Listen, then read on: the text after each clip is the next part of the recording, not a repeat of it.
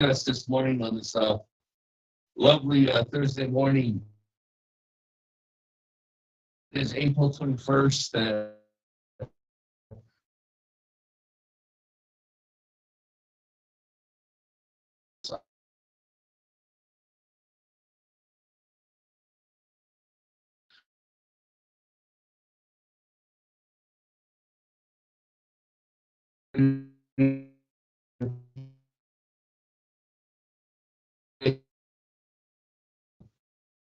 Have our recognitions in the morning.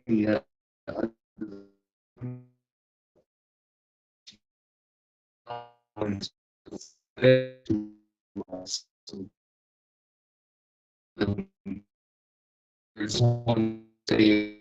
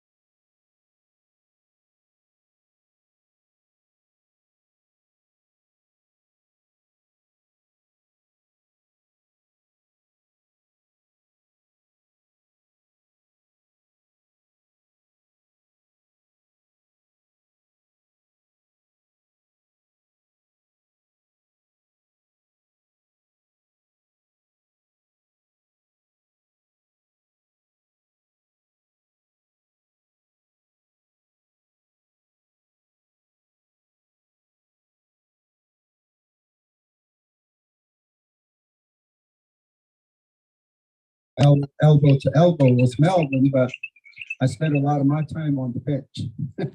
But at any rate, I think these roots come from this area, the Taliman family. And today I will be honoring Nikita Taliman. She is a very good leader as far as sports is concerned. She will be graduating. Is that Chinle right here? Yeah.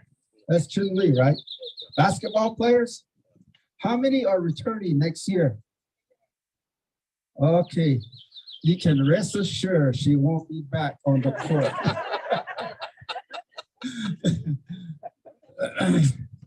She also has a sister right over there that graduated a couple of years ago, and she also played for Page High School. But Nikita, I know that she has a lot of help.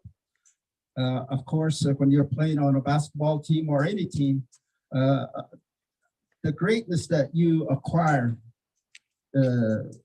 depends on the support that your teammates have for you. So she did not do all these accomplishments by herself. A lot of her teammates made it possible for her to accomplish the greatness that she acquired on the basketball court. It dates all the way back. When she first came on board with Page High School team, she was, I believe, the only freshman to start on the Page High School team. So she lettered on all 4 years at Page High School. And they also had the privilege to represent Page High School, take state champion. Nikita's awards and accomplishments are numbered too long to go down the line. MVP in tournaments, NGS Holiday Classic, player, 3A North Player of the Year, and all those allocates came with her accomplishments. So that's just a quick summary of all the accomplishments. I'd like to read what this certificate says. The Navajo Nation Council hereby recognizes Page High School Nikita Taliman for your dedicated service as a student leader. The Navajo people are proud of your accomplishments as a point guard on the 3A state champion girls basketball team. Given this 21st day of April 2022, signed by Speaker of the Navajo Nation Council, Honorable Seth Damon, and myself, Delegate Paul Begay. Let's go. I do have one more, and this is she also became a member of a very elite group throughout her high school years as a freshman, and she'll be graduating this year. She joined the 1,000 point club, and that's a very hard thing to acquire as a player. So within her 4 years, she is one of the very few that are a member of the 1,000 point club and basketball team. And I'll read this acknowledgement also. The Navajo Nation Council hereby recognizes Page High School Nikita Taliman for scoring 1,000 points through her high school career. The Navajo people are proud of your outstanding record as an accomplished student athlete, given this 21st day of April 2022.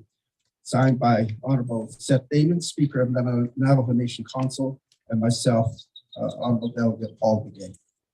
Nikita, congratulations.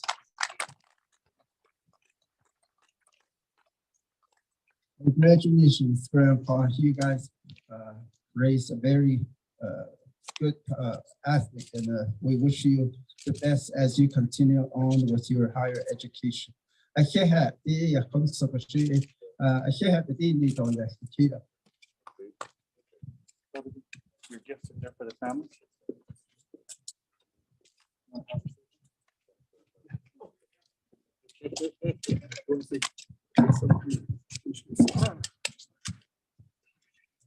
God's Ash A Nikita Taliman Nation. Pachini Nishlan, Abraham Bashis Chief, Dipatoni Dashiche, Ashtaja Tachini Dashinala.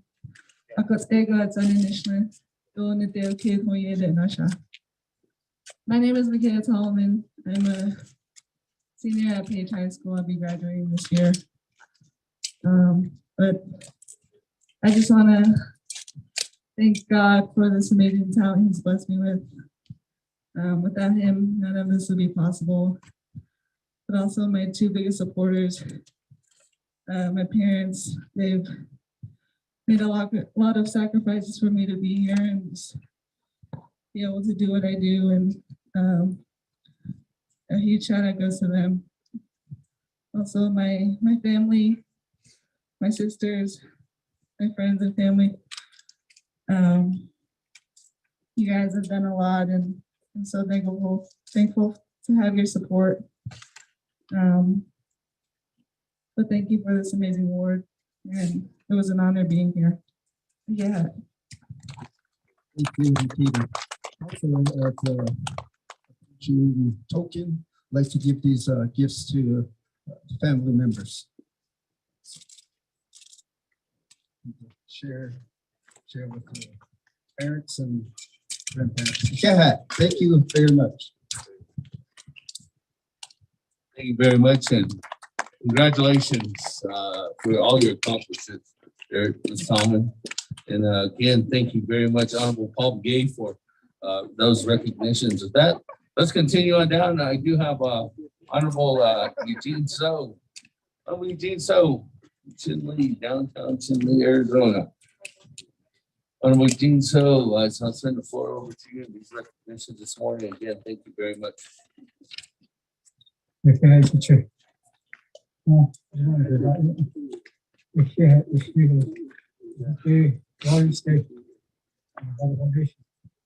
we live in the positive harmonious way of life.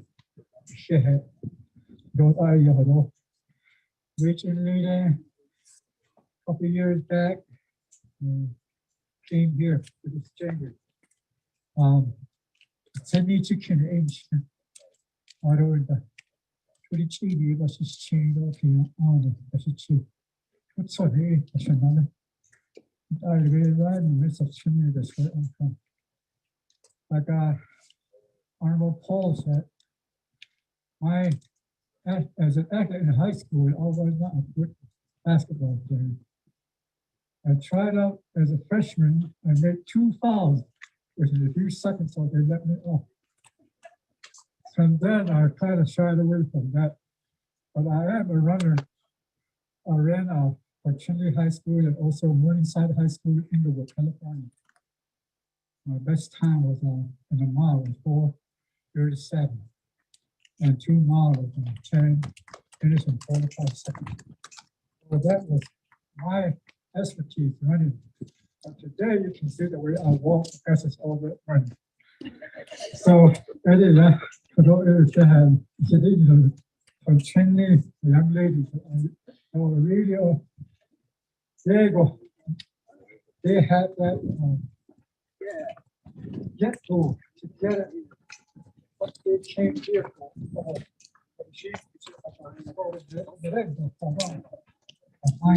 My back here, and I'm going to do it differently. I'm going to let them introduce themselves one at a time with their name, and then we can start off on them.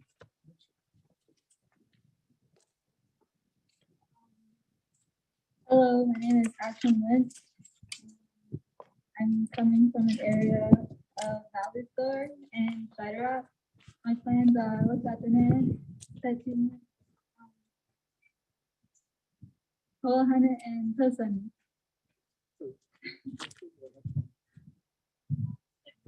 Hello, guys. J. Control Curl in Chef.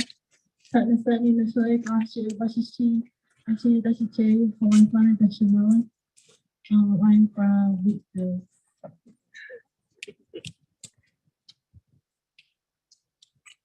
Hello, my name is Lindsay Yasmin, and my plans are initially, Ashkanjay, Bashishi, the Bashishi, Dashi, Ani, Dashino, and I'll continue. Hi, my name is Ashanti Nali. I'm from Adjournment. My plans are touching the site, actually, a bush tree, actually, a bush tree. So, not good in there, there's no. Hello, my name is Nikita. My plans are right between the planet, bush tree, I, and I come from Valley Store.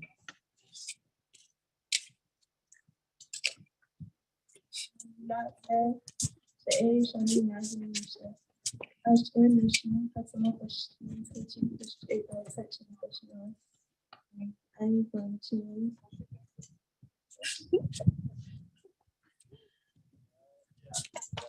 That should add on to the should aid in the city.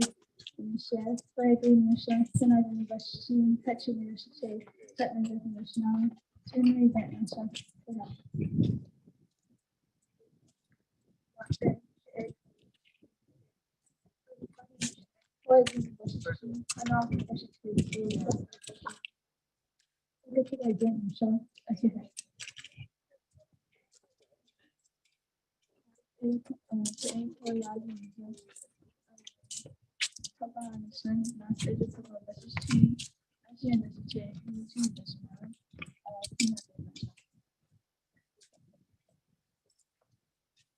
I used to actually, oh, wait, today I used to actually understand.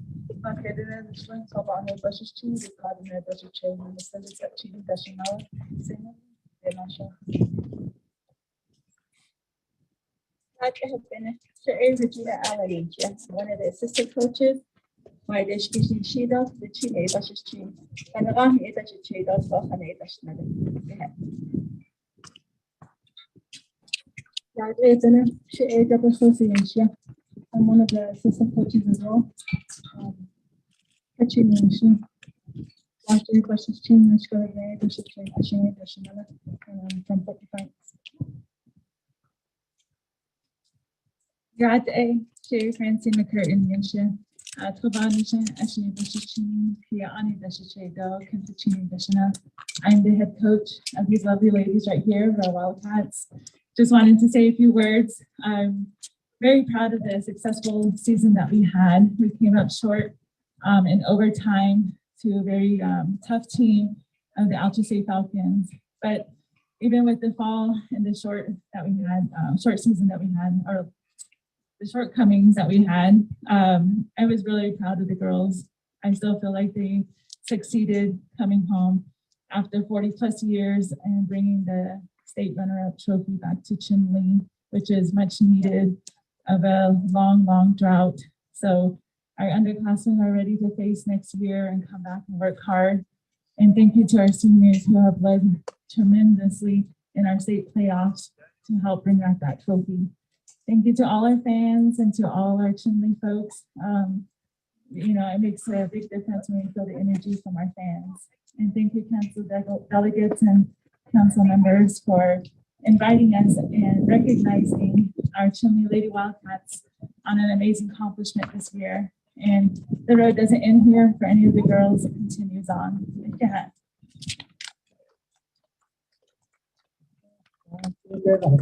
Sorry for the stuff. They had been about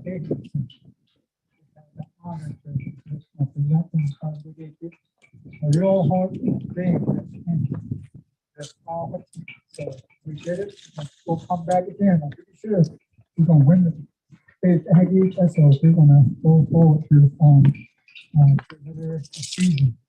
What is can be the Boston people, but not people of the Navajo Nation Council hereby recognizing Chinle High School, the 2022 3A girls basketball Arizona State runner-ups. Division A, all young people, with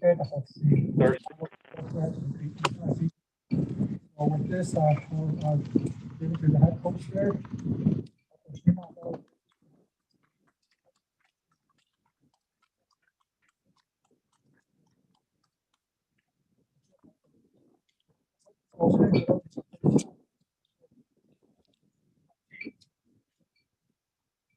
I would recognize Arnold. Arnold. Oh, never mind.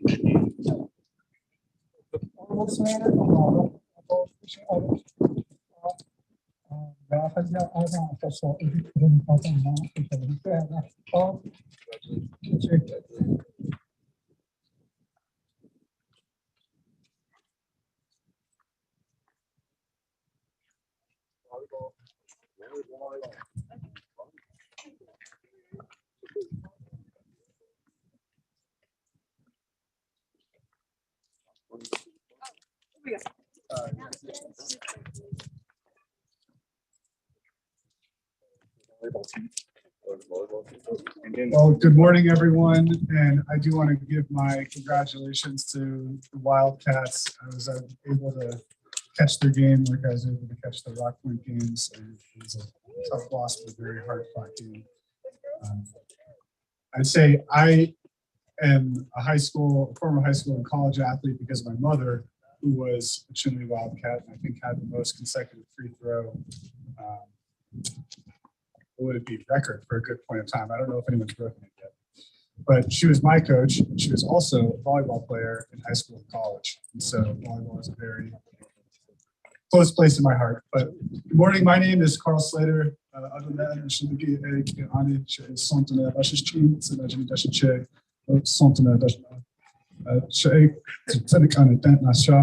So I live in Round Rock. I represent Round Rock, Rock Point, Rough Rock, Wickachuca, and Salem Wheatfields on the Navajo Nation Council. I serve as the vice chair of the Health Education and Human Services Committee. And I'm really happy and honored to honor our high school athletes this morning. The Rock Point Lady Cougars had a dominant performance over this past season. And we're incredibly proud of them in the district and on the nation. It's only due that the council and appropriate that the council provide them this recognition. So I really appreciate Speaker Damon that you signed this certificate and honored the team here.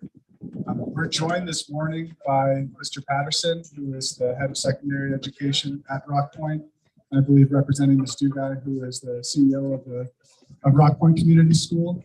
And then unfortunately, we don't have Mr. Arthur, who is the head volleyball coach, but we're joined by Marissa and Colin. So I'd like to provide them a moment to speak about the season. And then since we had the precedence of the introduction, I think it's very important that everybody establish and introduce yourselves afterwards. So thank you.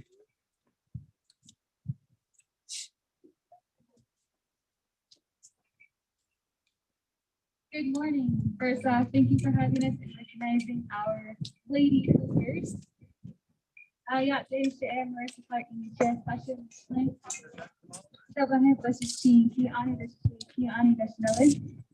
Hello, my name is Marissa Clark. I am the assistant coach for the Rock Point volleyball team.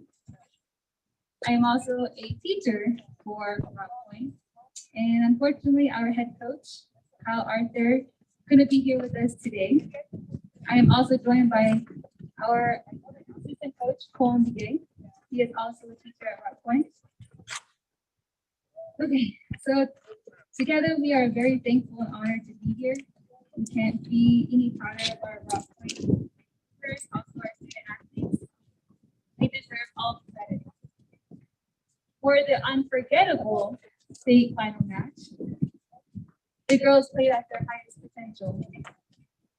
They had a strong mentality and they took it 1 point at a time. The final set of the match, we knew the girls could pull through. Every step of our season undoubtedly prepared us for that final set. We've been in that kind of situation many times during our season.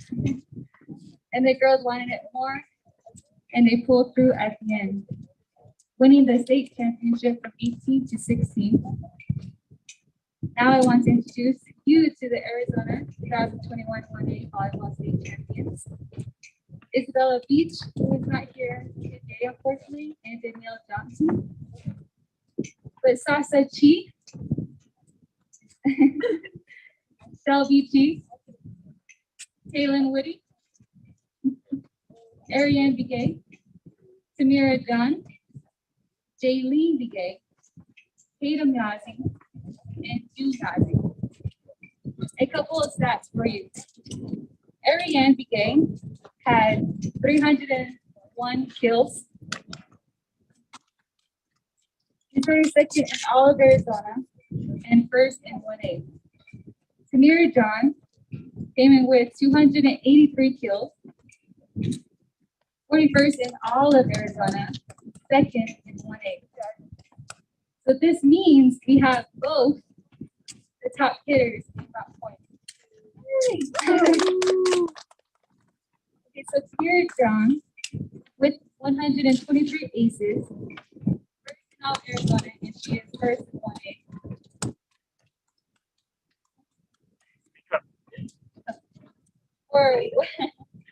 For 1A North, Mira is the player of the year.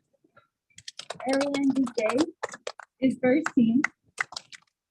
Caitlin Woody is first.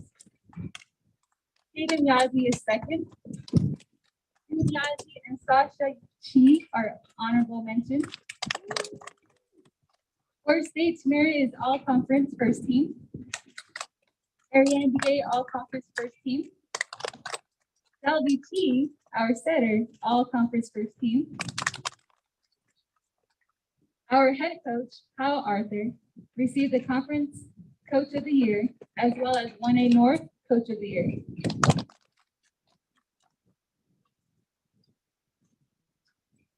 These ladies have shown great effort and hard work, and they made it possible. Once again, ladies, tremendous job. We're very proud of you guys, and you guys deserve it. Thank you.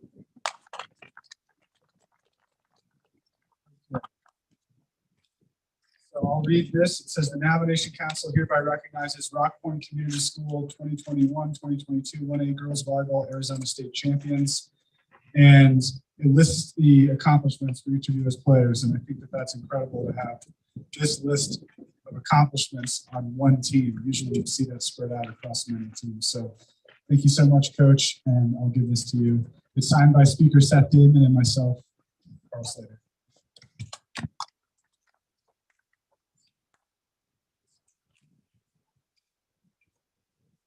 Some of you are doing double duty, right? So we're now going to recognize the women's basketball team for the Lady Cougars. And if we can get everyone to come up here and Coach Reed. Are you live streaming this yourself? He's taking pictures for me. Kobe.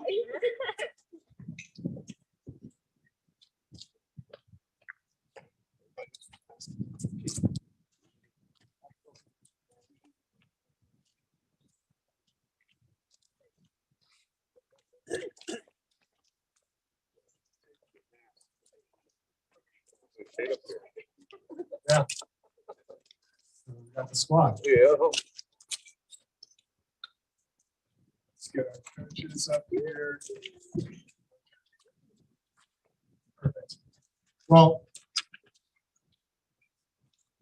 it's incredible to have a school win a state championship. It's pretty incredible for the school to win 2 state championships in such close time. So this is really a testament to the athletic program, and I'd say to the athletic talent in District 11 and in Rock Point. So I'm very biased. Like I said, I played basketball in high school, I played college lacrosse, and I just want to offer a couple statements on where sports can take you. I was fortunate to attend college and be able to play sports for a few years before realizing I needed to buckle down and put the books in a bit more. But the discipline and the commitment that it takes to be a champion and to really excel at a high level are things that are transferable to other parts of your life. And you can think of it, academically or professionally, but sports is a part of the community. You're a community of Jeanette athletes, you're a community now of champions and high excelling individuals. But, you know, I always look up to my mother. She's a big reason why I'm here. She was my middle school, elementary school basketball coach.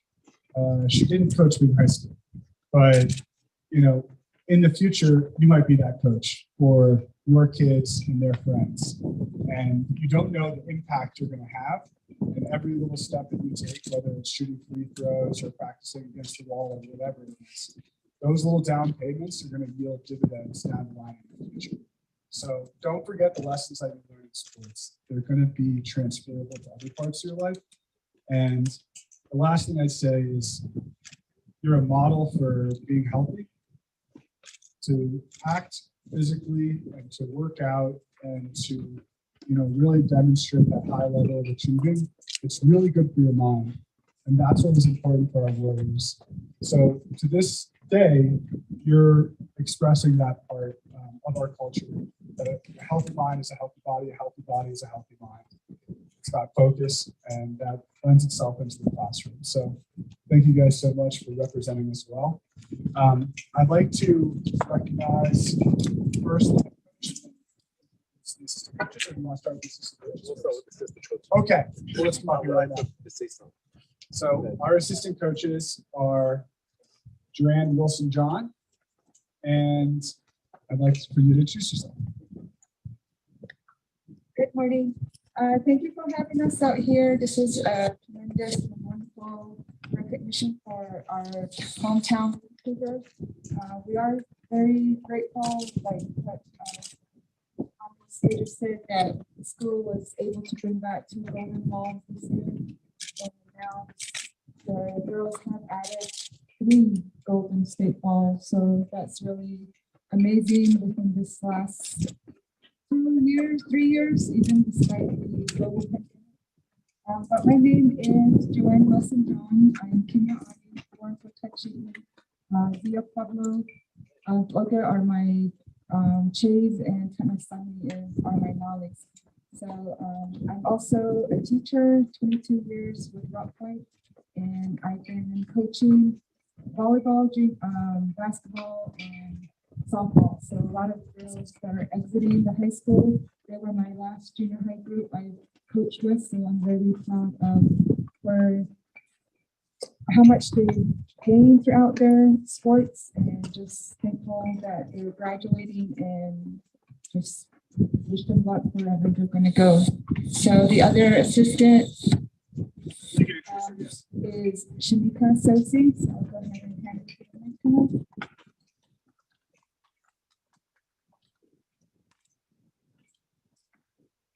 Morning. My name is Sri. I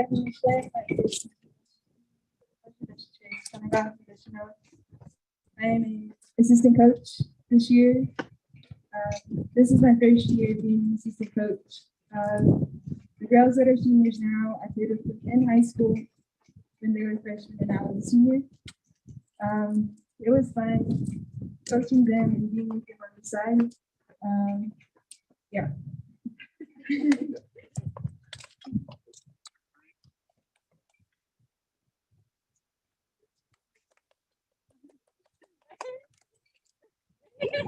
Good morning. First of all, I want to thank Mr. Slater for coming out and presenting this award to us, and also the council delegates for the Navajo Nation. It's been amazing. It's unbelievable still that to have a great team. So I'm Coach Reed. I'm originally from Nikita. Like Coach Slater was saying, I think it all comes down to my mom. My mom was the one that I think set a standard for me. My dad and my older brother come from a military family. So there's a standard that they set for you. And the same thing that they set for me and say, hey, you got to get out there and accomplish what you got to accomplish. So my clan, Chinle Wildcats, my grandma was originally from Navajo area somewhere and moved into Rock Point. So my grandma always told the story that we don't know where our originally clan is. She was raised by water edge people, Taliman. So from there on, they said, okay, you gotta start introducing yourself as a Taliman. So that's why I say here I'm a Taliman and go ahead and that's a chick. I was gonna wear my traditional clothes. Today, my girls, they wore traditional. But my African American side took over this morning. So I decided to wear my tie, and that it maybe takes over. But other than that, I just want to thank my girls. Coaching Rock Point for 6 years. I think as a head coach, you set a standard. And when I first got there, I set a standard. And from there on out, it's just like chain reaction. They know what to do. They know what the expectations are. So the girls knew it.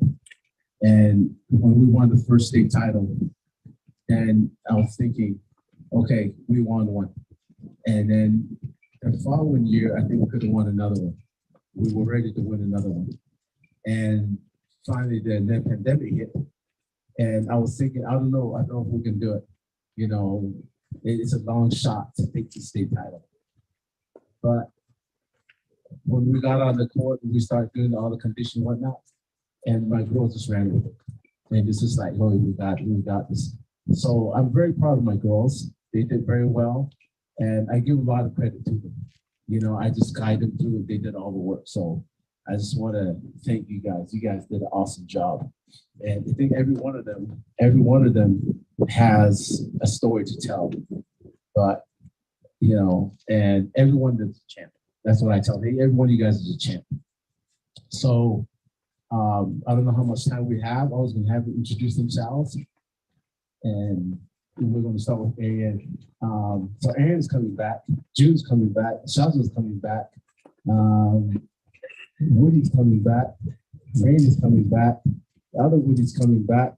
Tiffany's coming back. So I'm going to have another awesome team this year.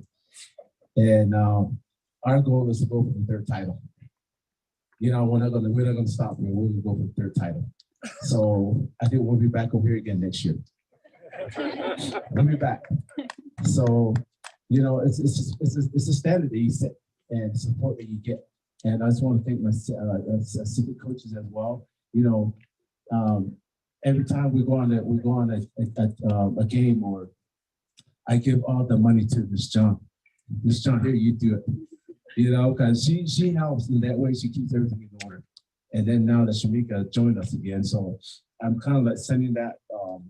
I'm sending that knowledge to her because she played for me as well. So when I leave Rock Point, she has to take over. You know, and that's their job. You know, and I told a lot of people, so I can't stay in Rock Point forever. I got to go somewhere else. So she has to take over. And that's the reason why it's just like when you first start a team, you got to bring in a freshman team. You know, a freshman player, you know, you train them. By the time you get 4 or 5 years, they know what's going on. So that's how I do my program, and these guys did an excellent job. I'm so very proud of them. And it's kind of, you know, it touches you deep down inside when they're ready to move on. You know, and like, oh my gosh, you know, and it's you get emotional about it. And I think about it sometimes, man, you know, it's hard. It's hard. You train so many players and then you got to move on. But on the bottom line, to celebrate, I when I'm at home, sometimes I'm walking, I'm like, you know, I'll be dancing like, yeah, I got my second title here. I'll be dancing, I'll be cheering, although nobody's watching me. You know, so I say, yes, you know. So, but I don't want to show it to other people, but when I'm alone, I can dance with it. But I'm going to go ahead and give it back to later if I'm going to go. You do it. Well, it was mentioned earlier, but Ariane was the defensive player of the year on the volleyball side, right? Yeah. And okay, so for basketball, our 1A player of the year was Ariane McKay, and then our 1A North defensive player of the year was Shelby Chu. So again, stacked talent and commitment and dedication. But I really would like the girls to introduce themselves. So start.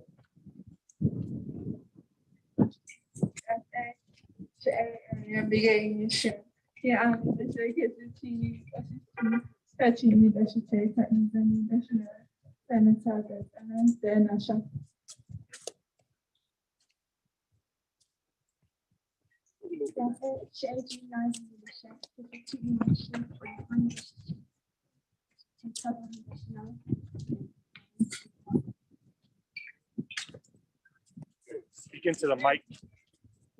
Yeah, there's a sausage and it's like the chili in the so but she's the behind us.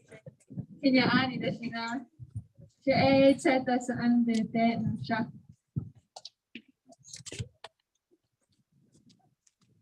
Até cheio só um tio, chefe. Tive tio, né?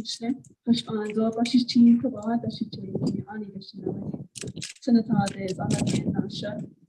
Só só ande, isso de nasha.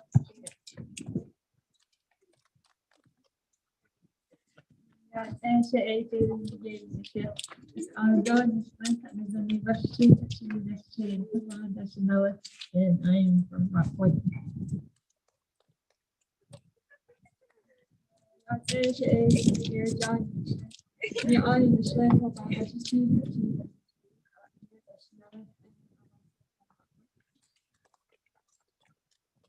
Até cheio de Moody, chefe, acha no chão, but then in the street. Go ahead, that's cheio, acha the snow, and I'm from Rockwood. Yeah, there's a anybody in the show. I should said I think question. I know I think that's check. I should that's not and I'm from down. Yeah, there's a something in the show. Yeah, I need a slip. It's what it was to. It's I need to do. It's I need a slow. Okay, for that lesson. Hi, Rainy. Taylor and my friend.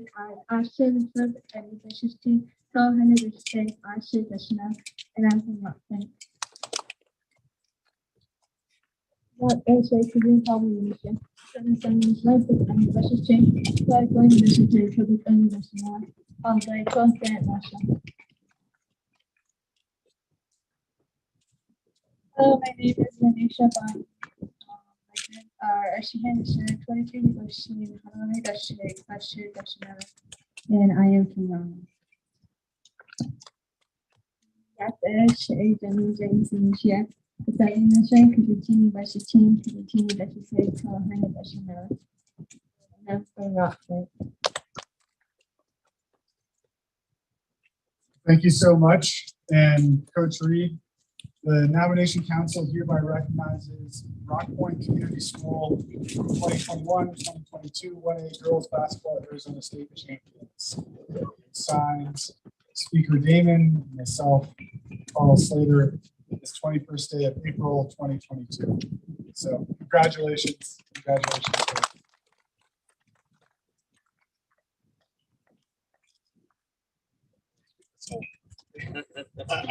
You already got a frame. So already, do we have Chair So? Speaker, okay. Actually, can we get a photo real quick? Afterwards. Afterwards. Thank you very much. Congratulations again, and thank you very much, folks, for you and your girls for coming out to the nomination. It's an awesome. I'm sure you'll bring that third trophy back. We are. We are. Again, thank you very much for that, colleagues. And just want to give a shout out again to this wonderful presentation of talent this morning.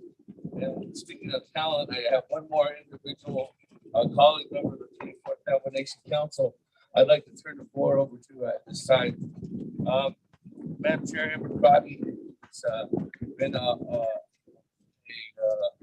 leader in change, especially for not only what she's been pressing since I've been on council with her, serving the 23rd and now into the 24th Nomination Council, but the initiative she drives for, and the individuals she brings in recognizes throughout the years too, so as well. So Madam Chair Crotty, I'd like to go ahead and turn the floor over to you at this time so you can do a recognition. Thank you.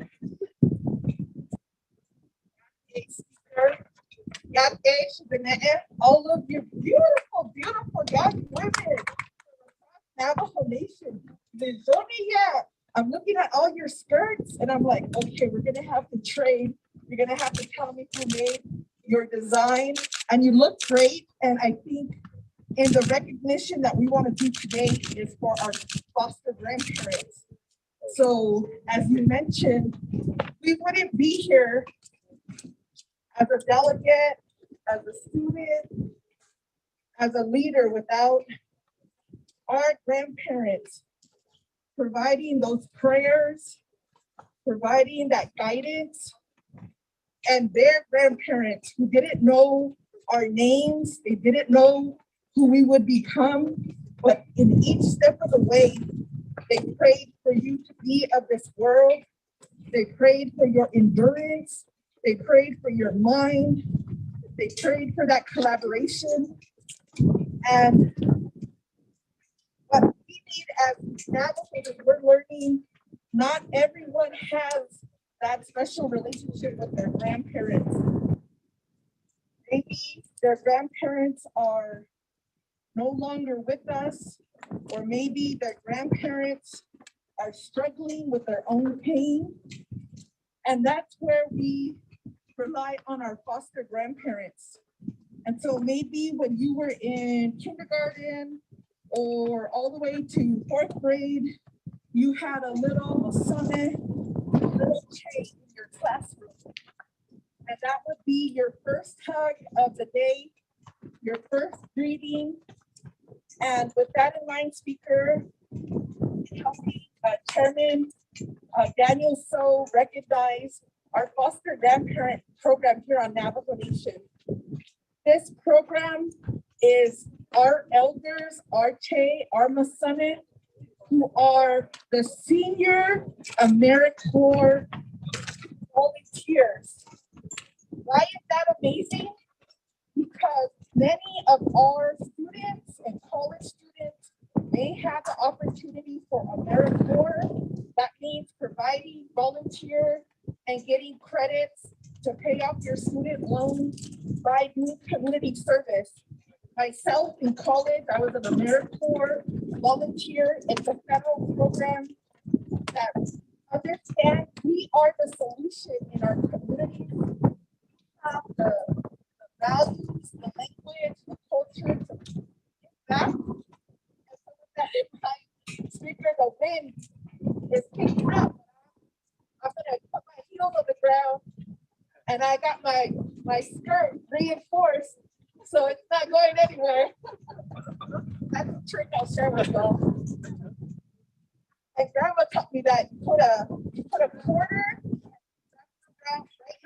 and then you put a string on it, and your skirt will be fine. It'll be weighted down. She said she used to do that out in the sheep because her skirt will fly up, and then she said she would get a twig and just kind of roll up her skirt. So that's a little trick that our elders give us. But with that being said, I want to recognize my dad here, Mr. Lee. We've worked together when you were at the program, and now our focus on foster grandparents.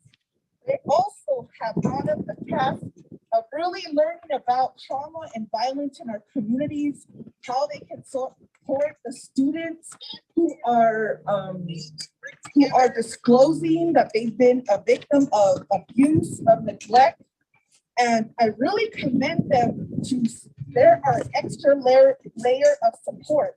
So to honor them, Delegate So, myself, Speaker of this council, want to recognize the foster grandparent program. We always advocate that our congressional leadership needs to increase their stipend because they're in our classrooms. They should be revered as our first teachers, and they continue to show up. And I know during this COVID, they missed their students. They would contact me and ask me to follow up. They were worried. They were worried that their Yaj was maybe being bullied at school, and they want to make sure that he's okay, or they're at home, they have no water, no electricity, and we make sure that they're taken care of. So Speaker, I want to recognize the team here. And Shama has always, Shama right here has always provided guidance. And I miss our Easter celebrations. I miss all of our holidays that we do together. But now I hope as we open up, restore those kinship ties. So I want to give it over to the program.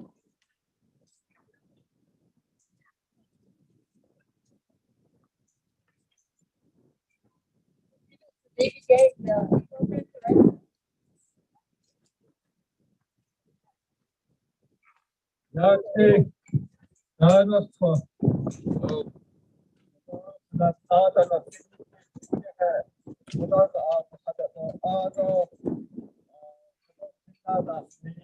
program, foster grandparent program in Giga. Ada kudo da Oscar da City is Chile. I have the Giga kudo ha Aniki by Kason. None of the Hata Sada. The Hata basically. I think it's Hintas, the National the Dabasha Sports Shop, but Nikita had no Slido, competition society, the basketball, the volleyball, the championship at that saga, runner up at that saga. I think it's she treated the figure. Other put the foster grandparent behind me. It can pass Saturday with shit. None of the next match for those shouldn't be, just to ask it only that Statino, other Kedaha, Gino, Ego. Other neck actually got Kiki, Bagan, Gentahon, Aha.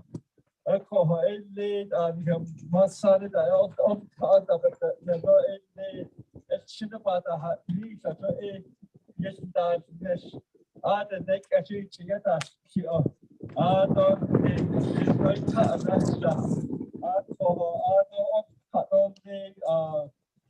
English net la kana da sabe yat ki ito numbers he so he da yin thing shi ne ka na cha ha ho shi sha ko da ha yo de ba da da han da ha ka ko da is ka no le na sa ha da ka ho da da o sa ho e ba da well ka da ko ho da da ko ha da da ka da ni da na da ha le do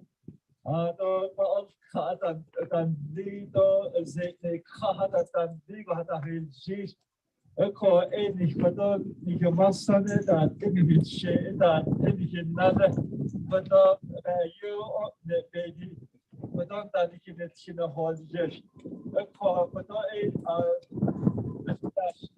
bado Chica not Jaha Shito Asa Kadomish was a shadow that so so about that. I call I don't need to introduce it this year. I call Shiki for her Indian Wells. I think when I shadow here I need the management. I don't hope so the buses cheated that so the buses cheated as cheated I would ego the management. The division of aging, so has the aging program is but that be nothing going on in the West. A quarter Johnny is national, but other a call so much about that they don't know that I think that's not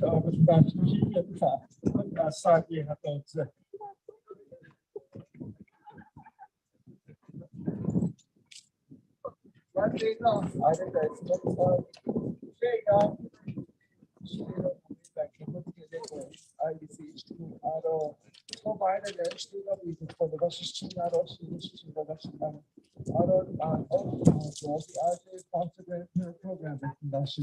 Crown Point Agency, the yeah, taking the shield of Quaggy, I can have Finnicky though, and you can not either than the Finnicky though. What type class I can saw lady? And yeah, I know why you're here, Jay. You get all this attention. All this attention. Yeah, they've been. Oh, yeah, Oh, I don't share. Yeah, Louise Washburn. She hints not for the chini, but she's chin. Yeah, I need that she cheat up it. I need that she not. I don't know. Annie Nance, how George's tweet on Sunny. We can't assure. Cut the don't know what she not. Of course, she not. It's any tweet on Sunny. She eyes the shit. They don't shit yet. And not yet. I think so. She's a zero over. I don't know. Chin no say they need off. Must send over cheap. I'll talk on that job. In that yeah. I don't know. Then your horse. I don't know. Mother of the shed. You named it. Bit of. foster grandparents that initiate. I say not she had and I say in Hutchin or second really in the house. Our business in so at their holden. Aro in the big a holoya ponzen. Aro in the a yeah, wherever a foster grandparents, but not see. Did Hananish or Peshadaji, she Papa Olsen, no fashion sabo. Not on in Venice at Opaya Sena, Yat Echo, Chase Law, the Schnell. For council delegates, Nashini, ICA, or AR. Dean program, Benin, Habikas of Zeno Sato, Habayastio. I put Ayahan Johnson, the Schnell. For council delegate Amber Crowdy, and what's on dating to Tom Washington. Always makes the time to visit with foster grandparents and the program itself. So what's in John? Of course, yeah. When a house, I don't get our CD. Thank you. Yeah, we're good. We have like 5 minutes. Good morning, Shay Rachel Taylor, Unisha. Fish to Inishma, but I think that's a shame. Panazan Etasha, though you additional. I oversee the Chinle Agency Foster Grandparent Program. Let's begin. I don't like I don't understand the Nora Taliman, the Tuba City coordinator, the Cheryl TA for the Science Agency. They are the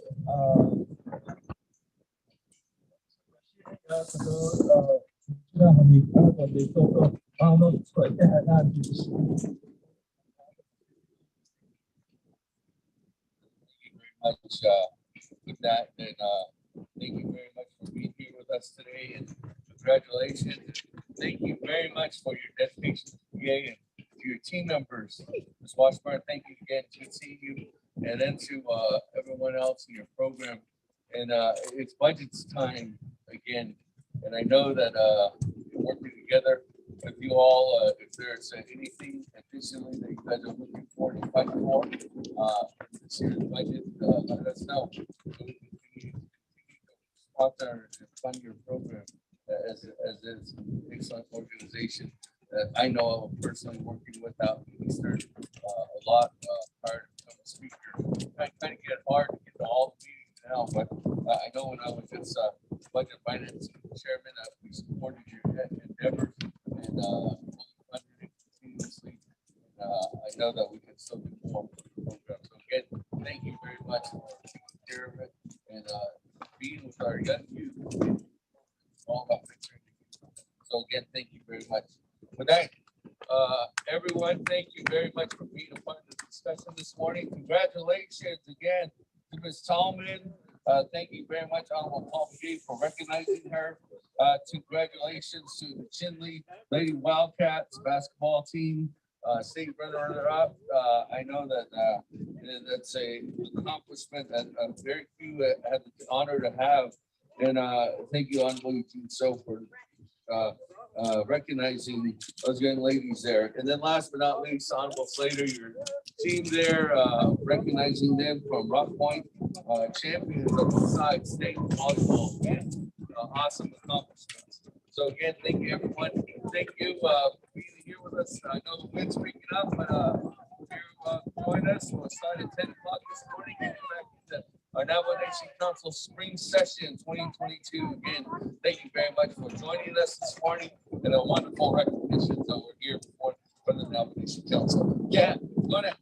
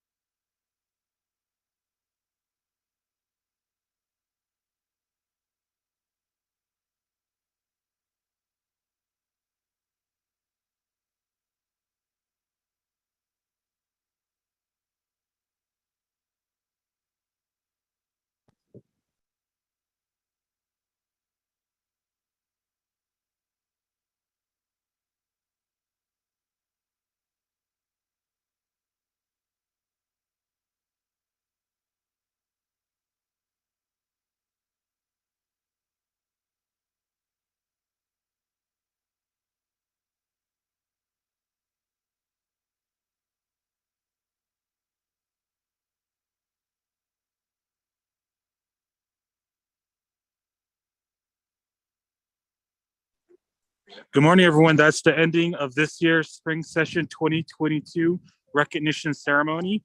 We're now going to recognize Ms. Valinda Shirley from the Navajo Nation Environmental Protection Agency. Yate, good morning, Ms. Shirley. Can you go ahead and introduce yourself and start off your presentation? Yate Benny, can you hear me first of all? Yes. Okay, great. Yate Bennett Anot Shinat Ani no Lini, Shik Eno Lini, Yate Bennett. She Valinda Shirley and she had a touchy need an end got is the land bashchin, but I need a shade of tightness and need a Chanela. A yaha and Skaga Quagin Hahos Agi. Without further ado, I would like to hand this presentation over to one of our young, how would you say, young professionals here at Navajo EPA. With that, may I please recognize Ms. Shelby Daisy to give us this presentation this morning. Thank you. Thank you for that, Miss Shirley. That Benesh a Shelby Daisy in a shed Todachini Michelin Todachini Bashashin Kia Ani Dashache Lokaita Dan Dashanoe. I am a remedial project manager with Navajo EPA, and I'll be doing a presentation today for recycling. I also have on the line Fred Johnson with the water program here at Navajo EPA as well. Thank you.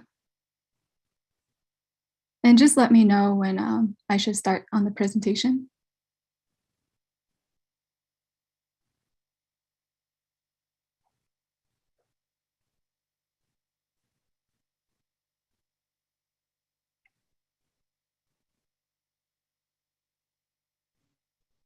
Ms. Daisy, I think you can go ahead and proceed. Okay, that sounds great. So Navajo Nation, we were reached out and to produce a presentation on recycling and the importance of recycling on the Navajo Nation. So I'll get started with that.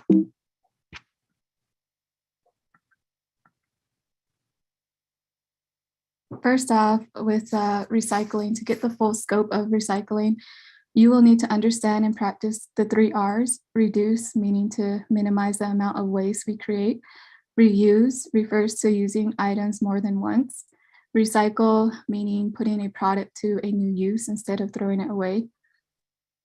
And refuse simply means to say no. Refusing materials is a primary way to lower our impact on the landfill.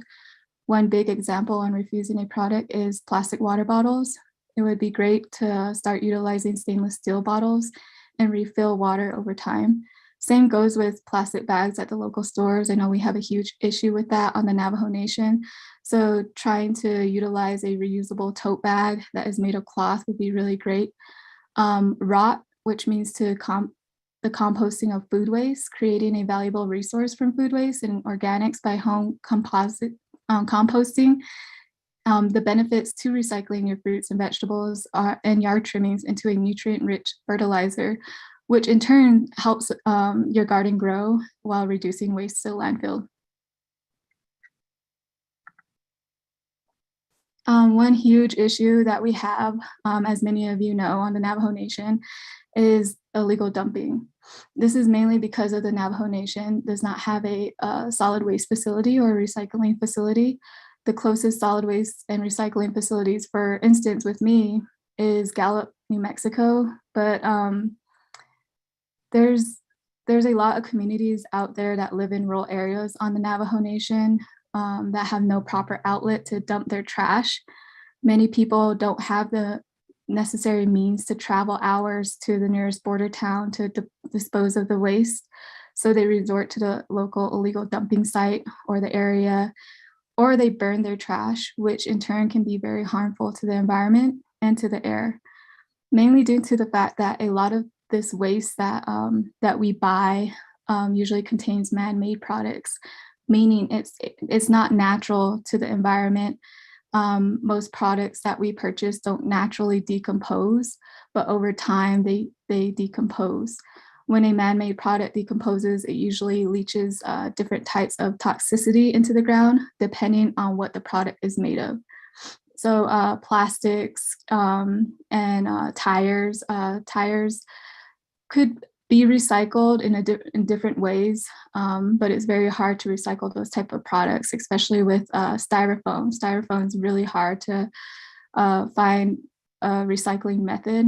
Also, another good example is electronic waste. I know that in this society and the age that we're in, the newest product to come out, we are quick to buy that. But there's a lot of toxicity within electronic devices. And so that can be very harmful to our environment and to the wildlife. So if people dump their TVs, you know, a lot of them may have lead in it, or LED lights, they have a different type of process of recycling that and throwing that away, especially with batteries as well. So with that, you know, with batteries, acid leaches into the ground as well. So we kind of have to start thinking about utilizing the 3 R's when we purchase products, especially with electronic waste. Do we actually need that product? How are we going to utilize this product? How long are we going to have this product? That's the type of mindset that we had to go into when shopping.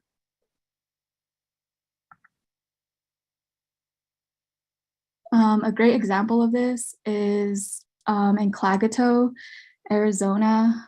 I was with the Superfund program, and I used to work on abandoned uranium mines and manage some of those sites. So for instance, I was out in the field. We were headed out into the field. I was with my hydrologist from Navajo Superfund. As we were traveling to the site, she informed me that she remembers that NTUA had to cap off a few wells within the area. I believe she said 4 out of 3 of those wells were capped off, or 3 out of 4 of those wells, sorry, due to the high nitrate and nitrite levels detected in the water. You'll usually see this type of detection due to the decomposition of man-made products or biological waste. There was reported a large illegal dumping site within that area of those wells. So with that, within a large solid waste facility, they usually line each landfill with a certain type of liner to prevent something like this from happening. However, due to this area and the location of it, the geological formation is called Canyon de Chelly, so which does not have a protective layer or a naturally protective layer. So when waste leaches, it will start to affect the groundwater. Usually this takes time, and once detected, it may be too late to restore. So what they usually do, like NTUA, they usually cap off that water. And a lot of the communities, you know, they're losing a resource to get water. I know that a lot of them, they travel into local chapter houses to come and get clean water, either for their use or for livestock use. And water is very essential to the Navajo Nation right now. We have been in a 10+ year drought, and we had to start thinking about how, you know, how to dispose of waste properly, because over time we're starting to see issues like this pop up all over the Navajo Nation due to illegal dumping sites and how big they're getting and how bad it's escalating.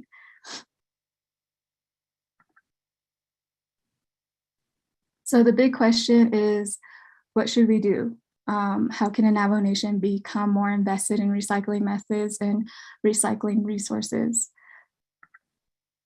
2 solutions that I can give you right off the bat is education and investing in a recycling facility. It is very vital that we start our solutions off with education. Educating the public can go a long way, especially with the younger generation. Speaking from experience, grandparents have a huge, grandparents have a tendency of listening to their grandchildren more than their own children. A great example of this is when I was recycling in Gallup, New Mexico. I noticed an older gentleman, he was a Che, observing me, and he approached me and asked if I could help him recycle. I told him where the plastic goes and the tin cans, separate from the aluminum, and mixed paper, separate from the cardboard. He stated that his grandchildren came home from school and told him that they need to start recycling. So now he told me in Navajo, he told me, like, now I had to listen to the boss, you know, which was his granddaughter, and now he has to start recycling. So just seeing something like that just shows me that the youth have a very strong influence on our elderly, and vice versa. Our elders are our natural scientists and hold a lot of important information for us.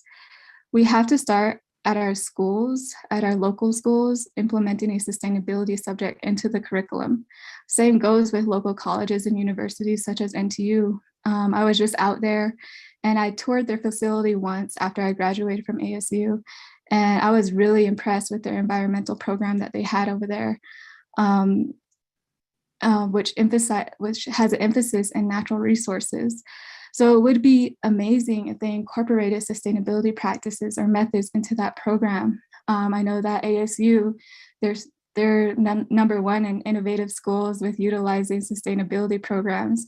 I know when I first started with them, it was a very small program, but now it's entailed within each subject of each departments, within ASU. So like with engineering, they have sustainable engineering. Same with solid waste, they have sustainable solid waste methods. The same with policies, environmental policies, they're starting to incorporate sustainability methods and practices.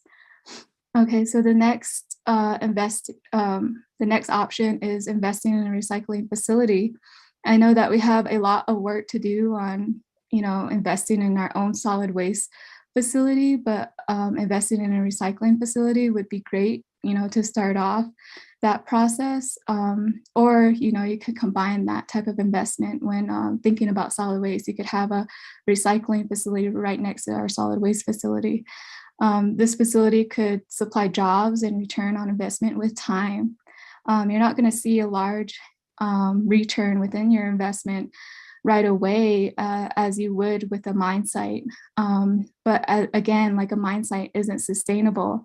It's going to deplete our natural resources over time. And with that, the company will be quick to leave. So, 20 to 50 years, that isn't what we deem sustainable. We're looking at 100 to 1,000 years, that's going to supply us with our economic value and, stabilize the natural environment, hopefully find that equilibrium. So like I said earlier, the closest area to recycle is our nearest border towns. Most recyclables have a great return rate and price, such as plastics, aluminums, cardboard, glass, and metal, which can all be sold back, and we could gain profit off of that. So those are two solutions. And then within our Navajo Nation government, there are a few options as well with our solid waste management policies and practices, implementing that into a program, a solid waste program. I know that the community development are trying to form a solid waste program, and it would be really great for them to start off in that route, having a proper plan, a solid waste plan, a recycling plan. That way it'll help protect our environment and our health and our future generations.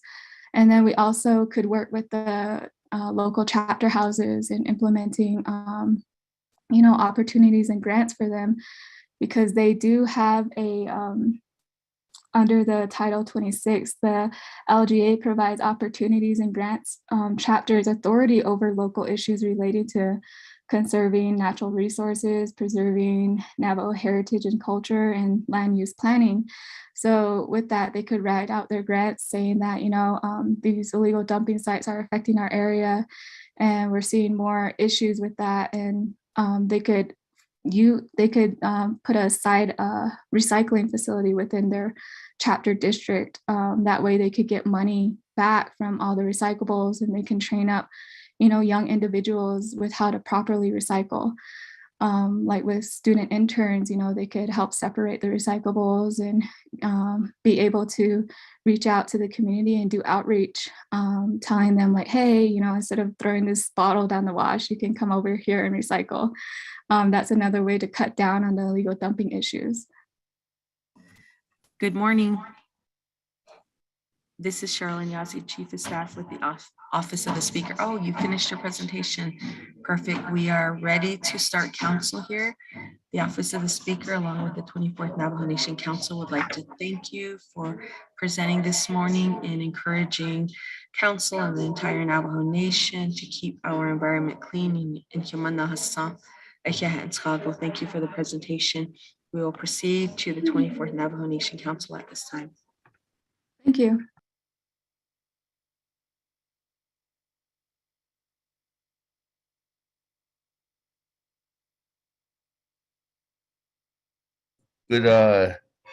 Good morning, colleagues, and good morning, everyone. Good morning, Miss Shelby Daisy. Are you still on the line?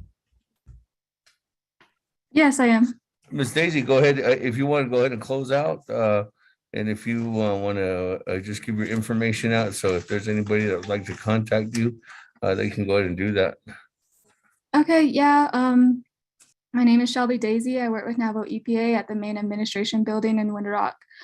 So you can find me here. My phone number is, or my work phone is 928-871-7701. So feel free to reach out if you would like me to present this presentation at local chapter houses. I also have some lined up with charter schools within the Navajo Nation to talk about recycling and AUMs. And then, yeah, anything you would like to hear pertaining to the environment or Navajo EPA will be free for that. Thank you.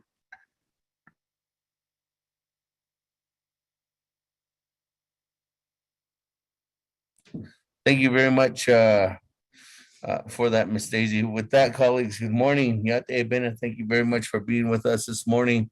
Thank you.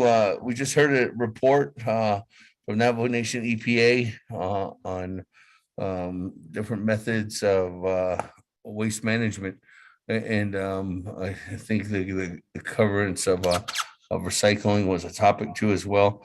As I caught the tail end of that, and I know that we have revamping our program there under EPA and also under Division of Community Development as well.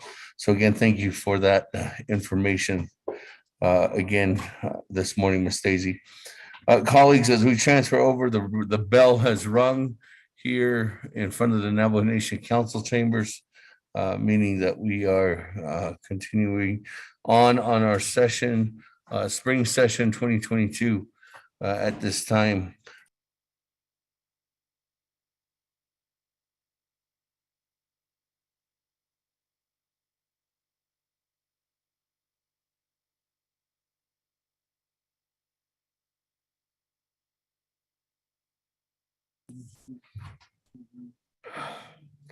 Looks like we might have enough committee members on the line, but or actually enough colleagues, members of the 24th Navajo Nation Council on the line at this time. So let's go ahead and call this day number 4 of a Navajo Nation Council session into order. The time now is 10:03 a.m. We do have the 24th Navajo Nation Council spring session continuing again on day 4. Today's date is April 21st, 2022. Called the meeting to order at 10:03 a.m. We're here in Winter Rock, Arizona on the Great Navajo Nation. This is still a via teleconference session, but for the record, I do have Honorable Madam Chair Charles Lewin, Honorable Slater, Honorable Paul Begay here with us in the chambers, and I also seen Honorable Edison Wanika, and we do have Honorable Eugene So as well. Good morning to colleagues, members of the council here this morning. With that, presiding is myself, Seth Damon, Speaker of the 24th Navajo Nation Council. So before we get things going, let's go ahead and get a roll call, Ms. Nota, and then we'll go ahead and continue on from there. Again, good morning, everyone. Good morning, honorable members. Honorable Elmer Begay. Honorable Elmer Begay. Honorable Elmer Begay did not answer roll call. Honorable Key Allen Begay Jr. Honorable Key Allen Begay Jr. Honorable Key Allen Begay Jr. did not answer roll call. Honorable Paul Begay. Delegate Paul Begay is present. Honorable Paul Begay is present. Honorable Nathaniel Brown. Honorable Nathaniel Brown. Honorable Nathaniel Brown did not answer. Roll call. Honorable Eugenia Charles Newton. Honorable Eugenia Charles Newton is present. Honorable Amber Canespa Crotty. Honorable Amber Canespa Crotty.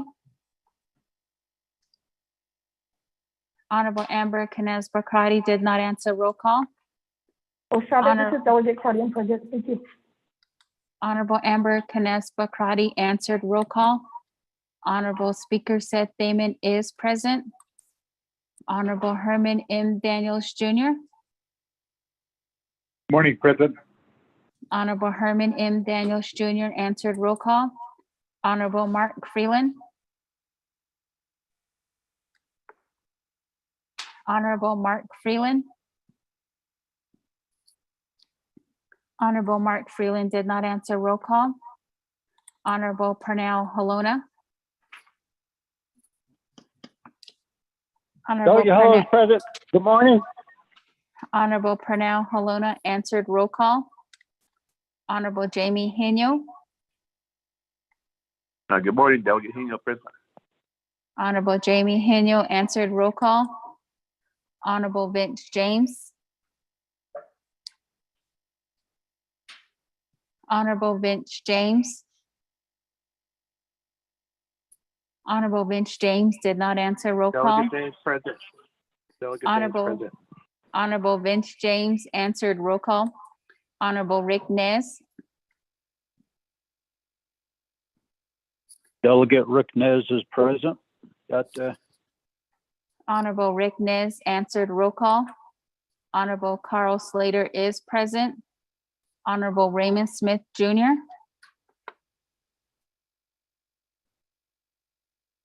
Honorable Raymond Smith Jr. Honorable Raymond Smith Jr. did not answer. Roll call. Honorable Wilson Stewart Jr.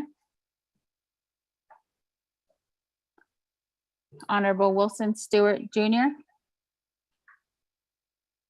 Honorable Wilson Stewart Jr. did not answer. Roll call. Honorable Otto So. I am present. Thank you. Honorable Otto So answered. Roll call. Honorable Charlene So. Honorable Charlene So.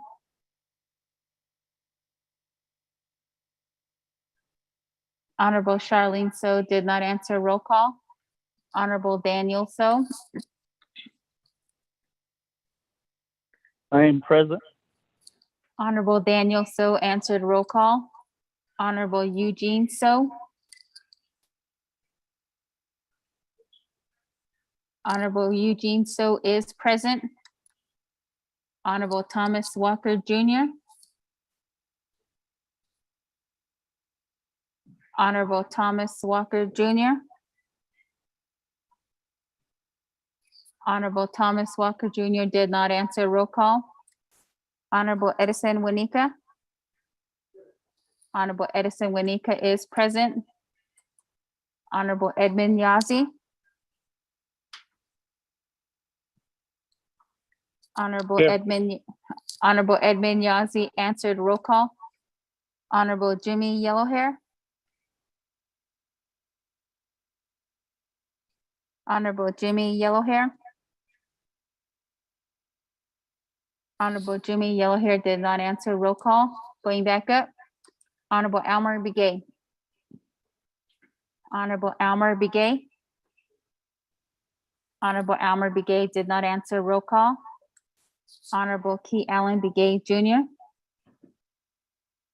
Honorable Key Allen Begay Jr. Honorable Key Allen Begay Jr. did not answer. Roll call. Key Allen Begay is present. Key Allen Begay. Honorable Key Allen Begay Jr. answered. Roll call.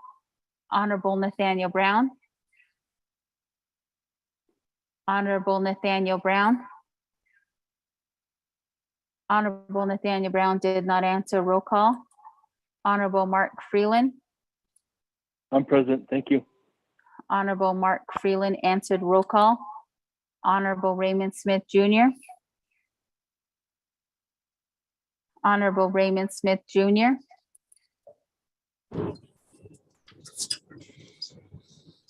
Honorable Raymond Smith Jr. did not answer. Roll call. Honorable Wilson Stewart Jr.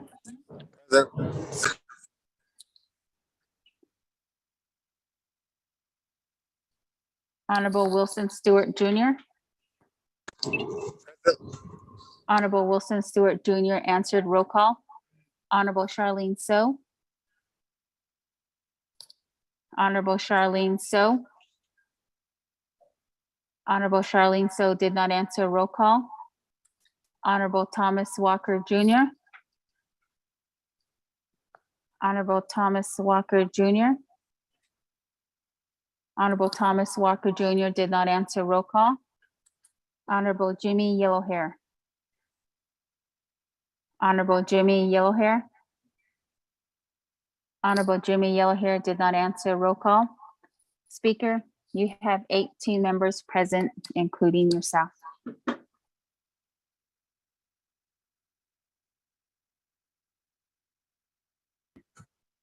Thank you very much. With that, colleagues, good morning. We have 18 members present. That, colleagues, continuing on down, there was an ask for an invocation again this morning. With that, colleagues, this time, just turn to the floor. Is there any volunteers to do an invocation this morning?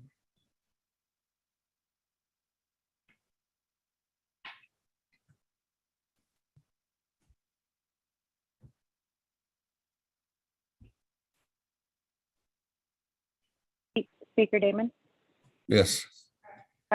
Speaker Damon, this morning I was involved in a meeting partially, just for a short while, but Delegate Crotty did the prayer for the day this morning in that meeting. Okay. With that, okay. That, Madam Chair, Amber Crotty has done a prayer this morning for us. So again, thank you very much, Madam Chair Crotty. We appreciate that invocation this morning for the day and for the guidance, and then also for the protection of not only what we do, continuation in the chambers, but protection for all of our Navajo people out there that are traveling, working, doing their daily activities. I just want to make sure everyone's protected out there today.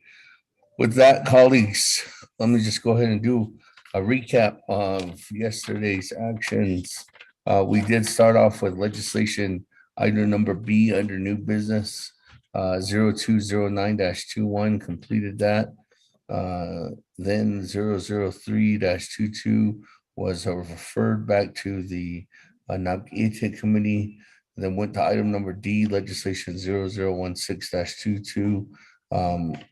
There was no sponsor, so we continued on to item number E, legislation 0045-22. Motion carried, 21 in favor, 1 opposed. No, 21 in favor, speaker not voting. And then item number F, legislation 0048-22, which was again another unanimous vote. Send that legislation to the president's desk. 22 in favor, 0 opposed, and chair not voting, or speaker not voting. And then moving on down, we did the legislation 0050-22.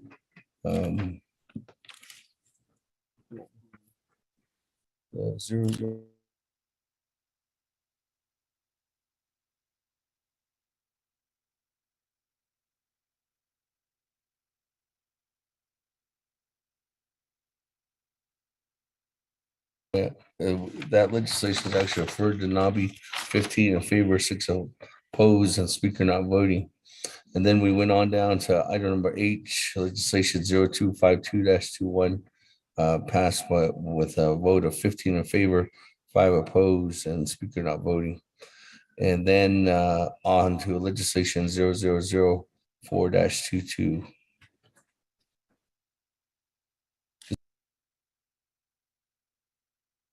With that, colleagues, we are on now legislation item number HI, legislation 004-23, 24-22, sponsored by Chairman Jamie Henio. But before I go to the floor, colleagues, there is a request from first. I'll go to Honorable Eugene So. Eugene So, good morning. Floor is yours. Okay. Hey. Good morning, Arnold Jackson. Council Doctor.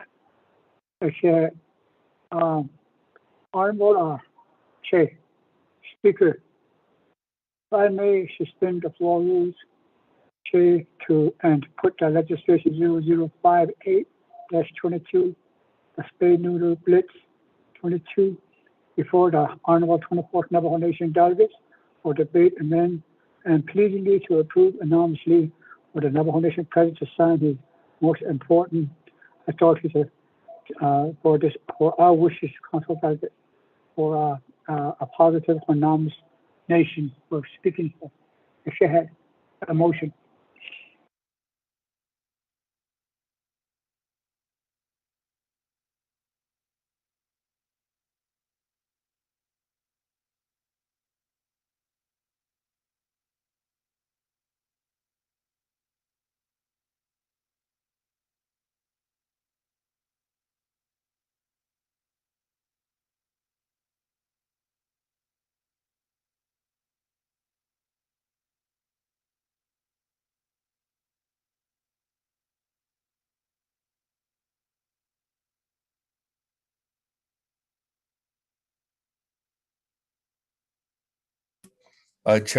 Honorable Eugene So, are you 0058 is a legislation that's at Napkita Committee, and that resolution passed.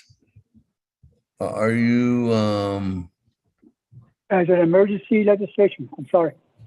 but there's the copy on Eugene So.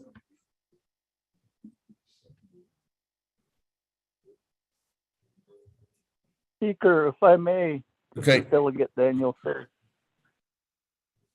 All right, so the correction is 0084-22. All right, there's a motion, Chairman Daniel So. That previous legislation was turned into an emergency. And that's what it's why it's being offered to suspend the floor rules. I'd like to second Honorable Eugene So's motion. Okay, that colleagues, but there's a motion on the floor by Honorable Eugene So to amend the agenda and add on legislation 0084-22. Mr. Rico, if you could read the heading on that, and then I'll recognize a second. Thank you, Speaker. Members of the 24th Navajo Nation Council, tracking number 0084-22 is an act relating to an emergency for the Navajo Nation Council, approving $267,184 from the unreserved undesignated fund balance UUFB for Animal Rescue Incorporated to conduct the Navajo Nation Spay, Neuter, and Vaccination Blitz 2022 from April 2022 to September 2022. In cooperation with the Division of Natural Resources Enforcement Department, and the Animal Control Program. Mr. Speaker. Thank you very much, Mr. Rico. With that, colleagues, this is an emergency legislation. Tracking number 0084-22 has been posted online and ready for action. With that, colleagues, there's a motion by Honorable Eugene So, second by Chairman Daniel So. That, colleagues, any comments, questions? Colleagues, this is an amendment to the agenda, so this does need 16 votes. Honorable Slater, floor is yours. Thank you, Speaker. Since this does require 16 votes, and I had surveyed colleagues yesterday about doing a consent agenda since we had passed really all the controversial items, and that would be for 25-22, 32-22, and 37-22. So the reinstatement of a person to the nation, the appointment legislation for Hess position on government development, and then honoring Navajo Women Warriors Day. Those three legislations. And nobody had opposed the concept yesterday. So I just want to ask if the parties would consent to modify, and if any colleagues are uncomfortable with that, just say so now and we'll move on with the motion as it is. Honorable Slater, due to that this is adding on an emergency legislation, I'd like to do this by itself, and then I can come back to you in the next before we go on to getting back to our regular agenda, if I may do, because this is an emergency legislation vote, and I'd like to make sure that that takes and stays intact by itself single-handedly. Okay, thank you, Speaker. All right, thank you. Thank you for that. Again, that colleagues, is there any other comments, questions on the motion at this time?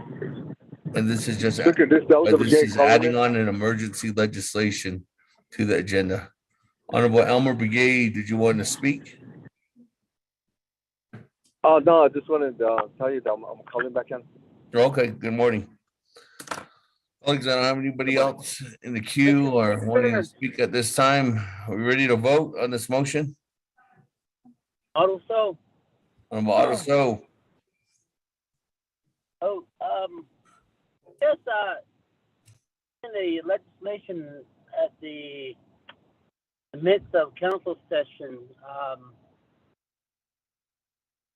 what is the emergency that meet the criteria of the emergency of the nation? So is there a is this legislation pertaining to any sort of emergency,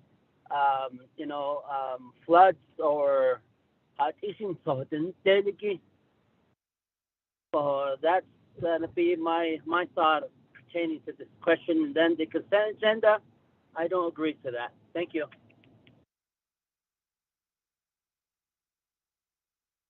Thank you very much. Reserve your time at 4 minutes, 10 seconds. Auto, so 410.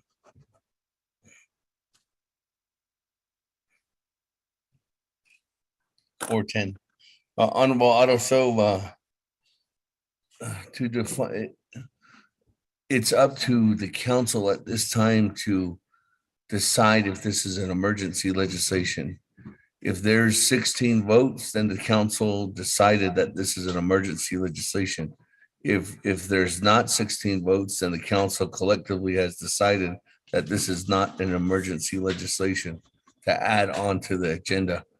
I'm going to go over to Ms. Barbara for actually Mr. Rico specifically identifying the language in there, but it's up to the council right now to decide collectively if this is an emergency of the nation.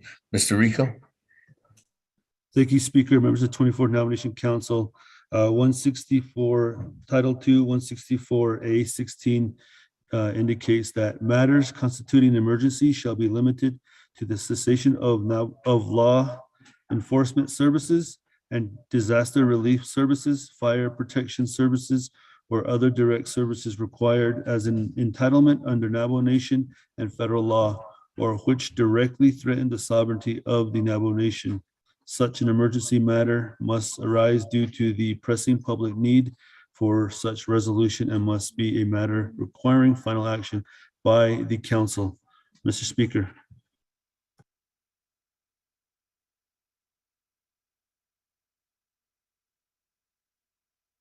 Thank you very much for that information, Mr. Rico. That colleagues, is there any other comments, questions at this time on the motion before I go back to reserve time? Chairman Henio, good morning. What's yours? Good morning, Speaker Damon, Ashland, 24th Navigation Council. I think that this legislation, just because it didn't make the NABI agenda, the tactic now is to just turn into an emergency, and it really doesn't fit well with me. I think there should be some good, proper debate at Nabi KLTA, because there are questions that surround this as far as it's the same as the legislation that we debated at Nabi KLTA, giving money to the outside program outside the Navajo Nation. And so that's just my take on this. Speaker Damon is that it should take its proper course and be heard at Nabi KLTA and then go through council. So thank you to the Speaker Damon. I reserve my time. Reserve your time at 4 minutes and 7 seconds. Chairman, can you? With that, colleagues, any other comments, questions? If not, let me go back to reserve time as there's no questions specifically. 4 minutes and 10 seconds. Honorable Otto, so. I waited my time. Thank you. That go back to Honorable Eugene So for further comments, and then I'll go back to the floor. Honorable Eugene So. We are on next, it's on the very exchange. In other cases for spay and neuter. A few years back, as I recall, the grazing company used to cut horses struts. At that time, we had numbers pretty lower on the wild horses.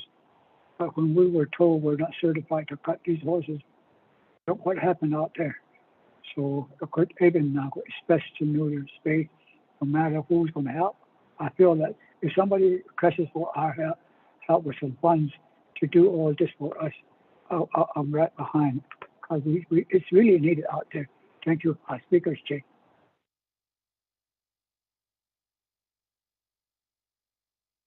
Thank you very much. With that, colleagues, on the emergency legislation motion to add on to the agenda, go back to the floor. I don't have anybody in the queue at this time, but let me go ahead and then go back to reserve time. Chairman Henio, 4 minutes and 7 seconds. Since the Speaker Damon, I waive my time. Thank you. Colleagues, I don't have anybody in the queue at this time. Nobody else with reserve time. Ready to vote on the motion? Going twice. Going 3 times. Let's go to the board. Honorable Elmer Begay. I vote green. Honorable Elmer Begay votes green. Honorable Key Allen Begay Jr. Speaker Key Allen votes green. Thank you. Honorable Key Allen Begay Jr. votes green. Honorable Paul Begay. Delegate Paul Begay votes red. Honorable Paul Begay votes red. Honorable Nathaniel Brown. Honorable Nathaniel Brown. Honorable Nathaniel Brown did not vote. Honorable Eugenia Charles Newton. Charles Newton votes green. Honorable Eugenia Charles Newton votes green. Honorable Amber Canespa Crotty.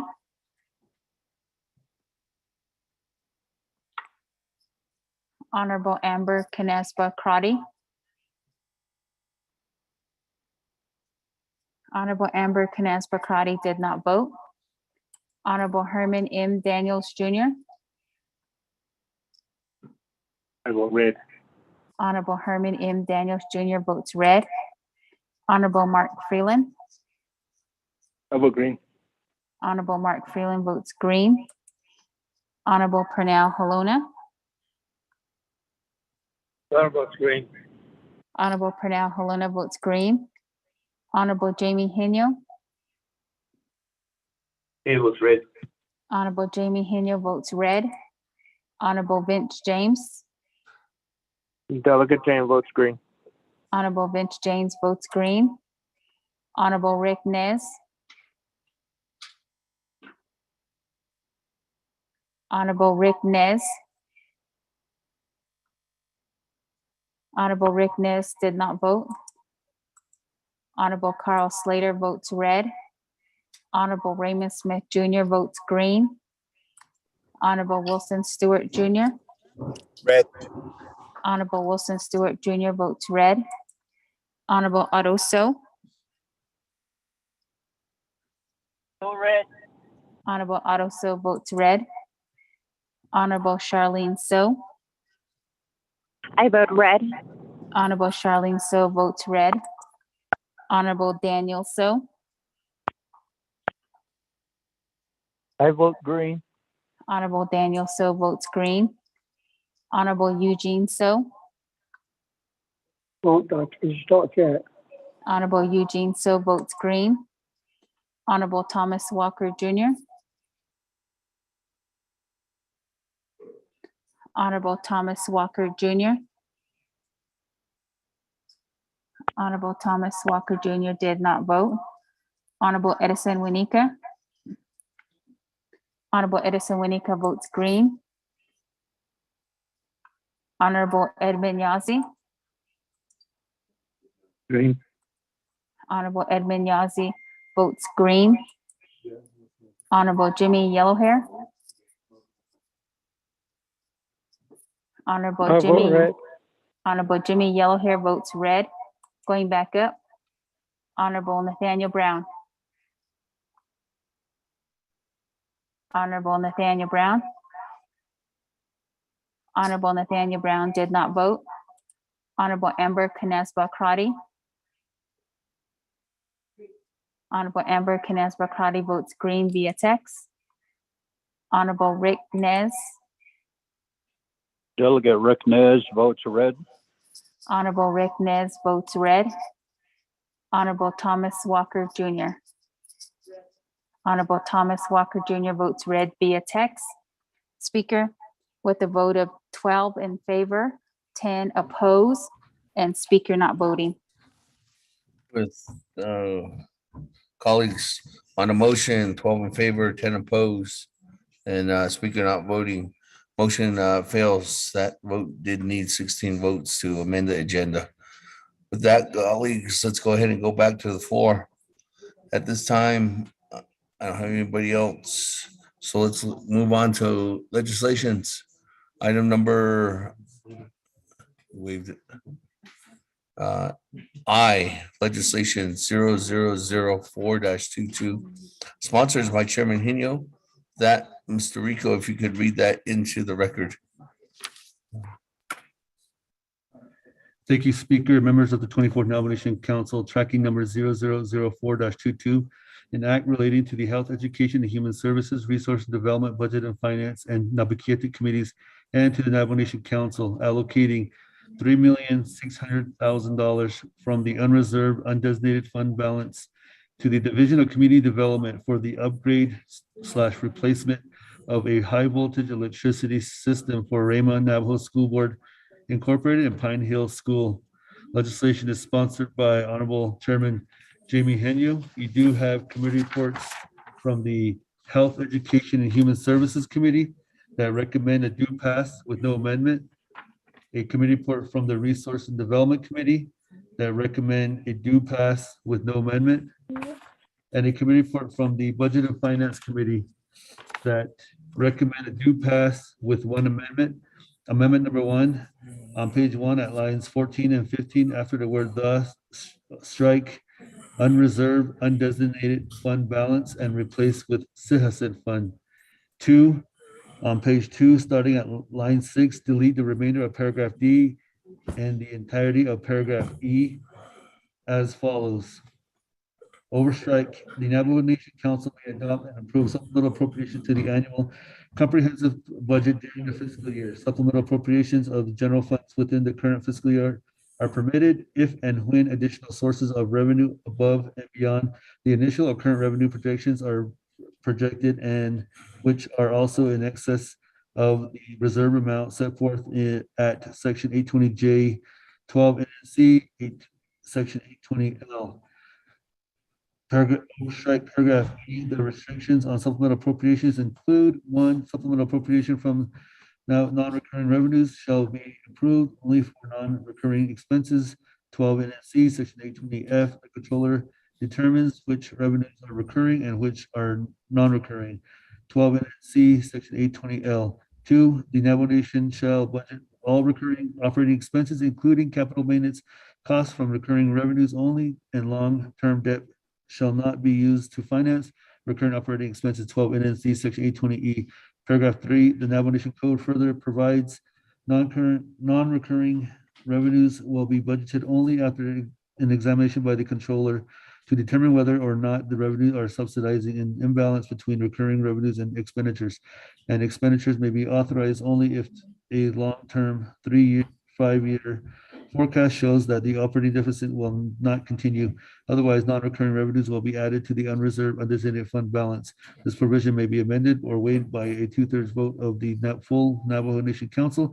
12 NNC, Section 820F. Paragraph 4, all requests for supplemental funding shall be submitted to the Office of Management and Budget, OMB, for a budget impact analysis. 12 NNC, Section 820E, end of oversight.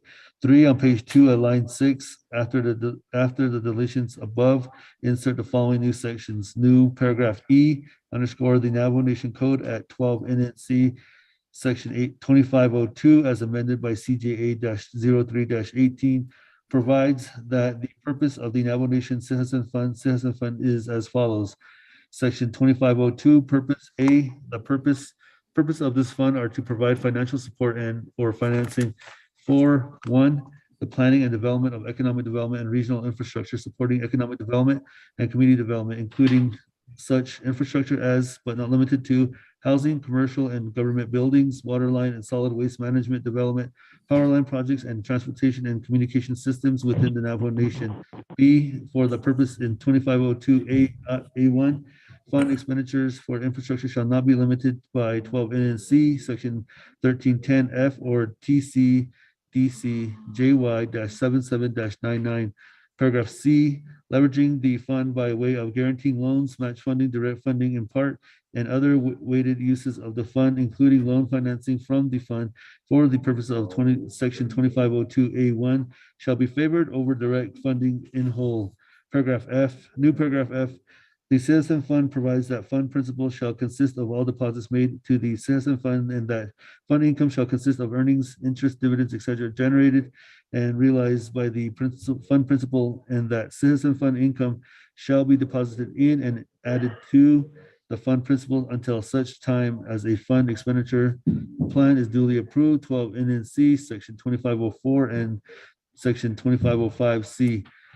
Paragraph G, the Citizen Fund provides that fund principal and income shall not be expended except pursuant to a fund expenditure plan consistent with the purpose as set forth in Section 2502 of this chapter and adopted by 2/3 vote of all members of the Navajo Nation Council. 12 NNC, Section 2505A. 4, on page 2 at line 30, after the word the, delete overstrike unreserved undesignated fund balance, UUFB, and insert Citizen Fund. 5, on page 3 at lines 15 and 17, overstrike UUFB. 6, on page 3, line 18, after the word in, delete and overstrike in email dated December 2nd, 2021, end of overstrike, insert underscore a memorandum dated January 31st, 2022, end of underscore, a new language. 7, replace the current Exhibit F with new Exhibit F memorandum from Dominic BL, Executive Director of the Office of Management and Budget, dated January 31st, 2022. 8, line 20, overstrike, delete UFB and insert Citizen Fund. 9, on page 3, line 21, after development, insert new language, underscore, and approving the Pine Hill School Project Expenditure Plan, end of new language. 10, on page 3, line 22, at the very beginning of paragraph F, insert in accordance with 12 NNC, Section 2505A, overstrike the capital T, insert lowercase. 11, on page 3, at line 22, delete UUFB and insert Citizen Fund.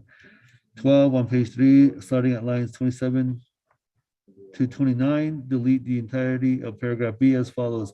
Overstrike paragraph B, overstrike this $3,600,000 supplemental appropriation shall be from the funds that exceed the minimum fund reserve balance in the UUFB required by 12 NNC, Section 820J, as determined by the controller, end of overstrike. 13 on page 3 at line 30, on page 4, lines 1 through 3, delete the entirety of paragraph C as follows. Overstrike entire paragraph C. 14 on page 3, starting at line 27, after the deletions above, insert the following new paragraphs. New paragraph B, the Navajo Nation hereby approves an implementation and administration of the expenditure plan for the Pine Hill School project as described in exhibits A through F attached here to C. The citizen funds allocated for the Pine Hill School project may be further leveraged by bond or loan financing pursuant to the Navajo Nation Bond Financing Act 12 NNC, section 1300, EDSEC as amended, using citizen fund earnings for repayment and financing costs upon approval of the Budget and Finance Committee and further approval by 2/3 vote of all members of the Navajo Nation Council. Paragraph D, the Navajo Nation Controller shall determine whether the source of annual allocations for the total amount of $3,600,000 approved herein will be citizen fund principal or citizen fund income, or a combination of both. Paragraph E, the citizen fund funding for the Pine Hill School project shall be dispersed to the Navajo Nation Division of Community Development, DCD, within 30 calendar days after the effective date of this legislation. The DCD shall then disperse the citizen funds according to specific drawdown requests and instructions submitted to DCD for this project. Paragraph F, the Ramos Navajo School Board Incorporated and Pine Hill School shall be responsible for carrying out the implementation its proposed project and implementing its proposed project in accordance with its expenditure plan approved herein. The citizen funding shall be used solely to design, plan, construct, install, and purchase equipment for the Pine Hill School project as described in the exhibits A through F attached here to G. Any and all savings of funds shall be returned to the citizen fund principal once the Pine Hill School project has been completed or upon the reversion deadline in section 3H below.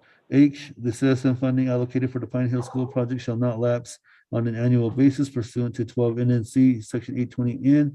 However, any citizen funds not spent or encumbered within 36 months of the date that funds are provided to DCD shall revert to the citizen fund principal unless otherwise approved by both the Resource Development and the Nabakieta committees of the Navajo Nation Council. Paragraph I, the citizen fund shall be reimbursed to the $3,600,000 amount allocated in this legislation from prospective funds available to the Navajo Nation from any and all state, federal sources, including congressional appropriations under the American Rescue Plan Act of 2021 or other COVID-19 related relief in compliance with the eligibility requirements under federal and Navajo Nation laws, regulations, and guidance.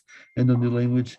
15 on page 4, line 6, overstrike 2 NNC section 221B and 2 NNC section 164A17 and insert 12 NNC section 2505. 16, replace the existing Exhibit A with new Exhibit A, Appendix K, dated February 1st, 2022. 17, replace the existing Exhibit C with new Exhibit C, budget forms dated February 1st, 2022. Legislation was referred to Nabakieta. There is a committee report from the Nabakieta Committee that recommended pass with one amendment and referred to Navajo Nation Council. Amendment number 1 on page 4 at line 4. Insert the following new section. New section 4, directives. The Navajo Nation requests that the Navajo Nation Department of Justice investigate whether the federal government's trust responsibility to the Navajo Nation requires the federal government to make the needed repairs to the Pine Hill School facilities, and whether the U.S. Department of Interior, Bureau of Indian Affairs, and or Bureau of Indian Education should reimburse the nation for the expenditure of the $3,600,000 approved in this resolution. As a condition of this $3,600,000 funding approval, the Ramos Navajo School Board Incorporated, the Pine Hill School, and their legal counsel shall cooperate with the efforts of the Department of Justice. End of new language. 2, renumber, reliter succeeding paragraph sections and exhibits as necessary and appropriate. The Office of Legislative Services and the Office of Legislative Counsel may make technical edits to this legislation and its exhibits to implement the committee's intent in approving the legislation. This amendment shall supersede inconsistent language contained in any other committee amendment, which language shall be conformed to the intent or language of this amendment. Per Navajo Nation Council Rules of Order Rule 9, legislation has been read into the record by electronic voice recording. Mr. Speaker.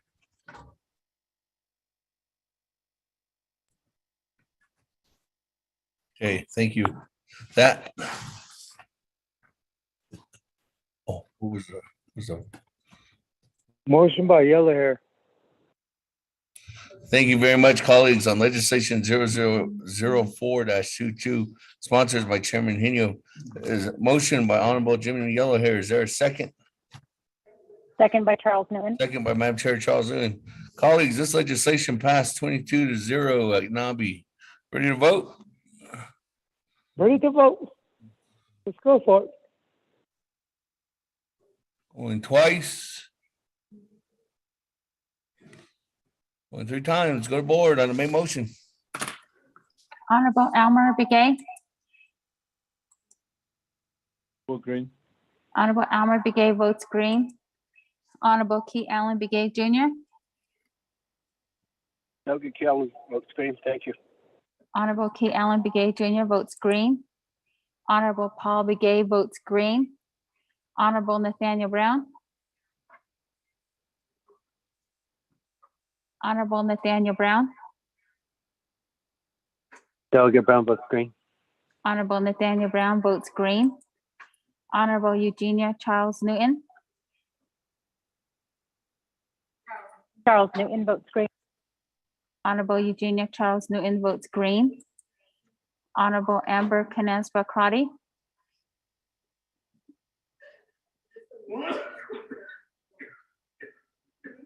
Honorable Amber Canespa Crotty.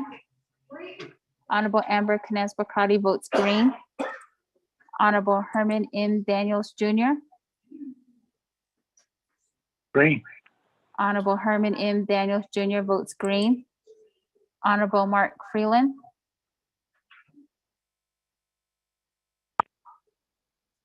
Honorable Mark Freeland. Honorable Mark Freeland did not vote.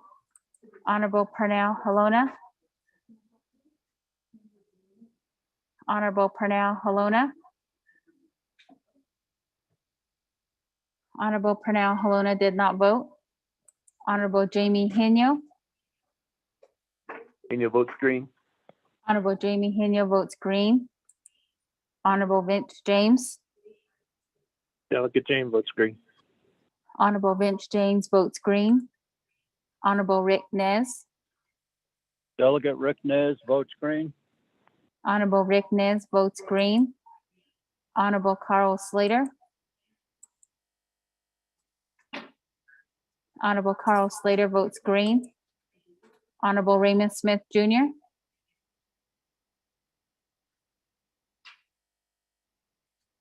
Honorable Raymond Smith Jr. Honorable Raymond Smith Jr. votes green. Honorable Wilson Stewart Jr. Green. Honorable Wilson Stewart Jr. votes green. Honorable Otto So. Vote green. Honorable Otto So votes green. Honorable Charlene So. Honorable Charlene So. Honorable Charlene So votes green via text. Honorable Daniel So. I vote green. Honorable Daniel So votes green. Honorable Eugene So votes green. Honorable Thomas Walker Jr. Honorable Thomas Walker Jr. votes green via text. Honorable Edison Wanika. Honorable Edison Wanika votes green. Honorable Edwin Yazi. Green. Honorable Edmund Yazi votes green. Honorable Jimmy Yellowhair. Delegate Yellow Hair votes green. Honorable Jimmy Yellowhair votes green. Going back up. Honorable Mark Freeland. Honorable Mark Freeland. Honorable Mark Freeland did not vote. Honorable Pernell Halona. Lord votes green. Honorable Pernell Halona votes green.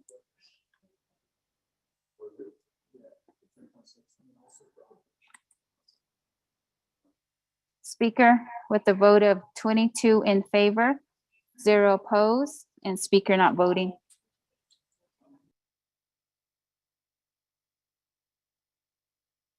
That, colleagues, 22 in favor, 0 opposed, and speaker not voting. Motion carries on the main motion. That legislation does pass. Again, the legislation goes across the street to the president's desk. With that, I'm going to go ahead and go back to the floor. Before I go to legislation 00101-22, let me go to Honorable Slater. Honorable Slater. Thank you, Speaker. I wanted to offer a directive to the Office of Legislative Counsel and the Department of Justice to meet and either investigate or discuss with the Health Education Human Services Committee the potential for any legal interventions related to us having to fund this deficiency at the school, and then whether the BIA and BIE are underfunding O&M and capital maintenance or deferred maintenance at our Bureau-funded schools.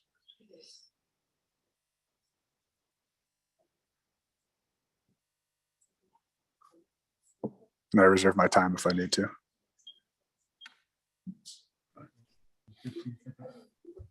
There's a motion for directive, colleagues,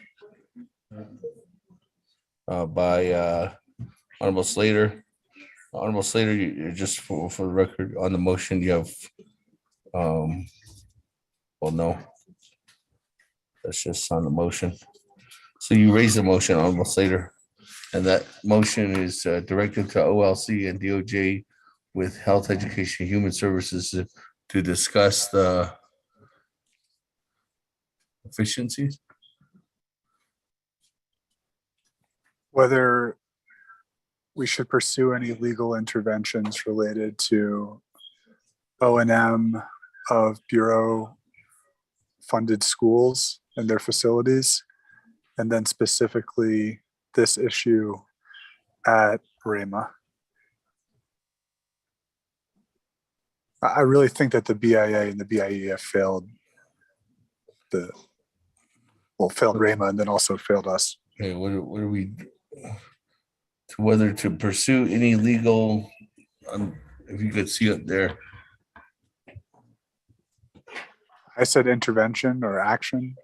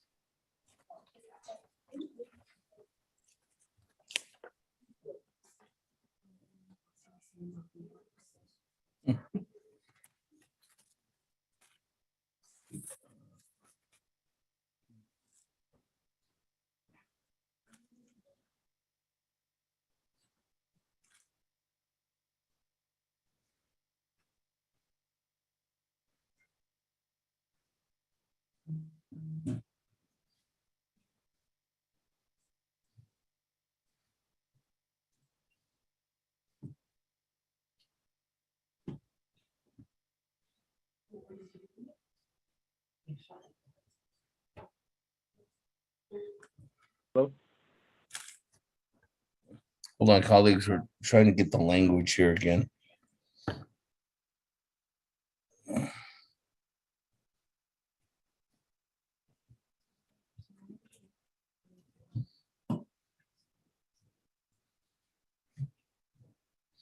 There.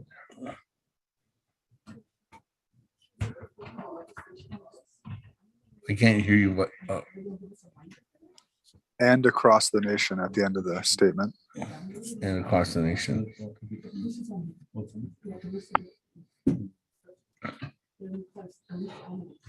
All right, the directive is to OLC and Department of Justice with Health Education Human Services Committee to discuss whether to pursue any legal interventions related to O&M of Bureau-funded schools and facilities at Rama and across the nation. Correct? Honorable Slater? Okay, with that, is there a second on the motion, which is a directive? Second, Honorable Eugene So.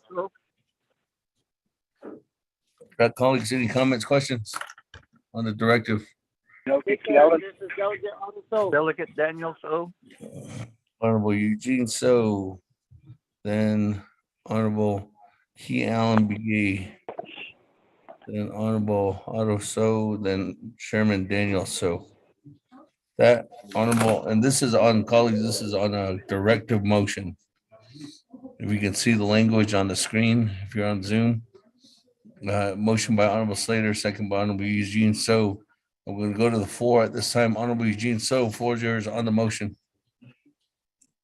That is Chair.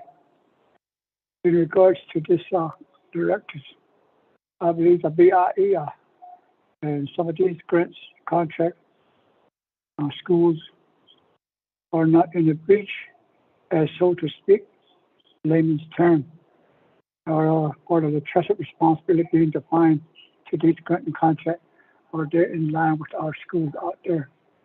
I would really like to look at those contracts and the grants, how they all perform regarding to the jurisdiction as well. Thank you, Speaker. Serve my time.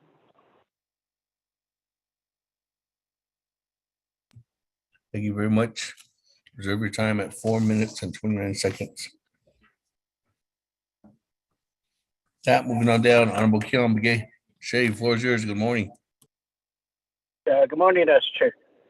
Can we, on this directive motion, could we be more specific, referencing the BIA school and including the community schools that is run across the Navajo Nation? But I want to go further, if that's possible, regarding broadband as well, because I know a lot of these schools are receiving broadband funding, but they're not much of a help in helping the community expand out this infrastructure. So I don't know if I need to do that in a separate directive motion, Speaker.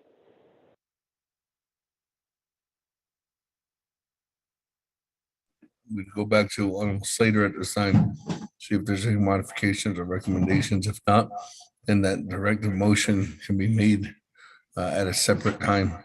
Honorable Keelan Begay. Honorable Slater, Vice Chair, floor is yours. I'm definitely open to including something on broadband. I just need help with the language. Is it requesting an analysis of how the Bureau is furnishing broadband to the BIE funded schools, or is it requesting of the schools themselves how they're working with their communities to coordinate on broadband efforts? The intent of my directive was to look into Bureau actions and I think chronic underfunding of our schools, and not so much to look at how the schools are implementing broadband, but I'm definitely supportive of that.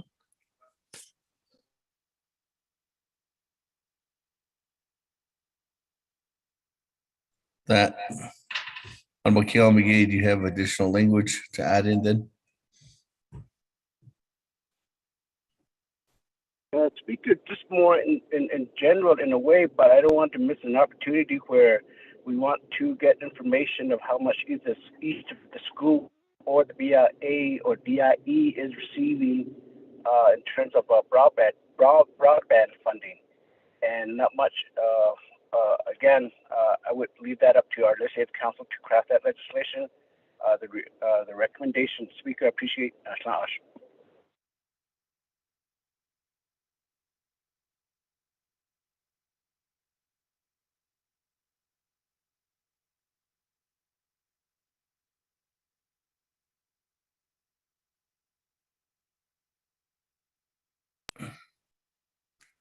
Office Legislative Council, Honorable Keon Begay, so I guess my question is, us in assisting Office Legislative Council, do you want to say then pursue to discuss whether to pursue any legal interventions related to broadband and O&M of Bureau funded schools and facilities at Rama and across the nation? Is that some, I'm trying to help Office Legislative Council. Honorable Keon Begay.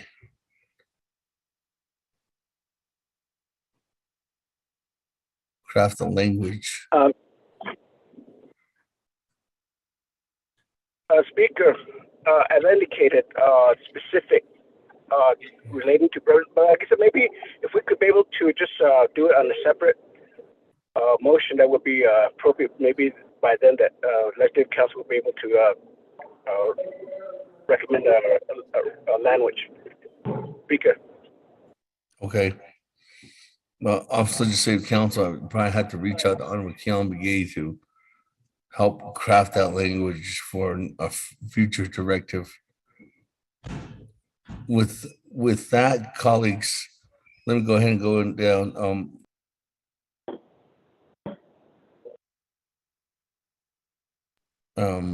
Honorable Otto So on the main motion for this directive.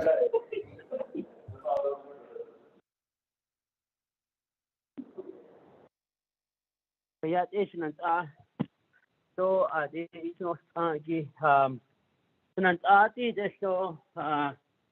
inside of this, well, we need to look at the state schools that are operating on the Navajo Nation. So how do we hold the states responsible for their purpose also? They receive Indian dollars based off of our children who attend school every day. But you have schools such as Gallup and Winter Rock and other schools that try to contest and try to challenge the sovereignty of the Navajo Nation. And that is something that I have brought up many times. How do we hold the state responsible the same way we are trying to hold the federal government responsible for Indian education? Those dollars come from Washington, which tribal leaders, we tribal legislatures,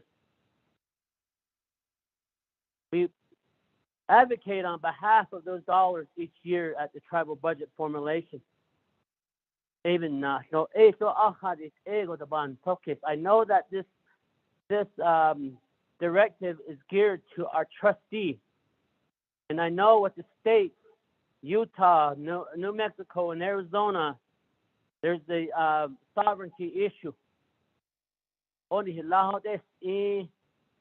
Maybe we should start charging them a usage fee for the high schools that they build on the Navajo Nation. How do we hold them responsible for that? I'm not saying add it in, but I know this is geared to the Bureau of Indian Affairs, relating to the Bureau of Indian Affairs schools across the Navajo Nation. Because the states receive Impact $8. Our Navajo children that attend those schools every day, attendance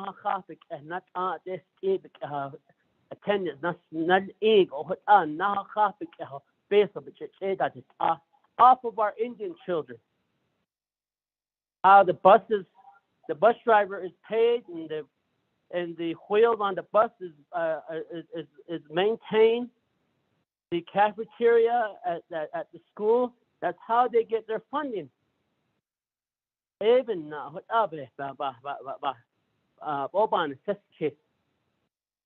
not state. How can we hold them accountable at this level of how we're trying to get the Bureau of Indian Affairs to be responsible for Indian education fully, because it is a treaty obligation. look at the state saying, hey, I have a school over here. We have this many Indian children over here. They're the third party, but there's still a treaty in place. They accepted those Indian dollars that come down the pipeline. So that Indian dollar, treaty,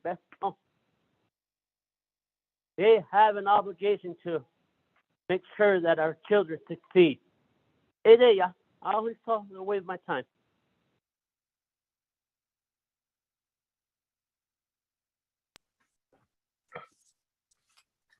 Thank you.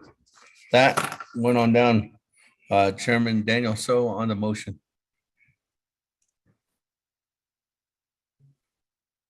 Thank you. Members of the 24th Navajo Nation Council, thank you, Satoshi Speaker, for allowing me to speak to this directive. Let's, you know that right now, presently,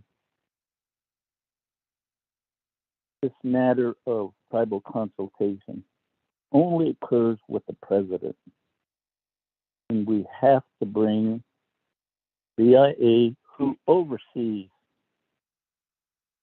the construction, the FINR, and other facilities matters over these schools. And the BIE operates the educational programs or funds the educational programs. The Bureau funded means it includes 638 contract as well as Public Law 102-97 grant schools. So that's inclusive of all the schools that basically should adhere to the educational policies, the Education Sovereignty Act of the Navajo Nation. So in that aspect, let's be know that all the programs, they have FINR, they have Office of Construction Management, and other, the BIA does. So that's the part that I really want to clarify to the council. And I appreciate the directive, and we'll vote green on it. Thank you.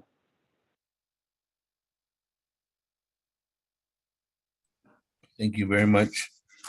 That. Everybody else in the queue? Oh, Vice Chair Smith. Sorry, Vice Chair. Good morning.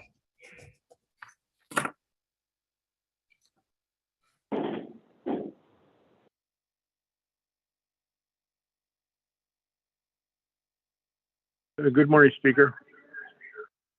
Thank you, Speaker, for the time to speak on this directive in Navajo Nation Council this morning. And those that are listening on board, this is Tui for putting this up there. I agree with this directive. However, I just need a little more clarification on the language that's put up there. It says Bureau-funded schools. There is BIA and there is BIE. Is that inclusive in that? That's my question. And the other one is legal interventions. I know we just passed the legislation to fund a little over $3 million for RAMA. Is there any way we could also have that looked into regarding the legal interventions on the Bureau, because they're the oversight for the school, and there should be the ones that are maintaining the school. And is there a way that to pursue any legal interventions to recoup the $3-some-odd million that we had just approved through the UUFB? I don't mind helping the schools, but if the Bureau of Indian Affairs, our Bureau, is supposed to be taking care of this, and that's one of the trust responsibilities, and I think that would be inclusive in that, Tsutsui. That's my two questions on that. I do support the directive However, I just need a little more clarification on that. Sui. Thank you. Speaker, I reserve my time.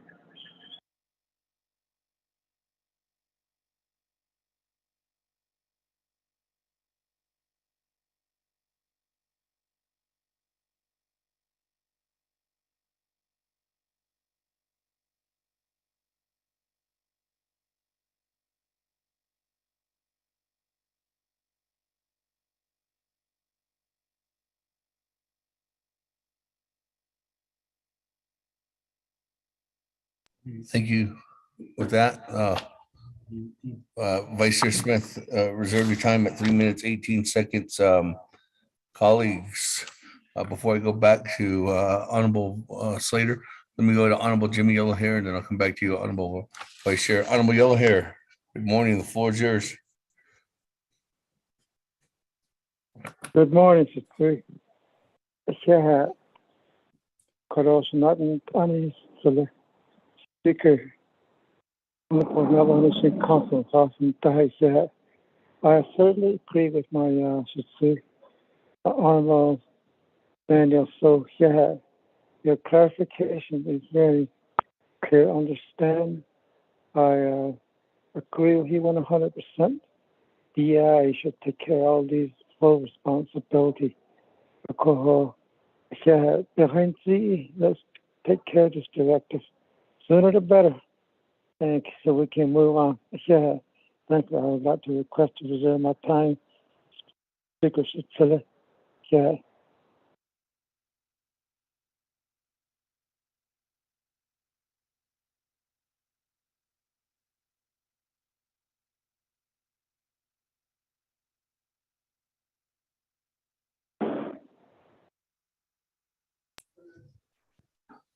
Thank you very much, Honorable Yellowhair.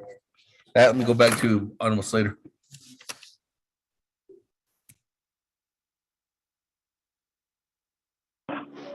Thank you, Speaker.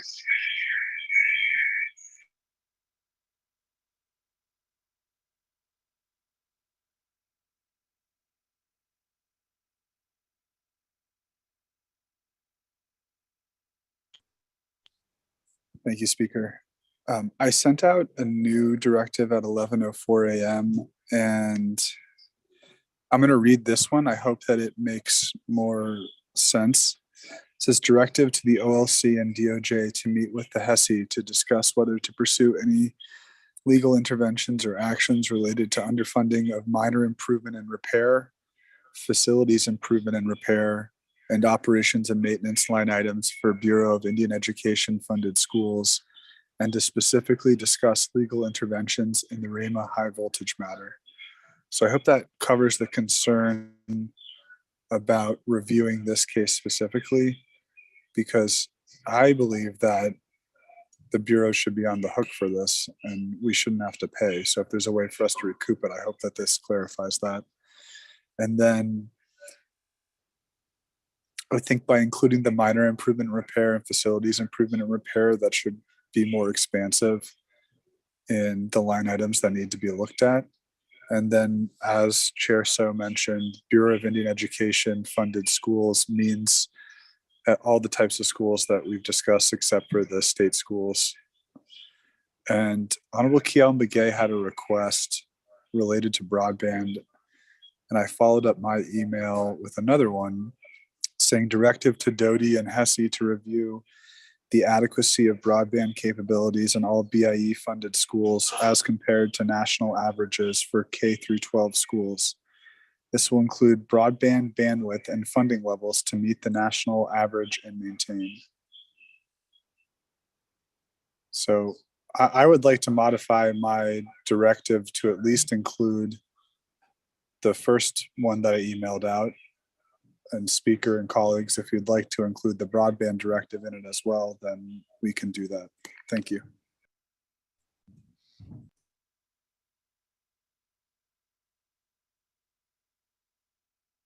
Speaker, this is Ms. Bobroff. Can I say something, please? Yes, Ms. Barbroff. Thank you very much. Good morning, Navajo Nation Council. First, statement I would like to make is, I don't know why, but I haven't received Delegate Slater's emails, but from what he said, everything looks fine. What I would like to just remind and point out to the council is in the legislation you just adopted, 004-22, the resources, the NABI committee included a directive. They approved a directive.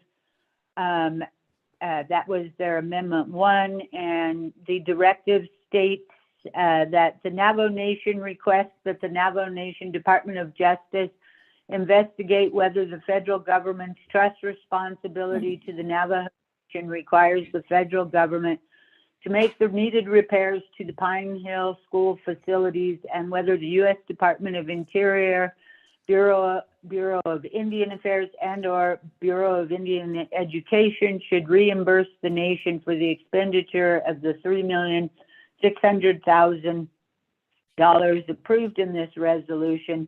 As a condition of this $3,600,000 funding approval, the Raymond Navajo School Board, Inc., the Pine Hill School, and their legal counsels shall cooperate with the efforts of the Department of Justice. So the directive I just read is part of the legislation you just approved, and it is the combination of that directive plus what Delegate Slater has recommended in his directive. I think that covers everything. Thank you, Speaker.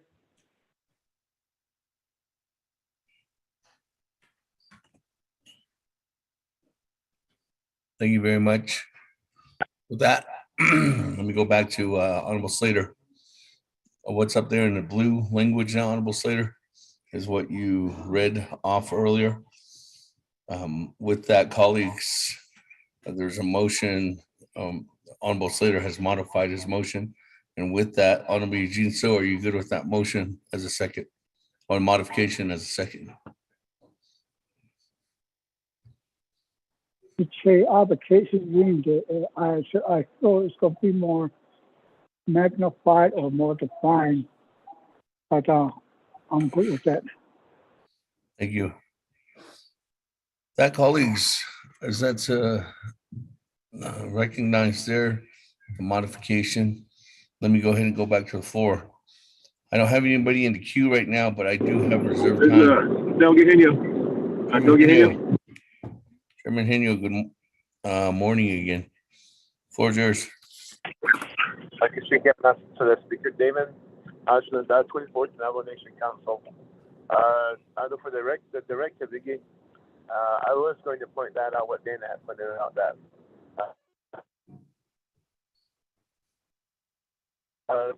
also where the DFMC also, the Department of Facility Maintenance and Construction, because they're the main ones that are the gatekeepers.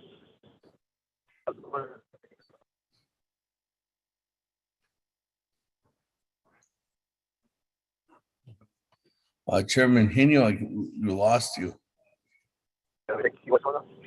Chairman Henio, we can't hear you.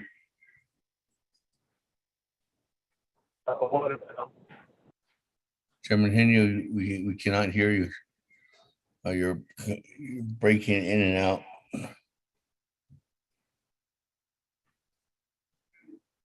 What about now? There.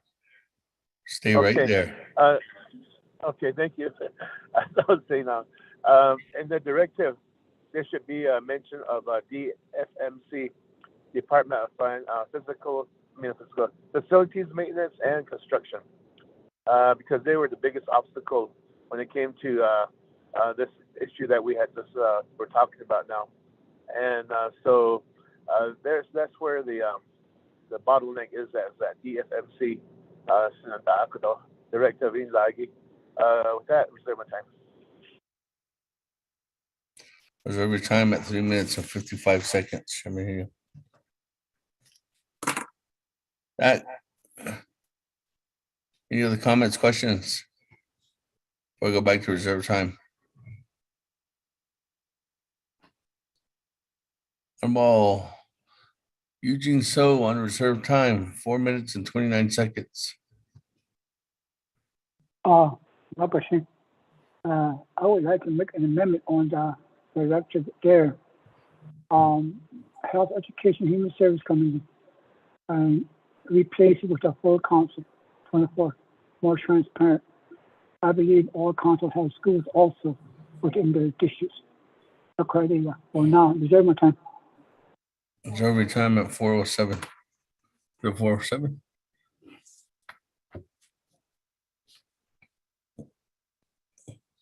That Honorable Slater, there's recommendations for modification from Chairman Henio and Honorable Eugene So.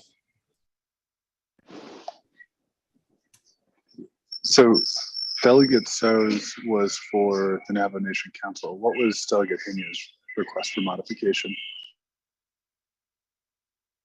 DFF what?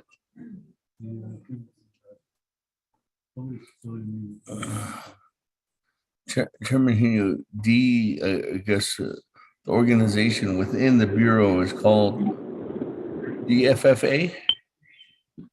DFMC.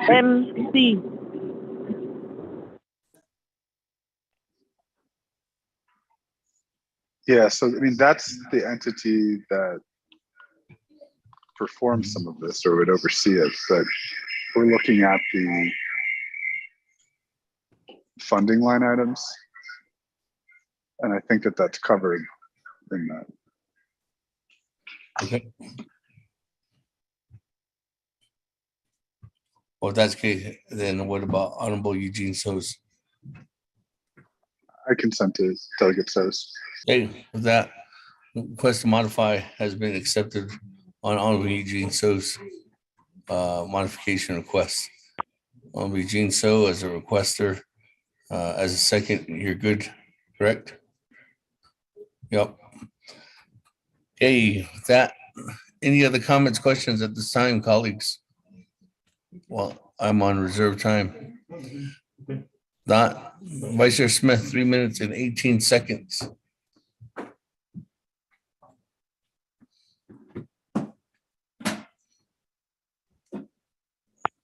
Vice Chair Smith going twice.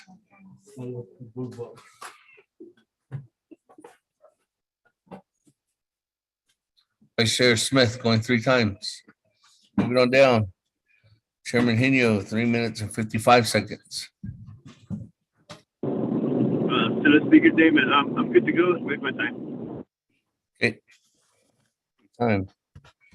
Everybody else in queue? Speaker, I've got a question. Yes, Madam Chair, Charles Newton. Good morning. Floor is yours. Good morning, Speaker, and good morning, colleagues. Just really quickly, Speaker, I was just now going through the rules, and I think maybe I went too quickly. What is the rule on the directive? That's my first question. Number 2 is there a time frame when this directive should be completed?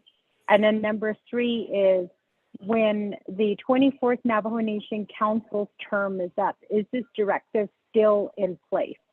And the reason I ask about the timeline and then also whether it's still in place is a directive is now being passed.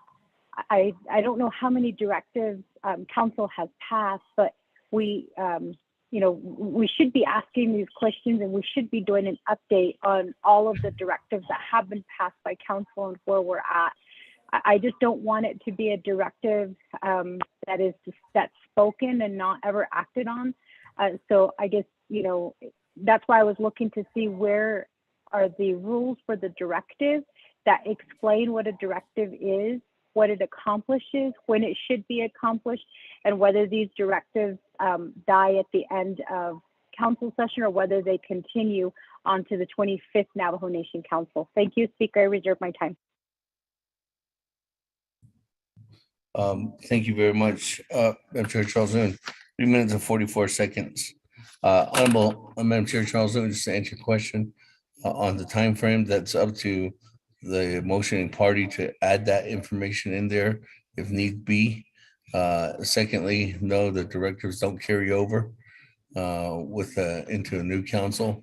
Third, would you find the information on directive? I can go to Office of Legislative Services or Legislative Council, but historically, we have taken directives at either at the committee levels or at the council level, and this is historically how we create those directives and move forth to implement them with a vote.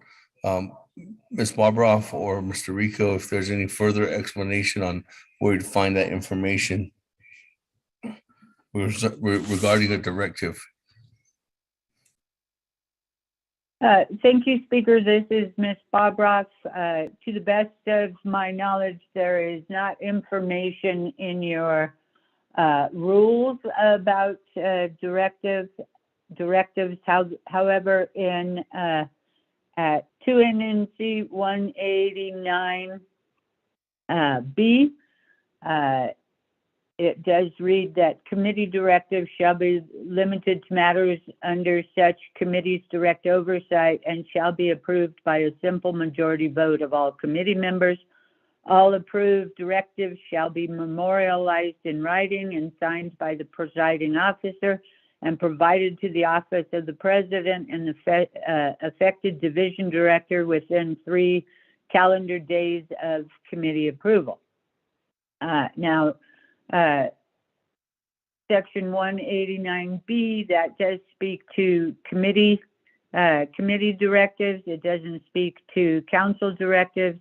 And to the best of my knowledge, that there is nothing in the rules or the code that specifically speak to council directives, but certainly council giving a directive is within their authorities. And council has previously used 189B as the template for how to execute a directive. Thank you, Speaker.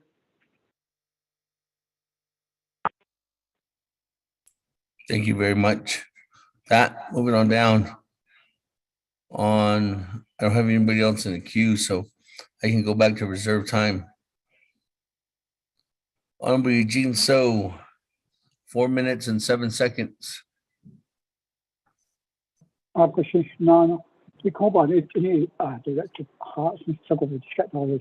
That seems like the question now. As far as our contract in with this grant school and contract school, I believe it's an issue now, and the reason is critical. Pertaining to the schools that are maybe they're in their breach of contract, so to speak, and I think it needs to be redefined and revisited by the council. Those to update with the data that we have now. So that's how I see these 638 contracts and other grant school, whatever they're getting from the VRA. And then I would like to be interpret to me if a 5-year contract or in a conflict with the 1868 treaty. To me, we understand it in layman's term is that it is a conflict. But this is being requested in if it is, no, this needs to be requested to our international lawyer if we have one. And one of the branches, the 3 branches, I assume that's the route. Because we are a treaty tribe. That's an international law. But I would like that to be interpreted to me. Thank you, Speaker. Is there more time?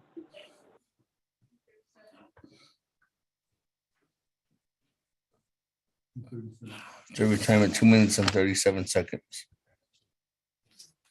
Moving on down, Vice Chair Smith, 3 minutes and 18 seconds.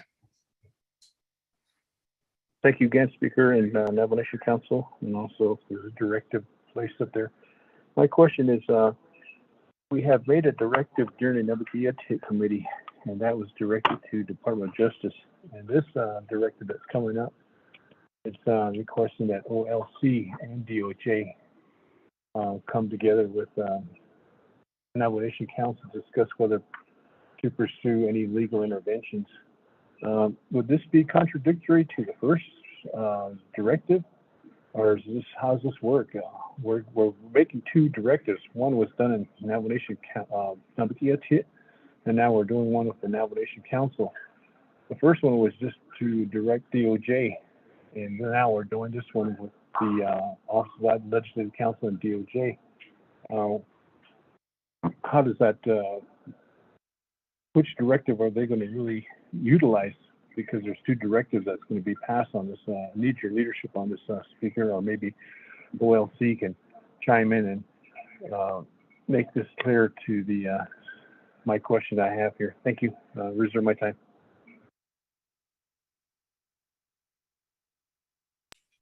Thank you. 2 minutes and 8 seconds. Go back to Honorable Slater. Vice Chair, what's yours if there's a response? And then Thank to you. Ms. Barbara. Honorable Slater, what was yours?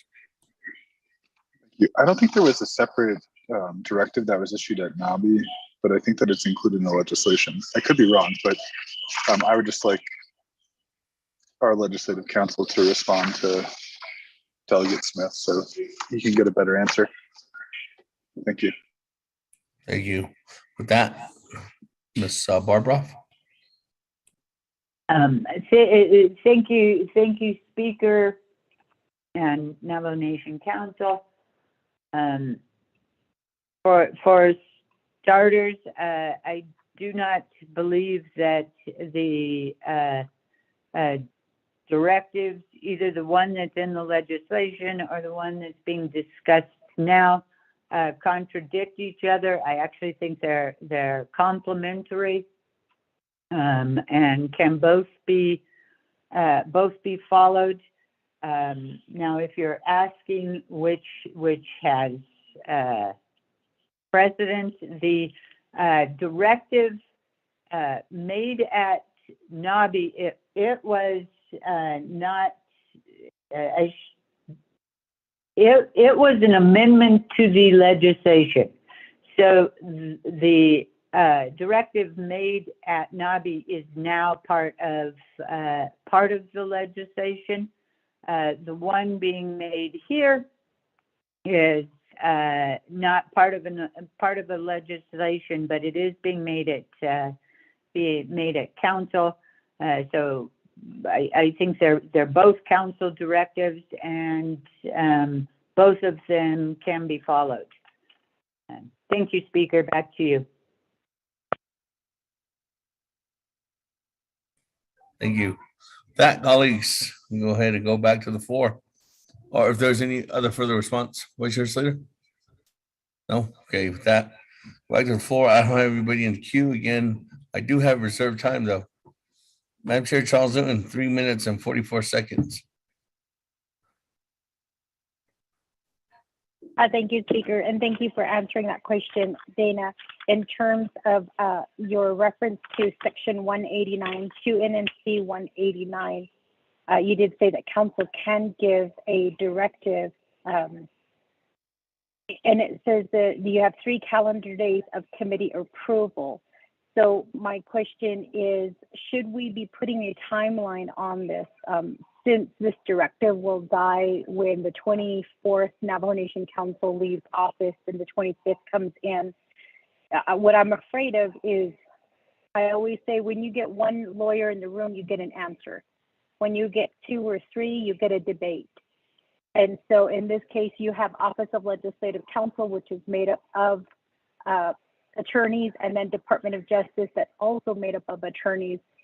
And this directive sounds like it's really straightforward, and that the decision has to be made whether you guys are going to pursue any legal intervention. So what I'm worried about is it's going to be dragged out, and it's going to mean that this legislation, if it's not, or this directive, if it's not addressed right away, no answers will be provided, because you're going to have to look at the budget. You're going to have to look at whether the Navajo Nation should engage in any type of I guess, legal actions to be taken against the federal government. And the experience of Navajo Nation Council and DOJ getting that opinion is always a tricky one.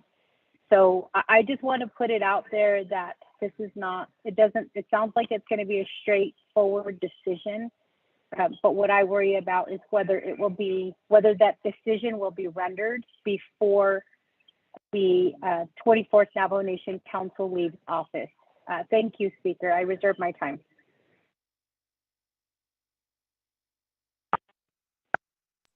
Every time at 1 minute, 47 seconds. Moving on down.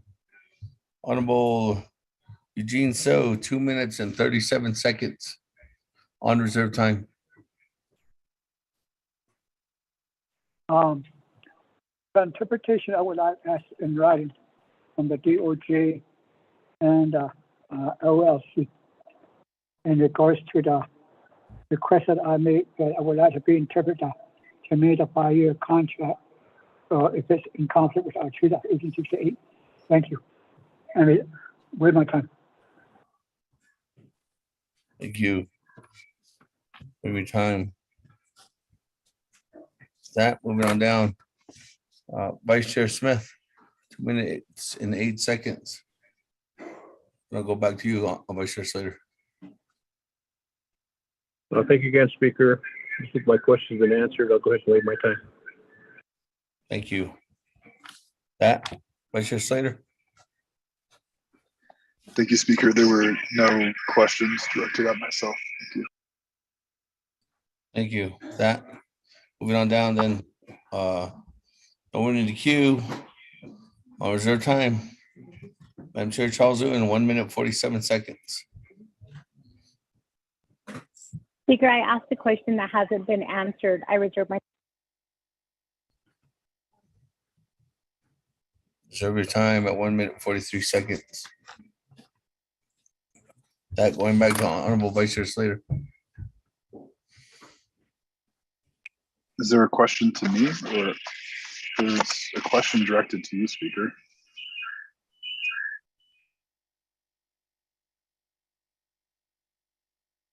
The question about the time frame indicated earlier, Madam Chair, I don't know if that's the question that you're referring to that was asked upon, I guess, Office of Legislative Counsel or myself, was about a time frame. Usually that's up to the motioning party that's issuing the directive. I don't know if you're referring to that, Madam Chair, or what question is needing a response.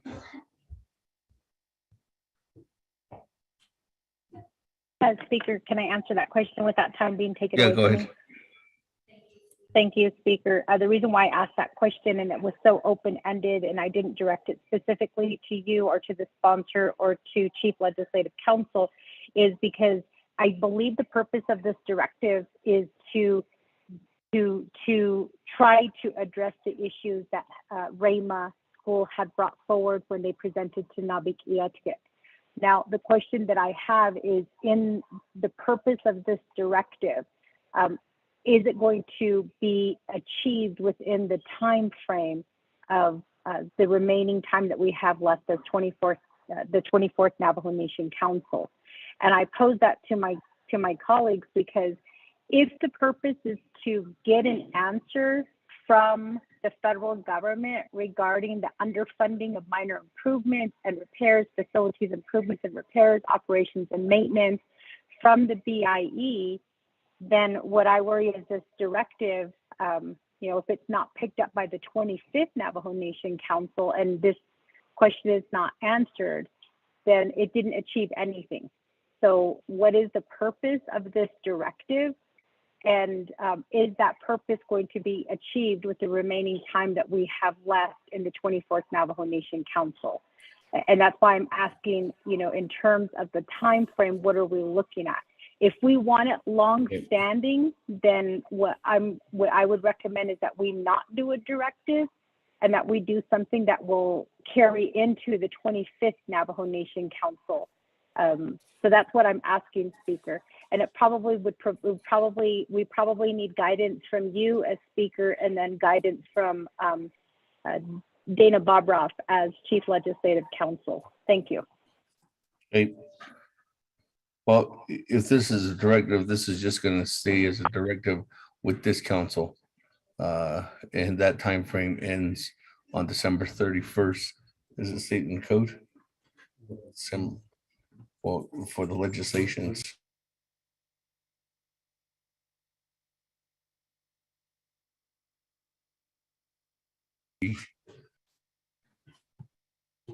January 14th, I believe, would be ending date, specifically for other initiatives at 11:59 a.m. With that, Honorable Slater, I don't know if you have a response to that, then I can go to Ms. Barbara.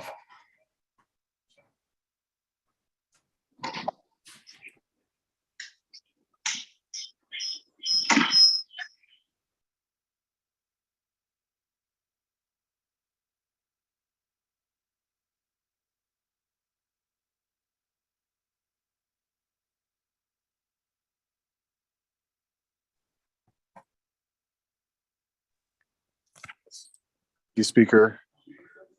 I'm just really having trouble understanding what the issues are. We seem to issue directives all the time, and ultimately it's up to the committees or the entities that are involved in participating in the directives to follow up on them.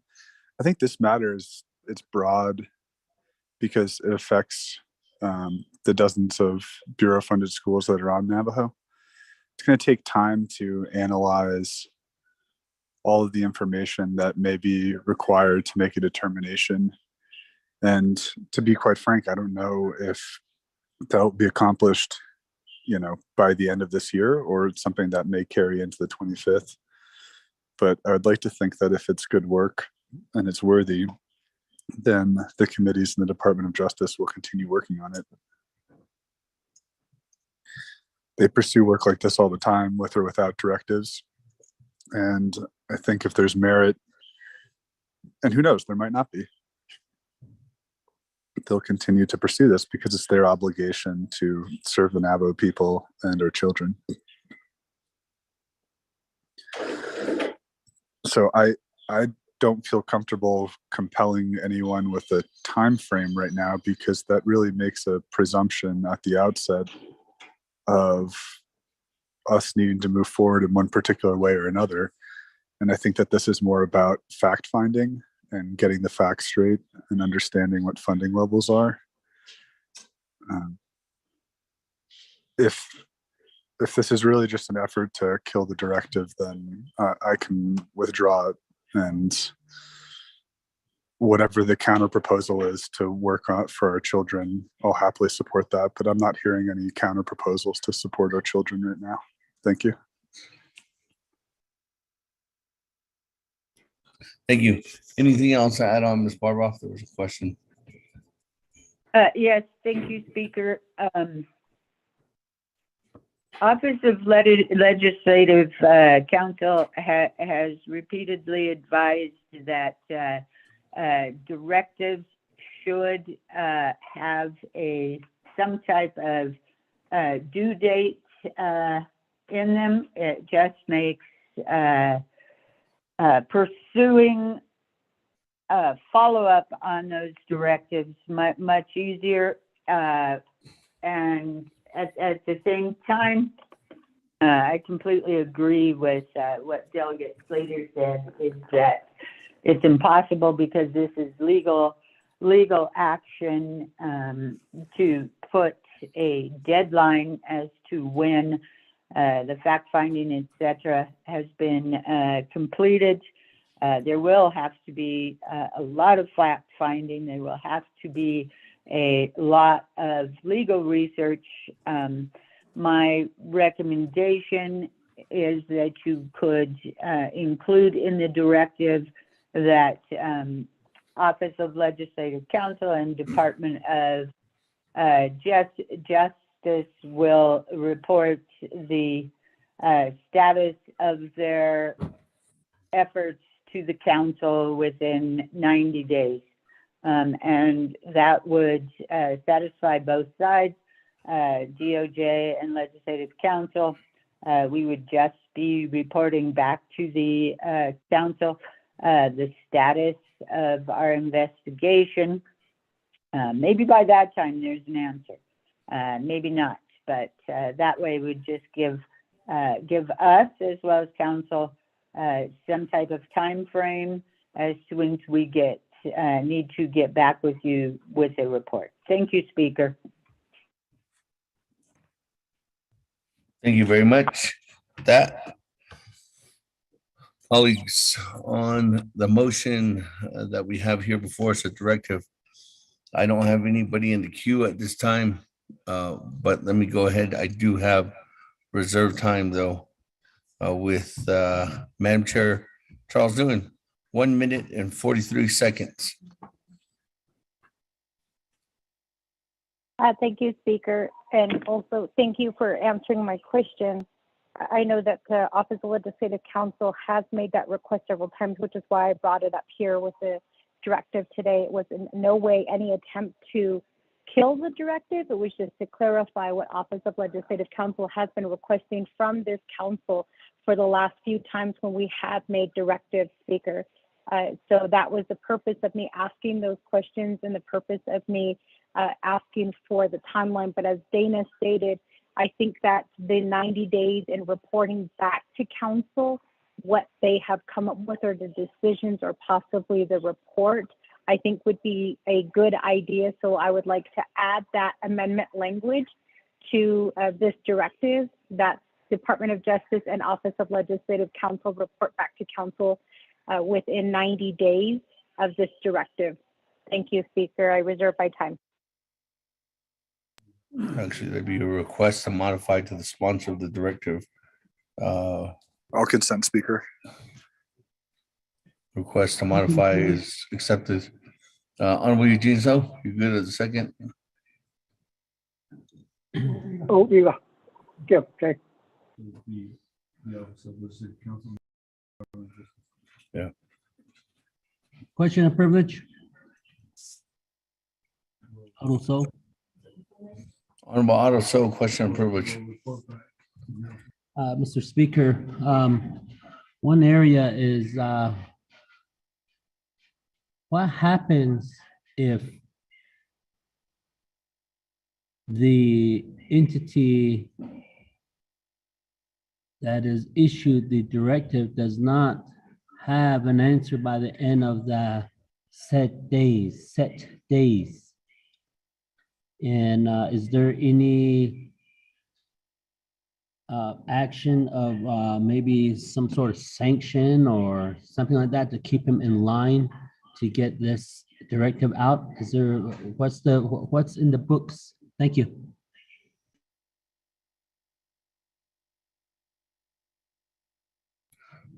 Is there any disciplinary action if this directive is not, if this is not acted upon by the said parties? Is that what you're requesting, Honorable Otto? Yes. With that, let me go to Office of Legislative Counsel.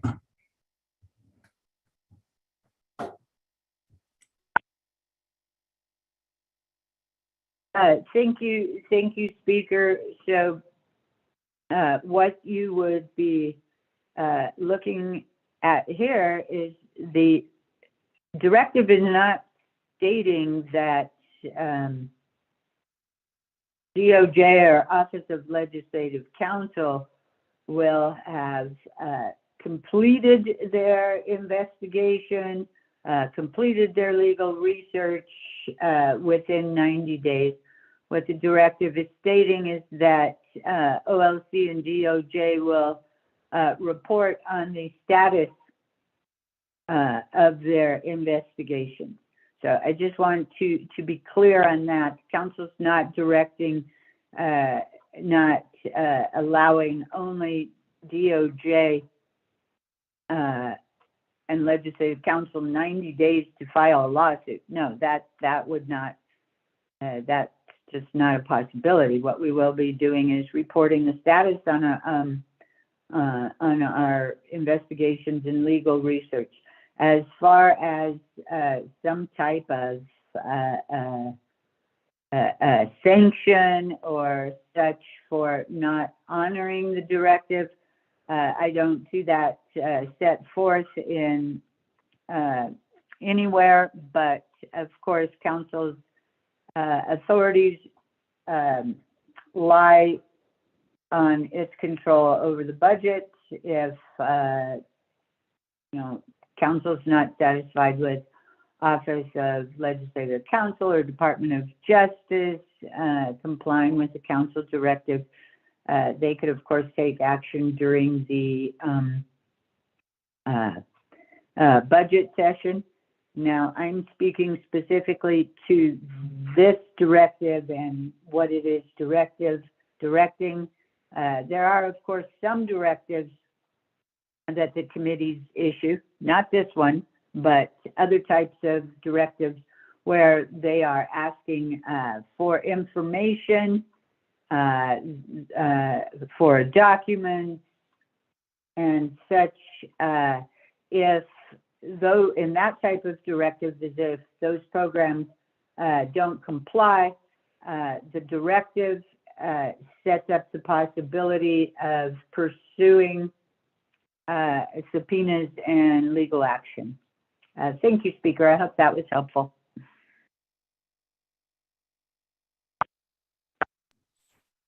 Yes. Thank you, Ms. Barbara. That, colleagues, we go back to the floor. I do have Honorable Stewart, a new colleague in the queue. Honorable Stewart, good morning. Or midday, almost noon now. Yes, good morning to the speaker, out in the colleagues for the 24th Navajo Nation Council. I do support this directive for BIE. Just wanted to make a couple of comments on it.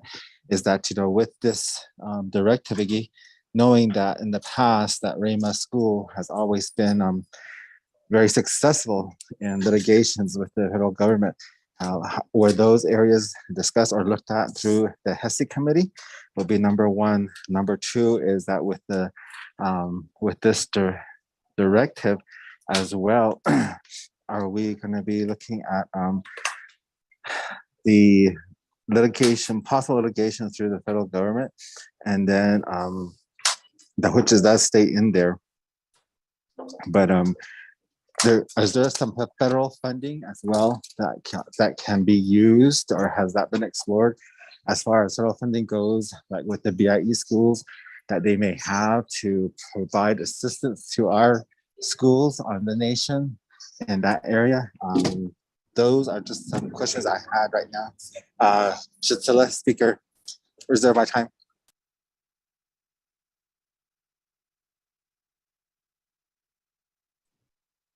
Every time at 3 minutes and 47 seconds. That, nobody else in the queue, but I go back to reserve time, then I'll go back to the sponsor to respond to the question. Speaker Damon, this is Delegate Crotty. May I ask a question, please? Yes, we can put you in the queue, Madam Chair. Good midday. What's yours, Madam Chair, Amber Carty? Yes, thank you, Speaker. I appreciate it. Thank you for the directive and the staff keeping that Zoom board updated. I appreciate the work. I just, in terms of now as the directive is being pulled together for possible litigation, last week, New Mexico senators had sent out an invitation to submit for direct funding for programs, and they offered a listing of projects they could assist in funding if selected and if the bill passes. I don't know if the sponsor of the directive would know, but I would need to know if the agent, if Raymond School Board submitted a request, as this is a very important issue that needs to be addressed, and that there was an opportunity last week to submit for funding. And I'll reserve my time to hear that answer. Thank you, Speaker. Reserve time at 4 minutes. Let me go back to Honorable Vice Chair Slater.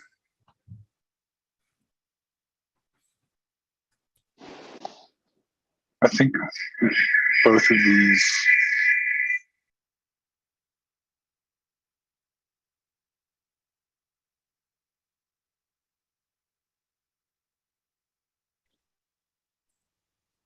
I think both of these questions are better answered by either Delegate Henyo or the Office of Legislative Counsel. It's my understanding that the school board had exhausted all of their options before the Bureau, and there was a back and forth on responsibility or whether there even was an issue with the high voltage line, with the Bureau saying no, and the school board hiring someone independently, and them assessing it to be a very dangerous situation that needed rectifying. In terms of submitting this project for consideration by the New Mexico congressional delegation, I have no idea about that. So, Speaker, I'd ask for Delegate Henyo or Ms. Bobroff to respond to those questions.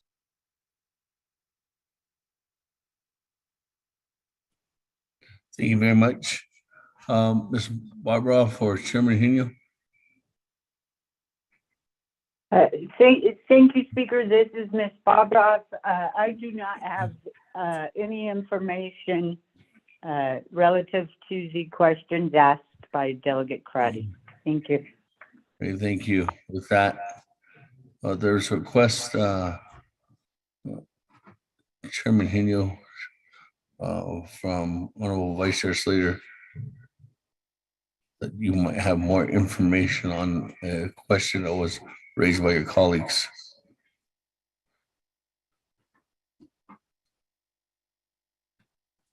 Chairman Henyo, I know Chairman Henyo was driving in or driving. So I'm not too sure. He's on the line. Is he on the line?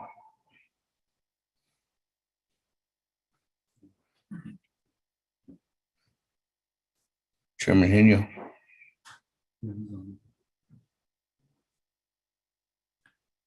Chairman Henyo is not on the line. Then Okay, I'm here. Chairman Henyo. Can you hear me? Yes. Okay. I was trying to unmute myself here. Go ahead, Speaker Damon.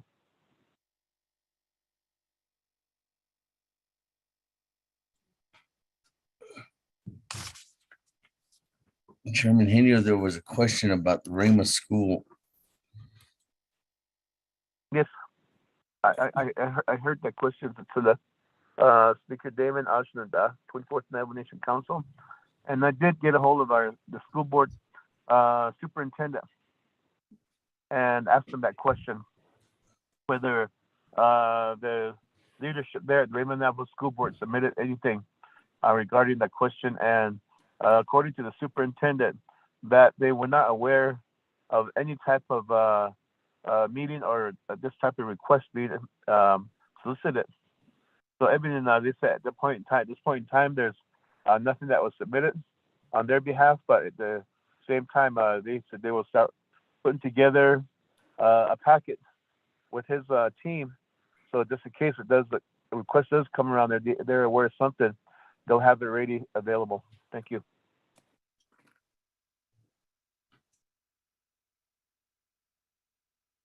Thank you very much for that, colleagues. I'm gonna go ahead and go back to the floor then. I don't have anybody else in the queue, but I do have colleagues with reserve time. So I'm gonna go back to reserve time. Madam Chair Charles Newton, good afternoon. You have 45 seconds on reserve time on the main motion. Speaker, I think at this time I'm done talking, so I'm going to go ahead and waive the rest of my time. Thank you, colleagues, for adding in that time frame. I think it would be good that we do get a report from Office of Legislative Counsel and also Department of Justice on how we can proceed forward with addressing these issues with our schools. Thank you. Thank you. That, colleagues, moving on down. Honorable Stewart, 3 minutes, 47 seconds. Speaker, I'll go ahead and waive my time. Okay, thank you. That, moving on down. Honorable Madam Chair Crotty, 4 minutes on reserve time. Floor is yours. Yes, thank you, Speaker. Thank you, Speaker, Delegate Slater for the directive, and Chair Henyo for the response. What we could do, Chair Henyo, is forward that information if staff could assist, if they have it. If not, I could forward it to staff. And I think we would need to know, the internal deadline was last Friday, but I think if we could get some support from staff to review and work with the Senator's office, seeing that this is a serious issue that needs to be addressed. And I'm not sure with BIE's assertion that it's not an issue. It may just be because of funding. In my experience, when programs are not fully funded, they tend to normalize dysfunction. And so if we could get them the funding, that may be another approach. But I certainly agree with this directive and support the main motion on this legislation. So I'll waive my time. Thank you, Speaker. Okay, thank you. That, colleagues, I don't have anybody else in the queue, no one else for the reserved time. On the directive motion, ready to vote? Going twice. Going 3 times. Mr. Rico, second reading on the directive. Thank you, Speaker. Members of the 24th Navajo Nation Council, this is a directive motion to the Office of Legislative Counsel, OLC, and the Department of Justice, DOJ, to meet with the Navajo Nation Council to discuss whether to pursue any legal interventions or actions related to underfunding of minor improvement and repair, facilities improvement and repair, and operations and maintenance line items for Bureau of Indian Education funded schools, and to specifically discuss legal intervention in the Rama high voltage matter. Also, all OLC and DOJ will report and provide a status to the Navajo Nation Council within 90 days. Mr. Speaker.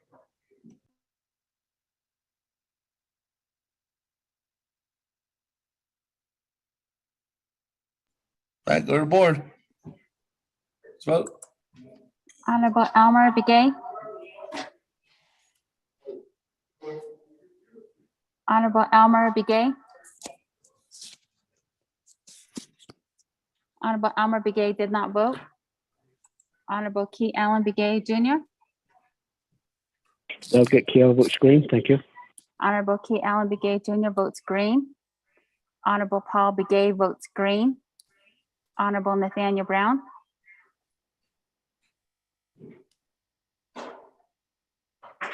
Honorable Nathaniel Brown.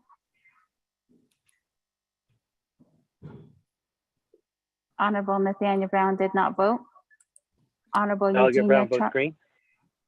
Honorable Eugenia Charles Newton. Charles Newton votes green. Honorable Eugenia Charles Newton votes green. Honorable Nathaniel Brown votes green. Honorable Amber Canespa Crotty. Shadid, this is Delegate Amber Canespa-Crotty. I vote green. Thank you. Honorable Amber Canespa Crotty votes green. Honorable Herman M. Daniels Jr. Green. Honorable Herman M. Daniels Jr. votes green. Honorable Mark Freeland.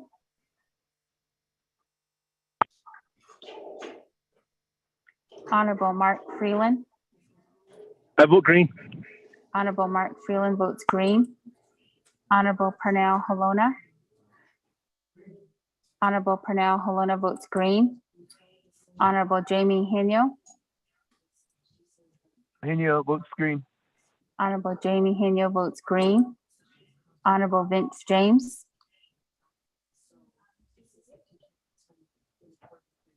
Honorable Vince James. Honorable Speaker. votes green. Honorable Vince James votes green. Honorable Rick Nez. Delegate Rick Nez votes green. Honorable Rick Nez votes green. Honorable Carl Slater votes green. Honorable Raymond Smith Jr. votes red. Honorable Vote Wilson. green. My button got stuck. Honorable Raymond Smith Jr. votes green. Honorable Wilson Stewart Jr. Green. Honorable Wilson Stewart Jr. votes green. Honorable Otto So.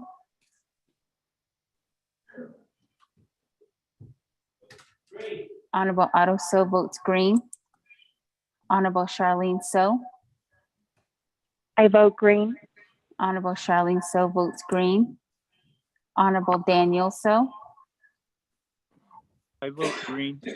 Honorable Daniel So votes green. Honorable Eugene So votes green.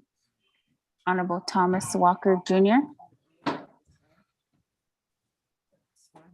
Honorable Thomas Walker Jr.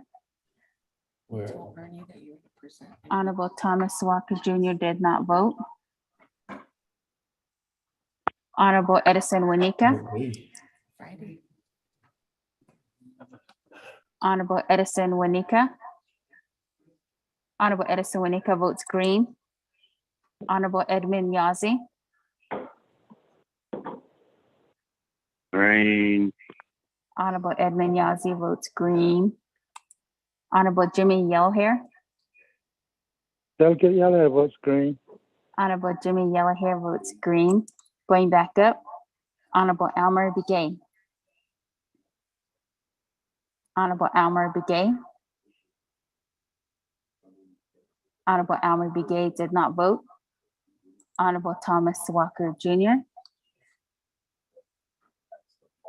Honorable Thomas Walker Jr. Honorable Thomas Walker Jr. did not vote. Speaker, with the vote of 21 in favor, 0 opposed, and Speaker not voting. Good morning, Speaker. Delegate Begay voting green. Sorry.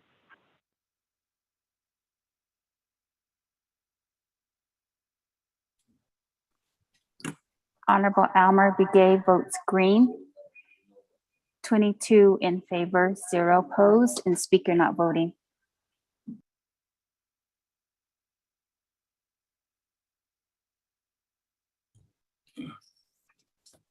Okay, with that, colleagues, on the motion, 22 in favor, 0 opposed, Speaker not voting. Motion carries. That, let's go ahead and continue on down onto item number J on our under new business. Legislation 0011-22, sponsors by Chairman Daniel So, co-sponsors by myself, co-sponsors by Honorable Edison Winika, co-sponsors by Honorable Paul Begay. With that, Mr. Rico, if you could read legislation 0011-22 into the record. Thank you, Speaker, members of the 24th Nomination Council. Tracking number 0011-22, an act relating to health, education, and human services, law and order, budget and finance, and Navajo committees and Navajo Nation Council, amending the charter of Diné College 10 NNC, section 2001 to 2023. Legislation is sponsored by Honorable Chairman Daniel E. So, co-sponsored by Honorable Speaker Damon, Honorable Edison J. Winika, and Honorable Paul Begay Jr. You do have committee reports from the Health, Education, and Human Services Committee that recommend a due pass with no amendment. A committee report from the Law and Order Committee that recommend a due pass with no amendment. A committee report from the Budget and Finance Committee that recommend a due pass with no amendment. And a committee report from the Navajo Committee that the legislation passed and moves on is referred to the Navajo Nation Council. Per Navajo Nation Council Rules of Order Rule 9, legislation has been read into the record by electronic voice recording. Mr. Speaker.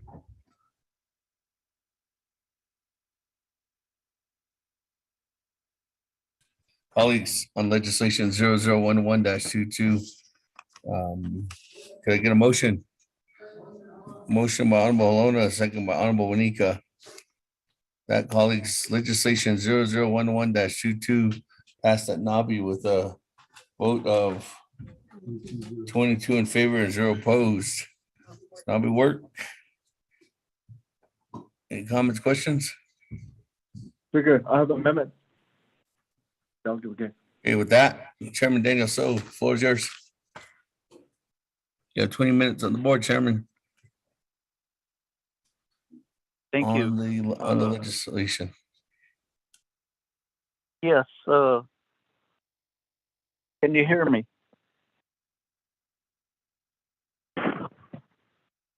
Speaker, can you hear me? Yes. Yes, we can. Okay. Thank you. Got a Kedisnidole, Sinant I, 24th Navajo Nation Council. Do Tainal Sagi, Sikado, Shedana, Shedkaz, and Akudo. The Nalsos, the Danahodi Dahi, Nitata Satsoziki, only 1968 at Tato, which stand Tato Aya, hate out a Nakasta. So, Kate Con, no constantly, no 80, not so ni Taho, neat Nell. Ko ADG Tato,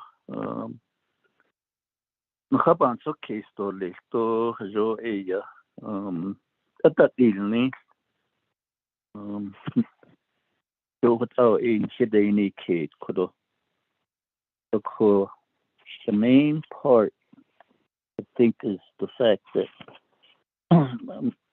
this charter hasn't been amended since 1968, and it's to what we call modernize. On page 3, line 28. In there it's basically underlining the language, the new language, and overstriking the old language. And significant is the old charter really didn't address at line 15 of page 4, the new language, Navajo and Native American Studies program. These programs provide learning experiences to enable students to develop a clear sense of identity, learn the Navajo language, and develop unique skills useful to Navajo and other Native American communities.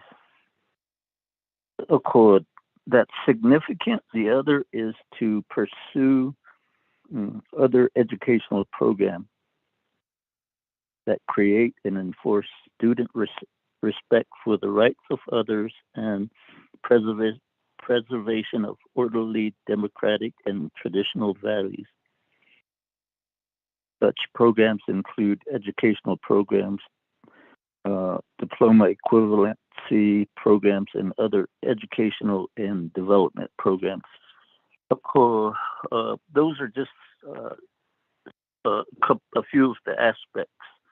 And again, it's also to address the fact that we want to partner up with other outside programs such that we can seek additional funding. The other is to be able to raise the ability to acquire loans from $2 million up to $50 million. And I do have 2 agents, one president of the Board of Regents, Greg Bigman, who is in the chambers now, and then Dr.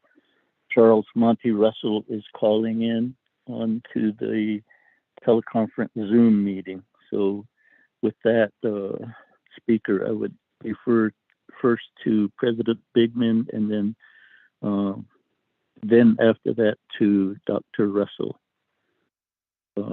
And once the presentation is over, we will stand for questions. Thank you.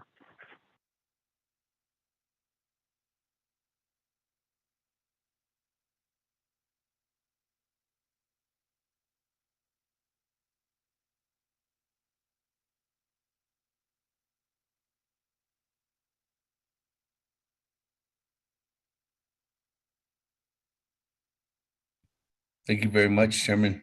We have your agent here in the chambers with us. Want to introduce yourself?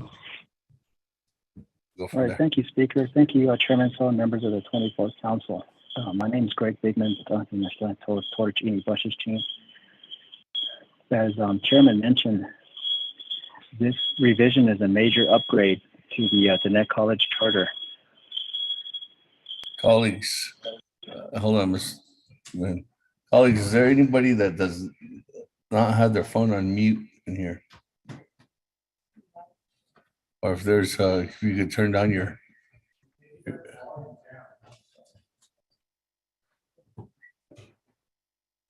I turned my volume down, Go ahead. Speaker.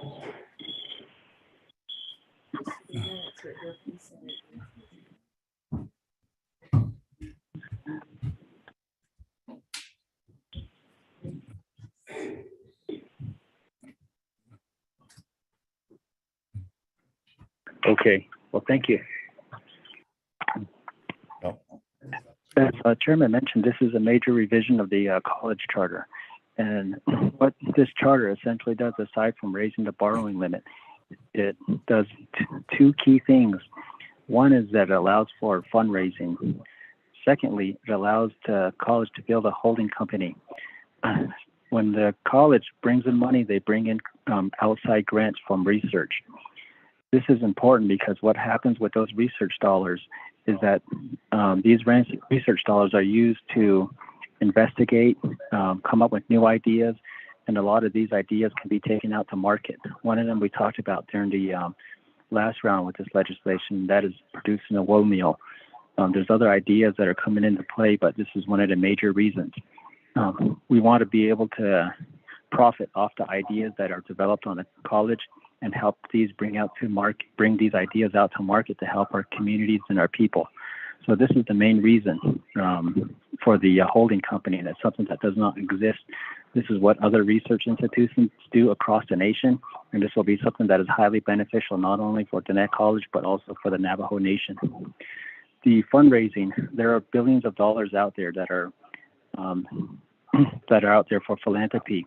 This year, we started to receive a lot of money from fundraising, and Monty can talk a lot more about that. The rest of the charter is a lot of them is just about clarification and some of the new processes that we implemented within the college. One example is being able to put in subcommittees. Right now, with our meeting structure, we only have 6 regular meetings a year, and we have 6 committee meetings a year. What this allows the board to do is really focus on what are the key priorities within the organization. The key priorities are student success and academics, finance, investment, and auditing, and also the governance of the institution. So these are the major changes, in addition to what Chairman has mentioned, and those are the reasons for why we're implementing these changes, is to update the charter and allow for more flexibility with the board in order to engage in ancillary actions that are also beneficial to the college. That concludes my presentation, Speaker, and thank you, 24th Council and members of the committee.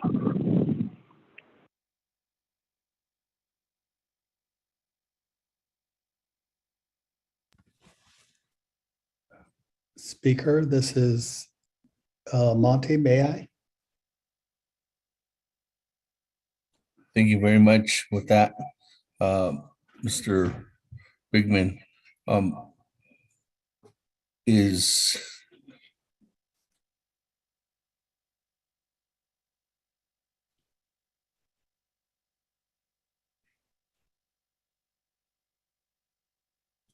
Chairman, is President Russell one of your agents as well?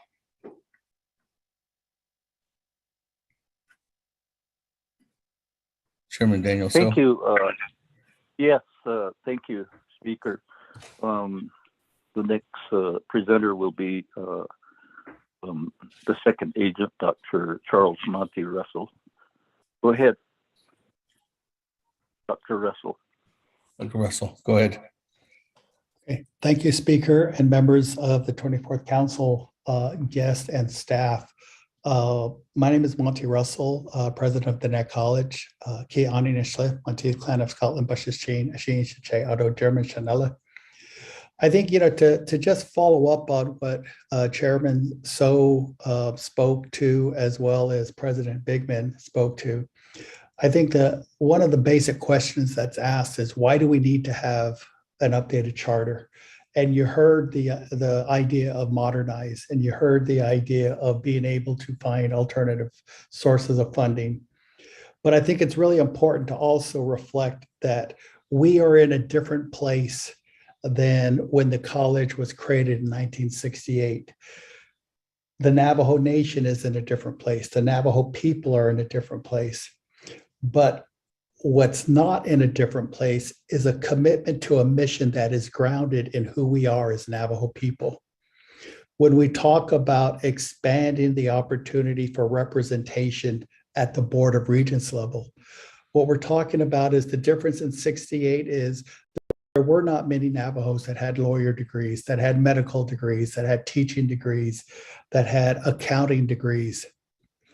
And so now, with that changing demographic of the expansion of the Navajo people, to allow for the professionalism to come into that process. But what's also important, and equally important, is that we also make sure and maintain that we have a reflective Board of Regents of the Navajo Nation.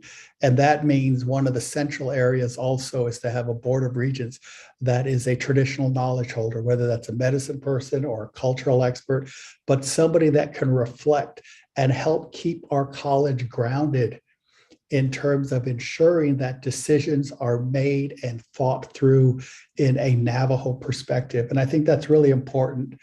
The loan capacity being increased. One of the things that we have right now is we have a backlog. In the previous discussion or the directive, you talked about the funding for K-12 institutions. And is that adequate, the O&M money? Well, one of the things that we have at the Net College is we don't receive a penny for O&M from the federal government. And that's a treaty and trust responsibility. So looking at new ways, how do we try to build the capacity of our facilities to meet the aspirations of our Navajo people? And by that, I mean, how do you create programs if you don't have the facilities that can match them? We just are still in the middle of a pandemic. But what we realize and recognize is that there needs to have greater emphasis in the STEM areas and the public health areas, but we have a real shortage of labs on the reservation. Everything has to be shipped out. But one of the things that with this $50 million loan capacity is to be able to have labs on our campus so that we could help the Navajo Nation move forward, not just the training of individuals, but also in the providing of services for our Navajo people and the nation. This is what that looks like. Being very strategic in what are the new programs that we're looking at in the future and ensuring that we have facilities to meet that need, to meet that aspiration. So we have a very great emphasis on economic development within Navajo.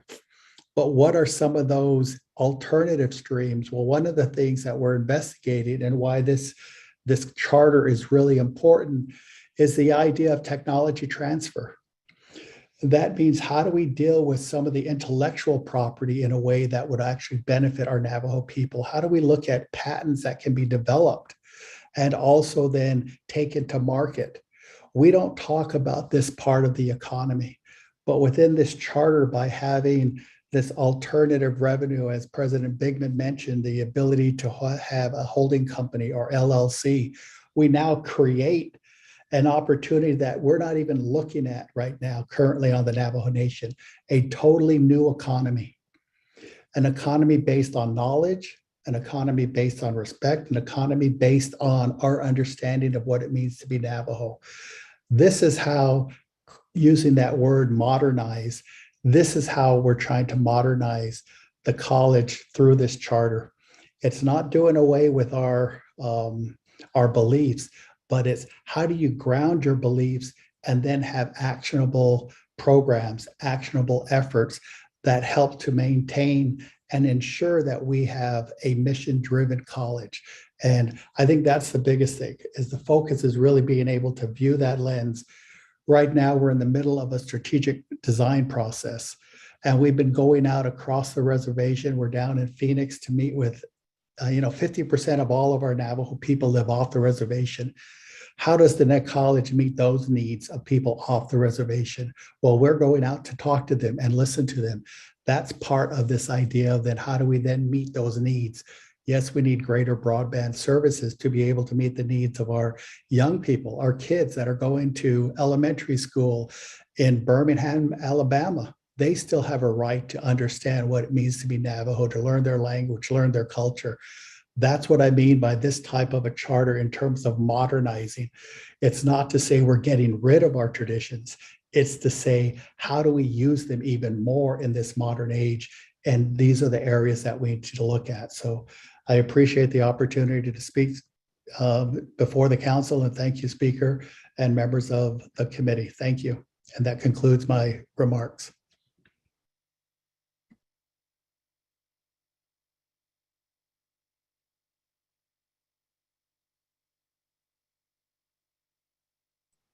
Thank you. Does that conclude your presentation, Chairman Daniel So? Yes, thank you, Speaker and members of the council. We stand for questions, comments, and certainly we request your unanimous support.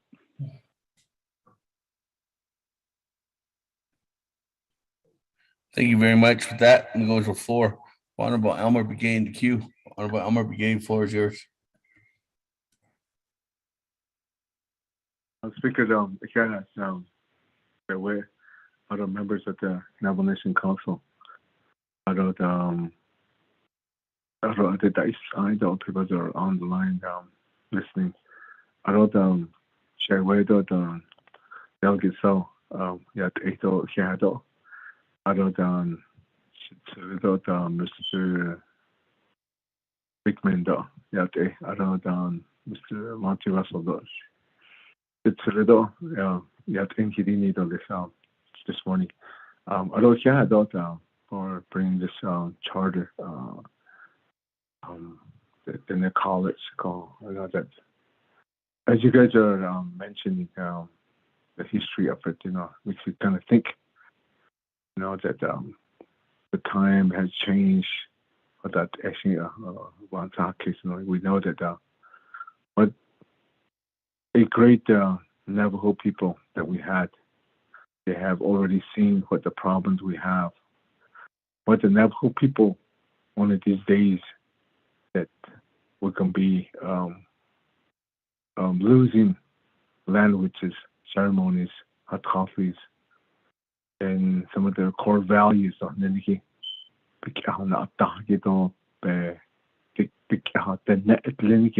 Being a Navajo, being the net, and what we represent, what we have within our heart and mind as a spiritual people. And then what all these stories that we have is from the internet, that's who we are. To preserve that and to protect that is our great old people that never went to school, but they created this to remember that time we were not even there. This case, which a lot of credit goes to them. So right now, I have an amendment that I wanted to know. I know that so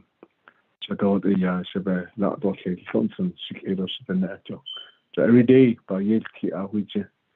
that we wanted to recognize some people that we wanted to recognize ourselves and then as a Hakati and as a people that's there every day for us. Today, this gene then nobody really gives them recognizing them to go to their home and say for being there for the people, especially right now.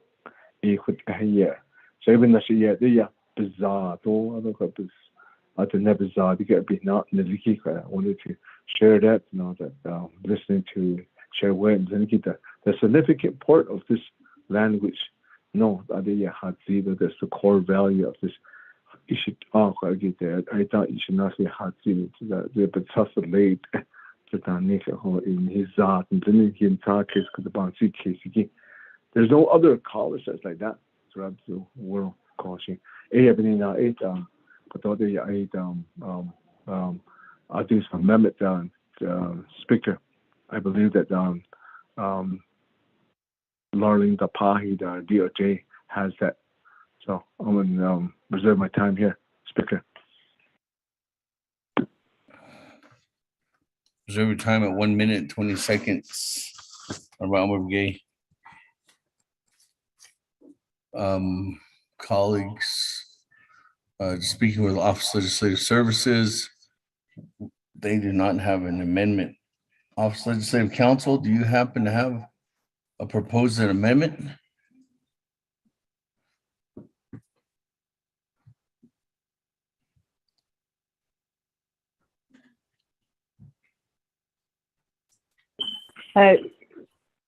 Speaker, this is Ms. Bobroff. I do know that the amendment has been drafted. It was drafted by Ms. Tapaye. I will make sure it gets to you to Legislative Services immediately. Thank you. Okay, thank you. She's not here, huh? She here? Oh.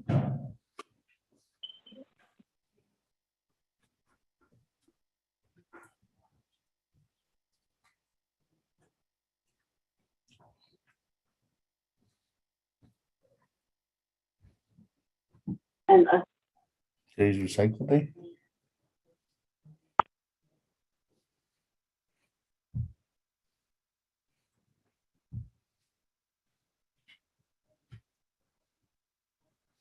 Thank you, colleagues. While waiting, and everybody listening in right now, we are waiting on a possible amendment that's been drafted by Office of Legislative Counsel on behalf of Honorable Elmer Brigade's request. In the meantime, while we're waiting for this, colleagues, don't believe it's still in transmit.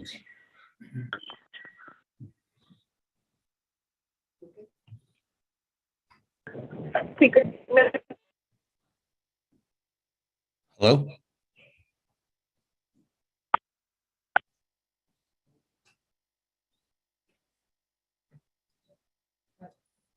Got it? So we have the amendment.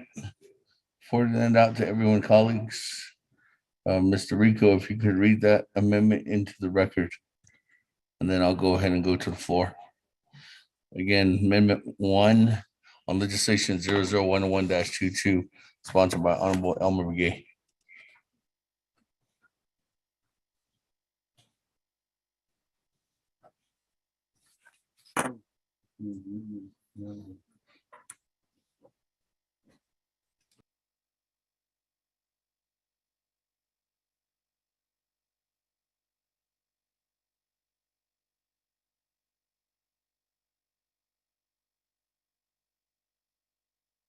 Someone read that?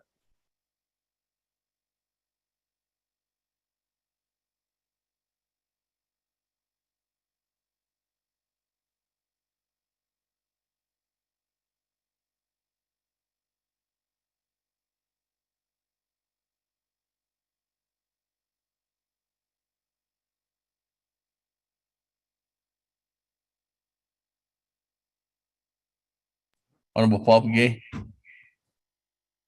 I don't know if you could help assist Office Legislative Counsel. Legislative Services. Let's go. See if we can read it.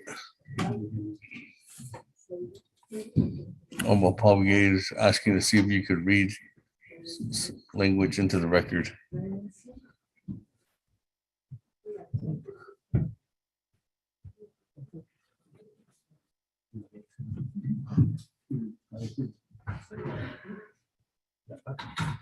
That, Mr. Rico and Honorable Paul Begay. Thank you, Speaker. Amendment number 1 on page 3 at line 4 before paragraph C, which will be relettered. Insert the following new paragraphs. New paragraph C, which will be read by Honorable Paul Begay.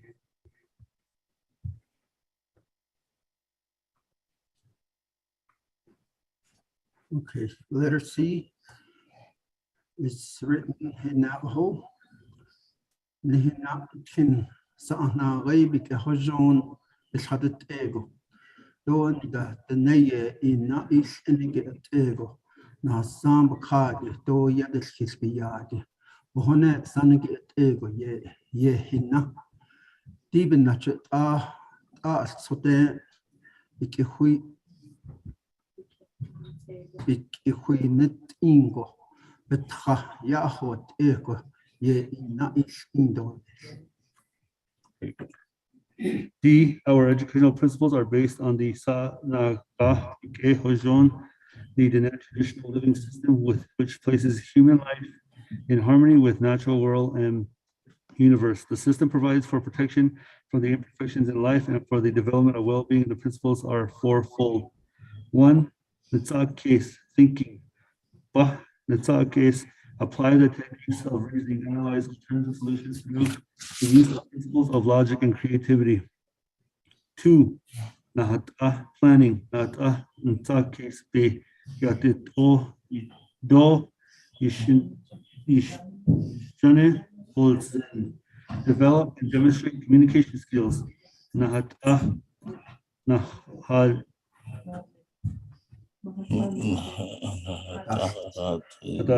Demonstrate systematic organization skills. 3, ina, implementation.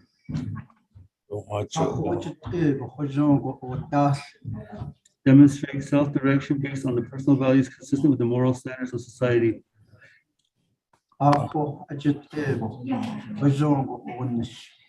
Demonstrate quality participation work in materials. 4, Sihasin, reflection and assurance on matters.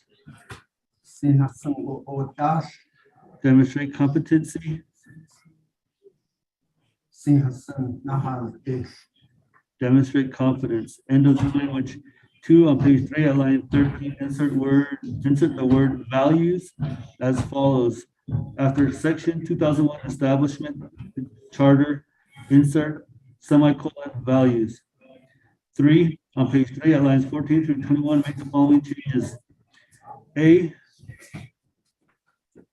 underscore A, Diné College is chartered and established as a nonprofit educational institution wholly owned by the Navajo Nation to act for and on behalf of Navajo Nation Council within its areas of responsibility as defined by this chapter. B, the charter previously granted by Resolution CN-95-68 of the Navajo Nation Council is hereby amended. Diné College shall have the authority underscore to conduct its activities anywhere end of underscore as a distinct and semi-independent agency of the Navajo Nation Council within the limits of the guidelines set forth in this chapter. Insert a comma, insert a period, overstrike the comma, and overstrike the following language: to conduct its activities anywhere within the Navajo Nation or elsewhere. End of overstrike. 4, on page 3, line 22, add the following new paragraph. New paragraph C, traditional Diné values. In order to achieve the mission and purpose of Diné College, all employees and students shall adhere to the following values. 1, excellence and self-initiative in problem-solving, compassion for others, setting clear goals, and establishing positive working relationships. 2, cooperating and helping others, keeping all employees and students well informed as to the matters that affect them, using proper and respectful language when communicating, respecting others on equal terms, and honoring. 3, respecting the cultural, racial, and gender diversity of all Diné people at all times, maintaining safe, courteous, respectful, and positive learning environments, valuing and supporting inclusiveness for all students, employees, visitors. 4, exercising understanding, thoughtfulness, competence, confidence, consciousness, and reflection in serving the needs of the Diné people. End of new language. Page 5, on page 22, lines 18, 19, and 20, make the following changes. New language, insert all before bonds, overstrike capital B, and insert lowercase b, including the terms, conditions, and covenants, overstrike contained and replaced with set forth in the resolution authorizing such bond. Add S, shall overstrike evidence and replace with include a full description of all claims against, insert new comma, and obligations of, comma, the college overstrike which are justifiable, and also overstrike justifiable, underscore that may be adjudicated, end of underscore, in overstrike the Navajo Nation courts. 6, renumber letters succeeding paragraphs, sections, exhibits as necessary and appropriate. The Office of Legislative Services and the Office of Legislative Counsel are hereby authorized to make technical edits to this legislation and its exhibits to implement the Navajo Nation's intent in improving their legislation as amended. This amendment shall supersede inconsistent language contained in any other committee or council amendment, which language shall be revised as necessary to conform to the intent of this amendment and this act as finally approved. Mr. Speaker. Thank you very much for that. On amendment number 1, colleagues, it's a motion by Honorable Elmer Begay. Is there a second? Second by Honorable Keon Begay. That, colleagues, any comments, questions on amendment 1?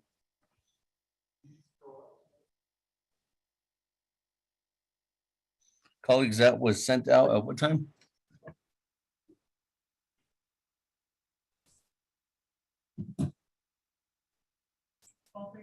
At 12:33, about 10 minutes ago, 9 minutes ago. So everybody should have that. It is on the board on Zoom. Going twice. Speaker Damon, this is Delegate Crotty with the question. Madam Chair Amber Crotty. Yes, yours? thank you. I appreciate that. Thank you for the amendment and reading through. If you could just provide some background in terms of the amendment, where was this language that was modified or taken out of the charter, or is language to strengthen Delegate Paul Begay read beautiful words to us and our staff, Mr. Rico, for just providing those words of wisdom and what has carried us as a people. So I just need to make sure in terms of the amendment, was this taken out? And the only thing I heard, I think, was something about the court, and that's why I want to read the amendment and get some guidance from Reserve.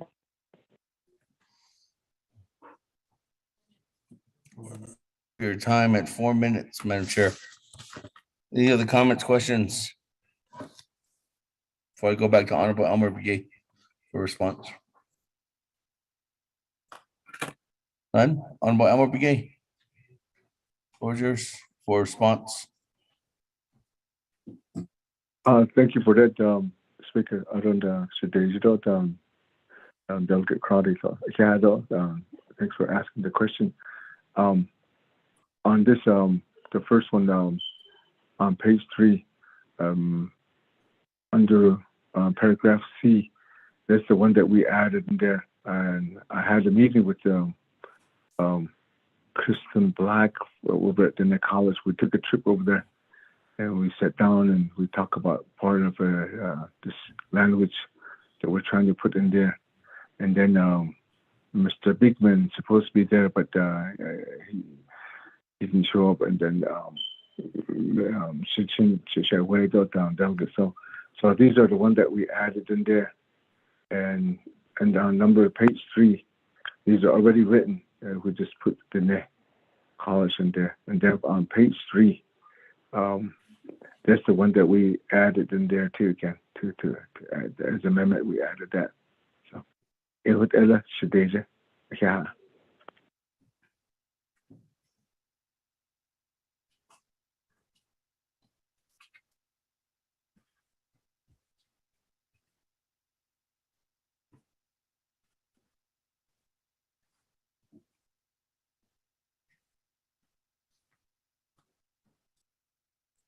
Thank you very much for that. Let me go ahead and go back to the floor. Any other comments or questions at this time, colleagues? Honorable Eugene So.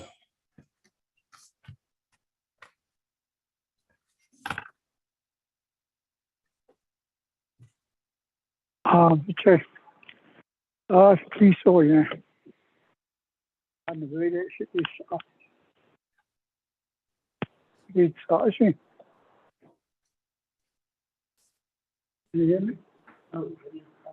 Oh, gosh. I can't really hear myself within my phone.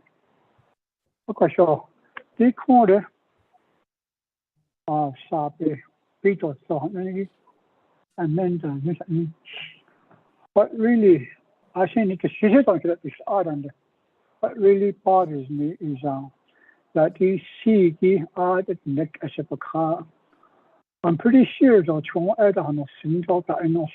you guys can read it. Just because you guys can read it don't mean everybody else will read it. A credit about on a single way. I need or don't at a certain wrong way. You let him know how by just share by what has no card. The machine you know, ain't all this. The mess out do those cut at the sector. CG. Quite also about on syndrome, so every has street on the yard, Jonah or Hudson, but it any very commended in the college because she said too has been my second great granddaughter. She's a Lakota, a new clan to the Navajo Nation. She's just now been born about 3 months ago now. He's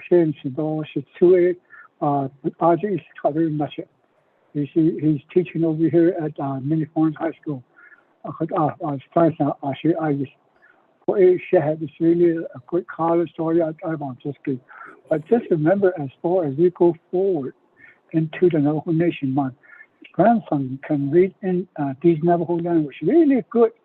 But in return, when he's reading it to me, he'll ask me, she'd say, what does it say? But we're still in that era right now. I want to send the cracker. I would rather have the thing in there, but also into English. But reserve my time, Speaker. Thank you.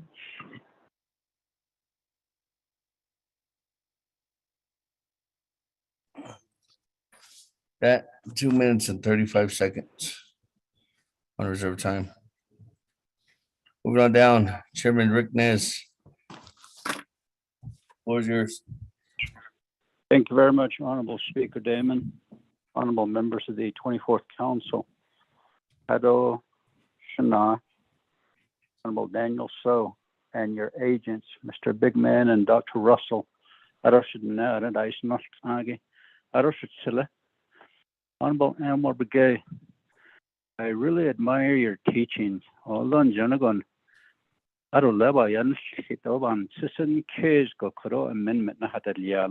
really appreciate this. Johnny,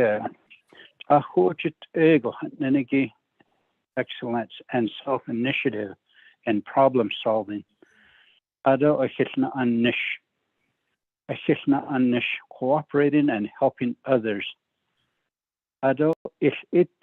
Respecting the cultural, racial, and gender diversity of all the Net people at all times, maintaining safe, courteous, respectful, and positive learning environments, valuing and supporting inclusiveness for all students, employees, adult visitors. Man, Speaker Damon, we need to schedule a work session. We need to sit down and go over Title I, the Net Fundamental Law.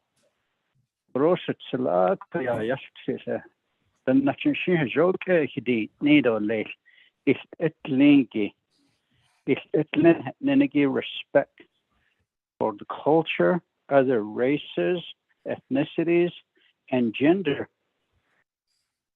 But this is this amendment is good. The next one case on case.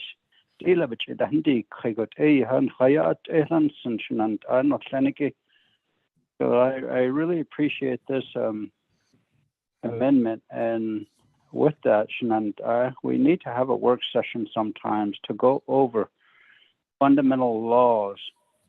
Someone that's very knowledgeable and someone that can read, a certified interpreter also. And then maybe a whole day or 2 days at Twin Arrows or somehow. We need to learn these things. Thank you for the amendment. That's all I wanted to say. I waive the rest of my time. Thank you very much, Chairman. That I don't have anybody else in the queue at this time. So let me go back to reserve time, and then I'll come back to the sponsor of the amendment. Madam Chair Crotty, 4 minutes.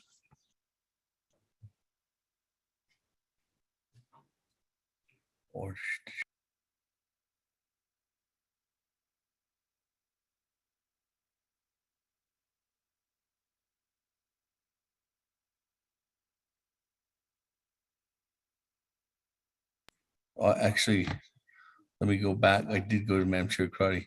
Let me go back to Honorable Elmer Begay as a sponsor for response. Honorable Elmer Begay, floor is yours.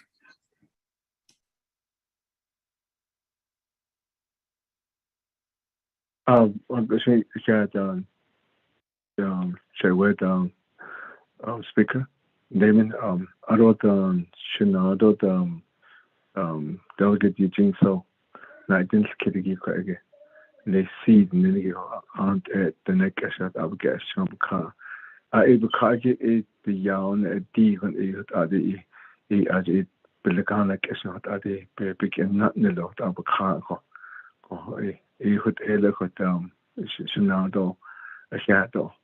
I wrote Shinado down, chair down, Rick Naz, so yet it all shadow. I don't hood down. Little a hund yet the other is young people around the Nancy issue the whole year. I never need the sad out which bear yet that he don't hot and he need out it need or a Christian which bear not tinny which I did that I be not little here Shinado, though he had the little. Also the down speaker.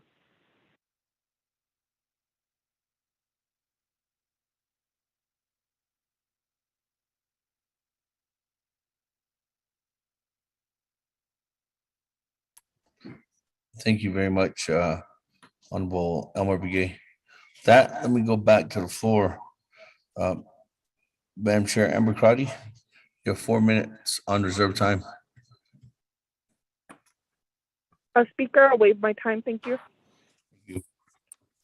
Run down Honorable Eugene So, 2 minutes and 35 seconds on reserve time. Honorable Eugene So, we can't hear you. Okay. Sure. Ida, but just yeah, she has, because Asadi anyway, he indeed many they are called. No, yeah, see, indeed. My legal question would be to OLC in that regards. Would that be just one because that interprets the C and D interprets itself? Would that be just one instead of separate as C and D? Wait my time. Reserve my time. 207. That we go over to Ms. Barbara. So question to Office Legislative Counsel. Thank you, Speaker. I am going to defer that question to Laurelyn Tapaye.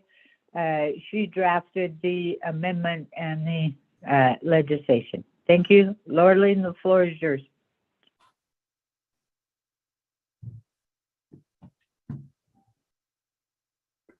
I apologize, Mr. Speaker. Could I get a repeat of the specific question or the issue that you need addressed? Yes, thank you. Honorable Eugene, so could you please restate your question without taking time away from without taking any time away from you? Yes, sir. Anyway, see, don't dig aside and also Somalia. I'm just telling you,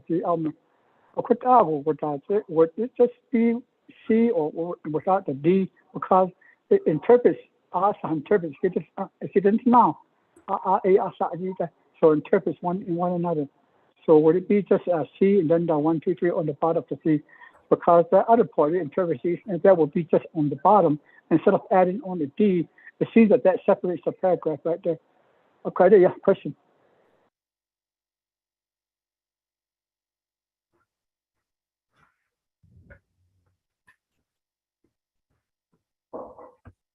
I think I understand, Honorable Delegate So and Mr. Speaker, may I respond? Yes, and then if not, legislative services might interpret to for if there's any further request, Ms. Tapahe. Ms. Tapahe, go ahead, the floor is yours. Okay, so the amendment states on page 3, where it says on line 4, it is in the best interest of the Navajo Nation that the charter of Diné College be amended. That paragraph will be bumped down to the bottom of section 2. And the 2 new paragraphs in the amendment, which is paragraph C and new paragraph C, all written in Navajo. And then the new paragraph D with the subparagraphs 1, 2, 3, and 4. Those will be inserted, and then the existing sentence or paragraph C, which is on line 4 on page 3, that'll be bumped down and it'll be re-lettered and it will become E. So then the new paragraph C, all written in Navajo, and the paragraph D, all of that underlying language will become part of the findings in the legislation. I felt that it was easier, a little bit more clear and less confusing to break up these paragraphs rather than combining them. And they're simply setting forth policy statements of the council. They're in the findings section of the council. Then the other amendments, the other item 2, item 3, item 4, item 5 in this amendment, those are changes to the actual statute, the actual provisions of title of section 2001, and there's an insertion of values that the Diné College will follow, traditional values, and then a minor amendment for the bond section. So specifically to address Delegate So's question, I felt that breaking these concepts up into separate paragraphs was more clear and sets forth the intent of the council with this amendment. Thank you. I hope that answers Delegate So's question. Thank you very much. With that,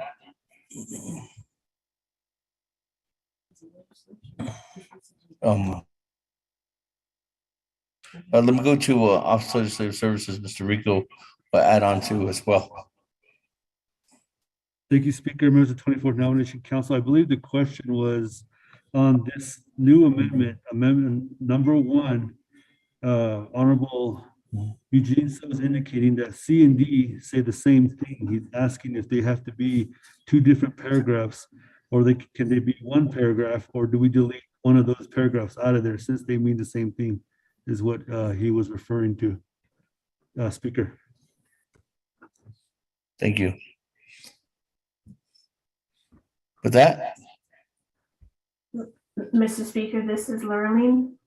yes, Ms. Tabahi. Thank you.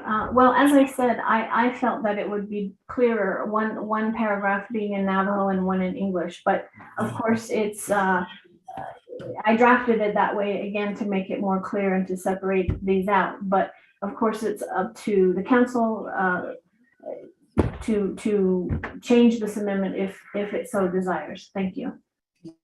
Okay, thank you very much, Mr. Tabahi. That, colleagues, we'll go back to the floor. I have Honorable Jimmy Yellowhair, then Honorable Otto So.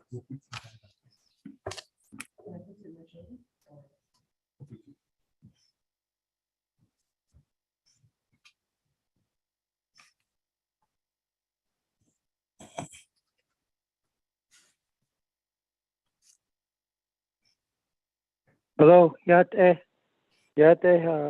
Speaker, Nomination Council, Jimmy L here. But it's other. Speaker? Yeah, yes, go ahead. Sorry. Okay. Pega did never zabayel tiki. Because they nani that it's on a taho because never could be 8,000 ebayaki. It all in his British Arkansas.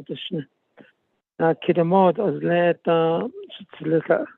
at then Marvin Yelser. He was a Darth Vader, Lonas Kid Star Wars. Nebza, the Kidogin and Tindo Cheeto. I don't he explain very clear. Quadruples banana shigilla. Opatan Hin. But all and laid Albuquerque and I listened to Native American Material Development Center in Albuquerque, 1980 at still on a Marvin A. Among education specialists on Navajo bilingual bicultural curriculum. You know, listen to the goal to develop quality curriculum materials for students who are in Navajo bilingual program on and near the reservation. These materials that include a teacher guide and other pre-reading lessons, other instruction for using a student reading workbook in school, such as Le Rafra Holiede demonstration school. During that time, he also published Navajo book title. He worked with Oxford, New York. He developed a Navajo language with picture too. Book title Kito Kizol continued to his efforts throughout his career. Teacher in Nado Talpune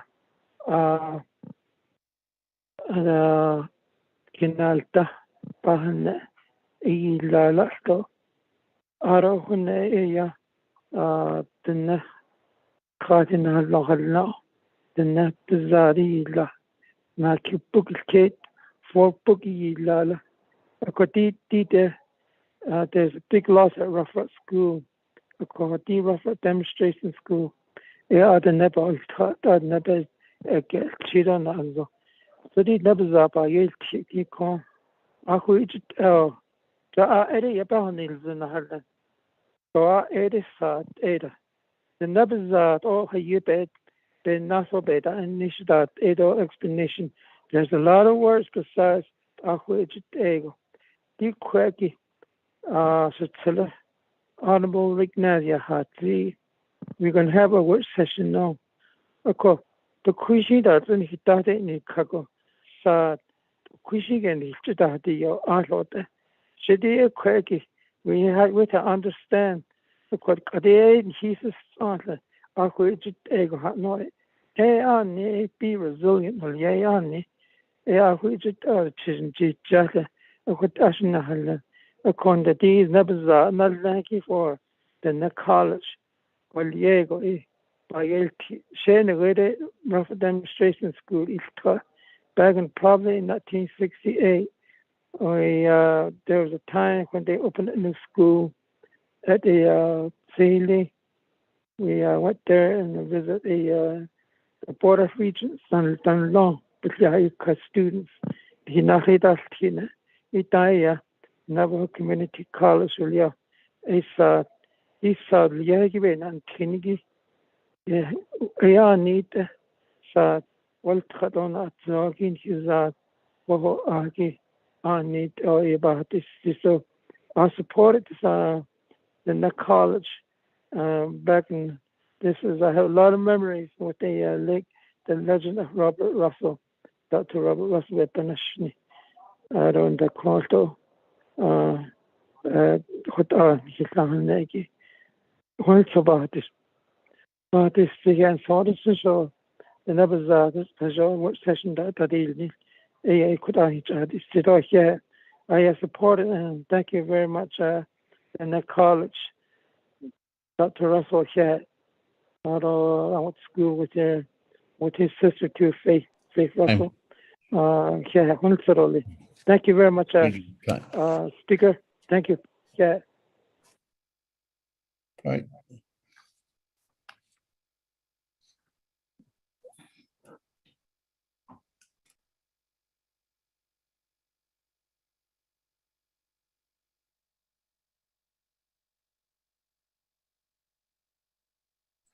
Thank you very much. With that, colleagues, let me move on back down to Honorable Eugene. So 2 minutes and 7 seconds with reserve time. Yeah, Speaker's a chair. Oh, yeah. Just case I said that. Like it was mentioned, like it was said, the greater and the House Council are legal counsel. I don't have to Title 1, but Aji and Chinle Wildcats, so that Aji had to parts in here in our chambers. Also because of the treaty, we don't have an international lawyer. So that's how I really see this chamber in here that's lacking. Okay, they I don't the army or the see or they interpret one another. Because I need assassins all of that and so interprets the C interprets the D interprets D. So if it's separate legally, I don't know if that's possible to onset of that because the C is different, D is different. But I don't necessarily. So if it's combined, it would be good is interprets one another. So I should say credit about this case on the way that she did ask for one mother to be all out of she who asked chase best in us to say now for that Chicago. But she as not Chinle house. But all carries I thought state is not such a hanastic. Only in Navajo, unless we sign the RC's 2000 and then maybe at least a month to teach our kids all this everything in Navajo. I should take all this things like that way. But otherwise we she's allowed that in Kim. So the kind of make it actually. But with me, like I said, in a college or I think another way out there. I am for this legislation. The case is accredited. That's my argument was that one. C and D, it should be one. So because they interpret one another. Even if you look at legislation, A is how needed, other B is not really. So if you go legally, but that's all A, and then the B, so that kind of conflicts. Thank you. Thank you. That anybody else in the queue, colleagues? Mr. Speaker, this is Lurleen. May I address the council briefly?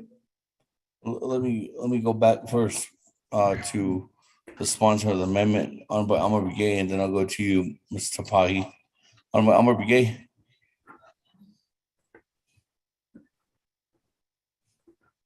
Again, Chair Speaker, I don't know that's querido. I think Shina delegate Eugene so or yeah, Behenzi so Shado so yeah, so that the if we get in Tanit so that the Adayla go be the I get a Chido that the continent or Shado. I don't Shina that Jimmy Yellow hair though, yet it yeah, no, so I don't but endly he though, he's going to so, your family though, any though, so that's it. That should be that's that's it. So my condolences to your brother for what happened for Shana. So it is yeah. That's my response. Speaker Damon, thank you. Thank you very much for that. Mr. Tapahi. Thank you, Mr. Speaker. I'm sending out a revised amendment. It's the same thing, except it combines the two sections in case Delegate Begay wants to sponsor a revised amendment. Thank you. There's no one that requested. I don't believe.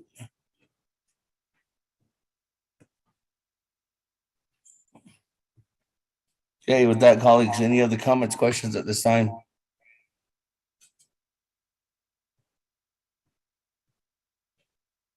Going twice. Going 3 times on amendment number 1. Honorable Otto So.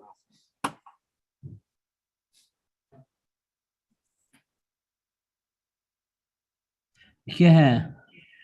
Kodo did sabe dana hadit ahigi kodonil sos ya Navajo not so stot isugune Title 10 ya sadiki ya dashin sago behes ani aje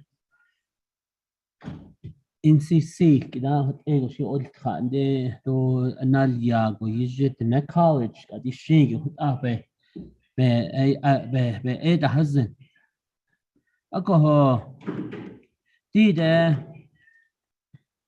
unleaded hot ego binde ando بخدل يا ألتها آدين خاص توين هلاج هت إيجو يا نسدا كيسا هت أيك هت إيجو سيليد نني تليني دود نيت إيج عند السنة أن الليج دو السنة إيج يا هل ندو لسنه Nadine do yan sadakis. Dide bahonossen. Sahna gaibik a hojon. Kaish olya. Kaish isi olya hot ego kati bihisso. Chains no dot asi ego bahoinsinta. Distingue. Oh, Jano did Nahad oh, ye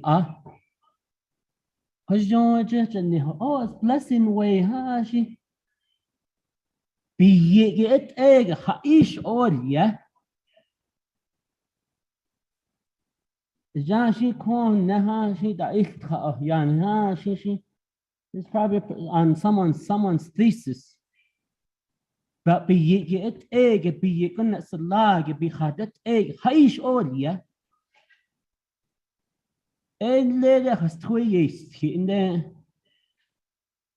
Hojon would yet or those Nihundra Ada. At the which it Yin Nick became Kishara. As then jet up and did that. At this jig of Abba Olta. And later has 2 years in there. Did what that's on now, very big Hojon sad. Bakan leni ba ad leni ba ki sa lago so at abe na di ka amendment leni jana in ko e inaya ya kitna ye ina ich ingi ne ado anda bebe ye che e nta o kos nta kes na hat ina si hasan aro you watch it ahojit ego atik etle ich ahozin ede ko aban sokes adet na college no kliniki bin nadishnini den leni bkhojich bahas tiege e bkhojich if you don't complete that mission ka tikyaho hay shay de shi kan khalasata doni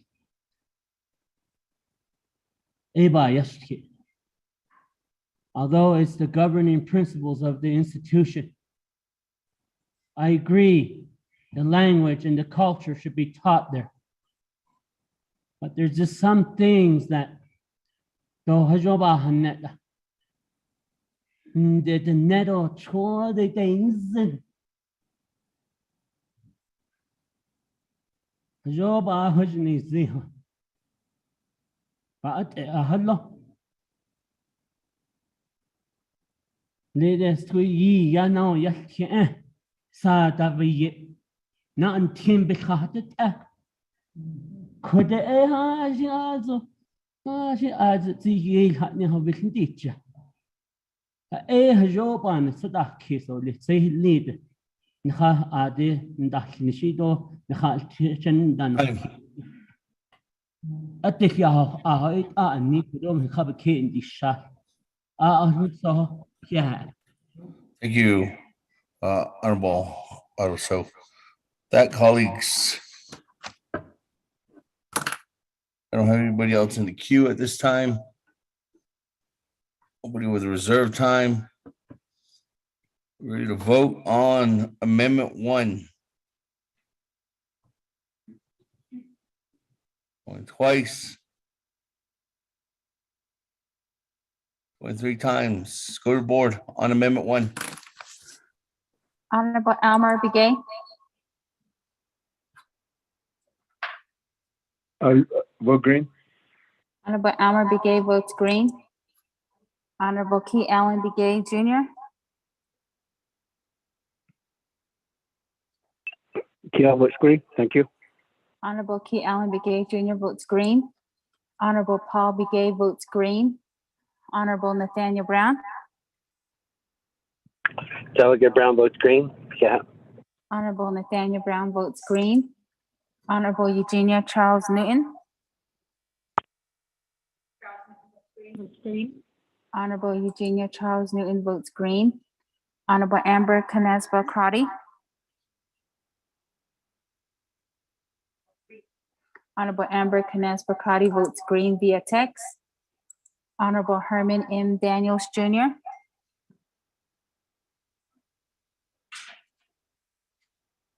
Honorable Herman M. Daniels Jr. Honorable Herman M. Daniels Jr. did not vote.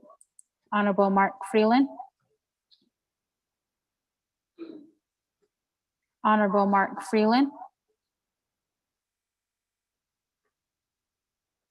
Honorable Mark Freeland did not vote. Honorable Pernell Haluna votes green. Honorable Jamie Henyo.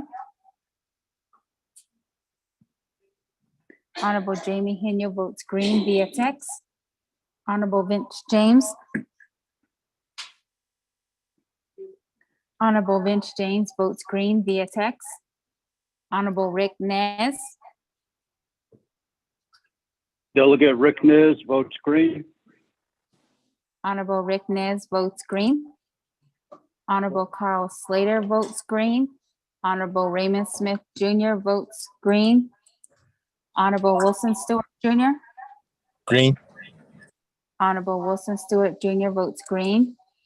Honorable Otto So. I vote green. Honorable Otto So votes green. Honorable Charlene So. Honorable Charlene So. Honorable Charlene So did not vote. Honorable Daniel So. I vote green. Honorable Daniel So votes green. Honorable Eugene So votes green. Honorable Thomas Walker Jr.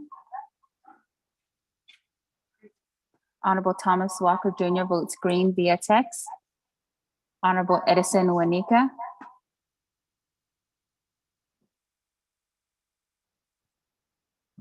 Honorable Edison Wanika. Honorable Edison Wanika votes green. Honorable Edmund Yazi.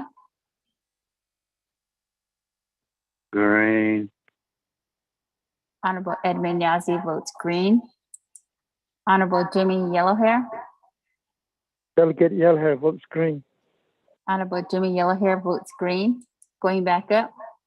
Honorable Herman M. Daniels Jr. I vote green. Honorable Herman M. Daniels Jr. votes green. Honorable Mark Freeland. I vote green. Honorable Mark Freeland votes green.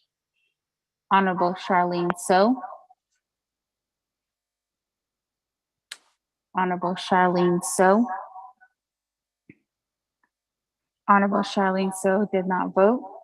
Speaker, with a vote of 22 in favor, 0 opposed, and speaker not voting.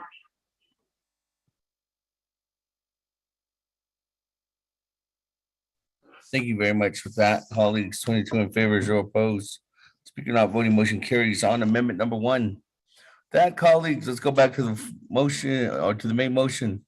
At this time, I don't have anybody else in the queue on the main motion, but I do, since there's no one else in the queue, I do have reserved time for Honorable Elmer Begay.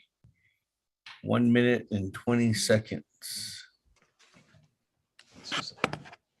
I'll wait my time. Speaker, go, yeah, go.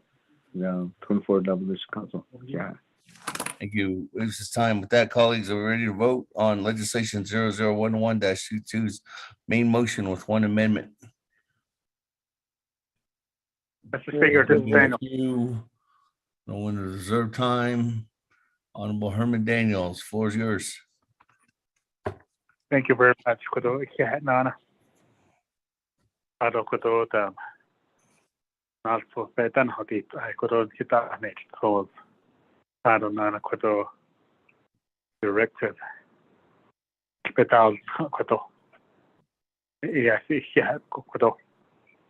Kudo Hasil Fogo I yego a fantas cake kudo. Ado Nana later. Nikita can't eat that. Three or funny the hello. The well reason later. A tweet the Hasaki. A tweet Nahagabi Yaz. Only Nahaga Faj and whole Argo. He cut the cow here at home at either. But I yego even not out of scare at all there. And they could also say a hard thing, could also delegate out of so. What you're about to scale go back on his name. Bad Hasit is he has to take off. I couldn't have the key. He shot the net. That a gate of the way at it. Nor that the well is later. This see the way be a carnal area. Kudo Nagata Kudo Nagai became zone Nanigi. Is all again. Dot other in the kid and Nikudo. And see Zini has in for and his better husband. I have not to scale away about on his Zini. sad without egi. As twi or sani. At the qui at the Lego. In Chicago, sad Ashkenad, sad ye yadashki. As twi in the Hashagi, at the qui yet he cracked out wicked. It has been not in front of answers kiss. Oh, AD Kikodo Hada. I see Kodo baby hitting the hotel. We could all bash negate a hodo. The man later dash and the gate. A stab at the door niche, but the deep niche. The quest sabi the seed zoggy. That's what I don't know about the deal kill. So, area, quaggy area, I should land. I bought a green, but could only go to watch in about hat and Donana Kodo. I don't know at the same time, but not a station. Sad for that, eggy. I don't his bed, I have been giving he zogo. I yash a sand class, Kodo. A quaggy or you could should even now could have could only go moving forward, could legislation, a could either. So if it's Donna Kindle, the case has been about Picodo, sad be the height zoggy, the never zad, be the height zoggy, 80 Ecuador and Radam, a street of sunny, I see, and later they kagi, that and you need to have not and low dark, a stand at the deep nickel, never the deal kill. So either what Abaha, $3 Kodo, but Kodona Radam, I support the legislation, Kodo. Mr. Speaker, thank you very much. Thank you very much, Honorable Daniels, for those comments. That, colleagues, any other comment or question? We are on the main motion, legislation 0011-22. Again, I don't have anybody on the board, no one with reserved time. We're ready to vote.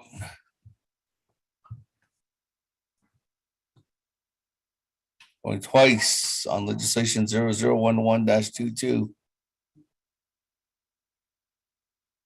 Going 3 times. That, Mr. Rico, second reading on legislation 0011-22. Then we'll go to board.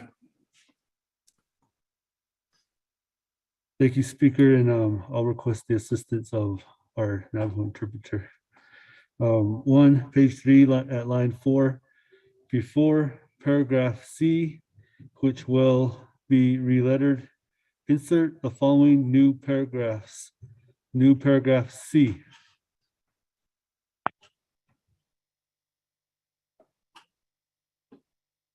Paragraph C. Nikita chin Sanaway Hojon Behadet Ego. Do and da the ne ye ina ich enige ego. Na samba kage. Do yadeskis biage. Bohone Danigi Atego ye hina.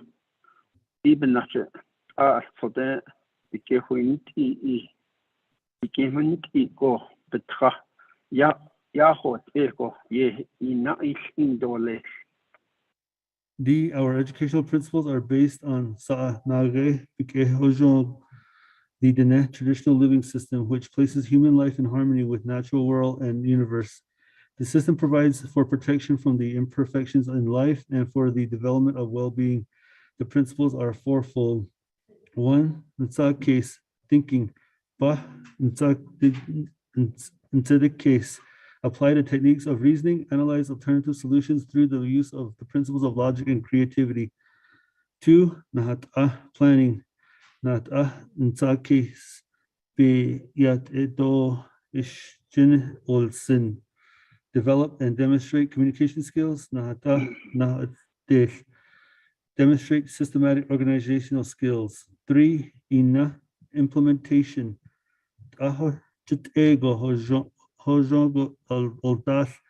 Demonstrate self-direction based on personal values consistent with moral standards of society.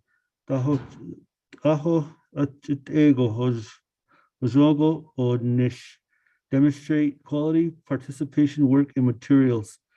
4, citizen, reflection and assurance on matters.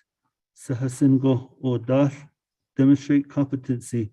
Sahasin nahal de, demonstrate confidence. 2, on page 3 at line 13, insert the word values as follows. Existing language, section 2001, establishment, charter, new language, semicolon, values. 3, page 3 at lines 14 through 21, make the following changes. This amendment basically separates the existing paragraph into paragraph A and B. 4, on page 3 at line 22, add the following new paragraph. C, traditional Diné values. In order to achieve the mission and purposes of Diné College, all employees and students shall adhere to the following values. 1, excellence in self-initiative, in problem solving, compassion for others, setting clear goals and establishing positive working relationship. 2, cooperating with others, keeping all employees and students well informed as to matters that affect them, using proper and respectful language when communicating, respecting others on equal terms, and honoring. 3,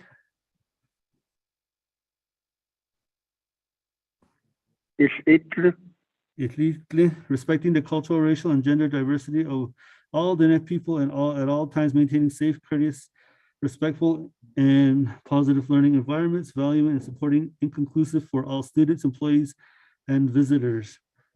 4, in exercising understanding, thoughtfulness, competence, consciousness, and reflection in serving the needs of the Diné people. On number 5, page 22, lines 18, 19, and 20, the amendments through this amendment are as follows.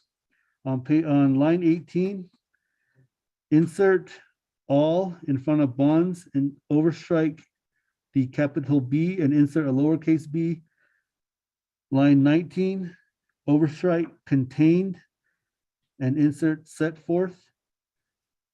On line 19, after bonds, insert parentheses around the S. Line 20, overstrike evidence and insert, include a full description of all. After obligations of, insert a comma. After college, overstrike which are, and overstrike justifiable, and insert that may be adjudicated.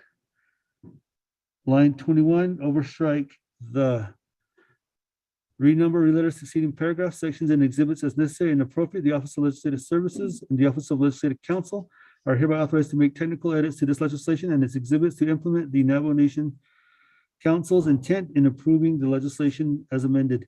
This amendment shall supersede all inconsistent language in the other committee or council amendment, which language shall be revised as necessary to conform to the intent of this amendment and this act as finally approved. Mr. Speaker. That, colleagues, let's go to the board on legislation 0011-22 with one amendment on the main motion. Honorable Elmer Begay, I'll vote green. Honorable Elmer Begay votes green. Honorable Key Allen Begay Jr., Dr. Key Allen votes green. Thank you. Honorable Key Allen Begay Jr. votes green. Honorable Paul Begay votes green. Honorable Nathaniel Brown. Delegate Brown votes green.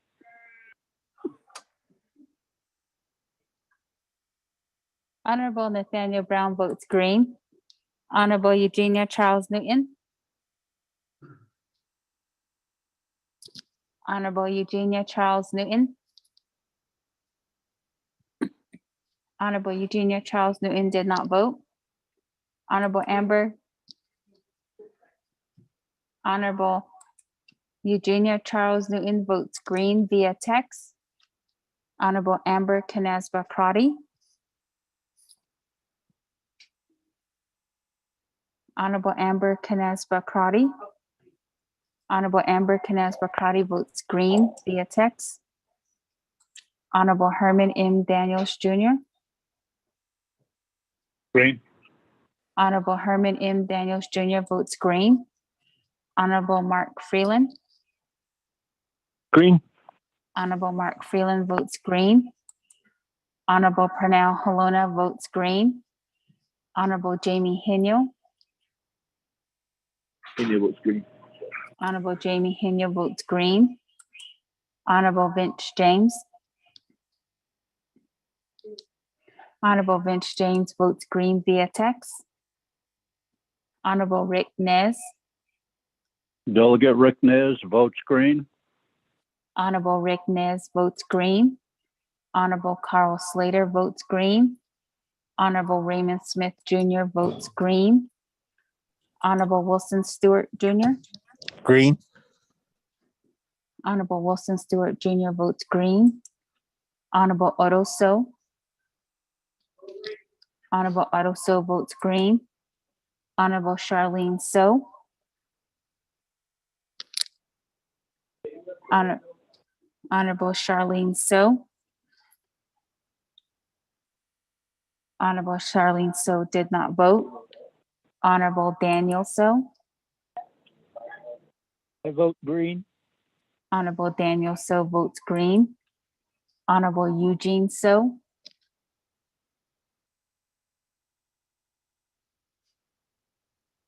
Honorable Eugene So. Honorable Eugene So did not vote. Honorable Thomas Walker Jr. Honorable Thomas Walker Jr. votes green via text. Honorable Edison Wanika. Honorable Edison Wanika votes green. Honorable Edmund Yazi. Green. Honorable Edmund Yazi votes green. Honorable Jimmy Yellowhair. Delegate Yellowhair votes green. Honorable Jimmy Yellowhair votes green. Going back up, Honorable Charlene So. Honorable Charlene So. Honorable Charlene So did not vote. Honorable Eugene So. Honorable Eugene So. Honorable Eugene So did not vote. Speaker, with a vote of 21 in favor, 0 opposed, and speaker not voting. Thank you very much. That 21 in favor, 0 opposed, and speaker not voting on the main motion. Motion carries. Thank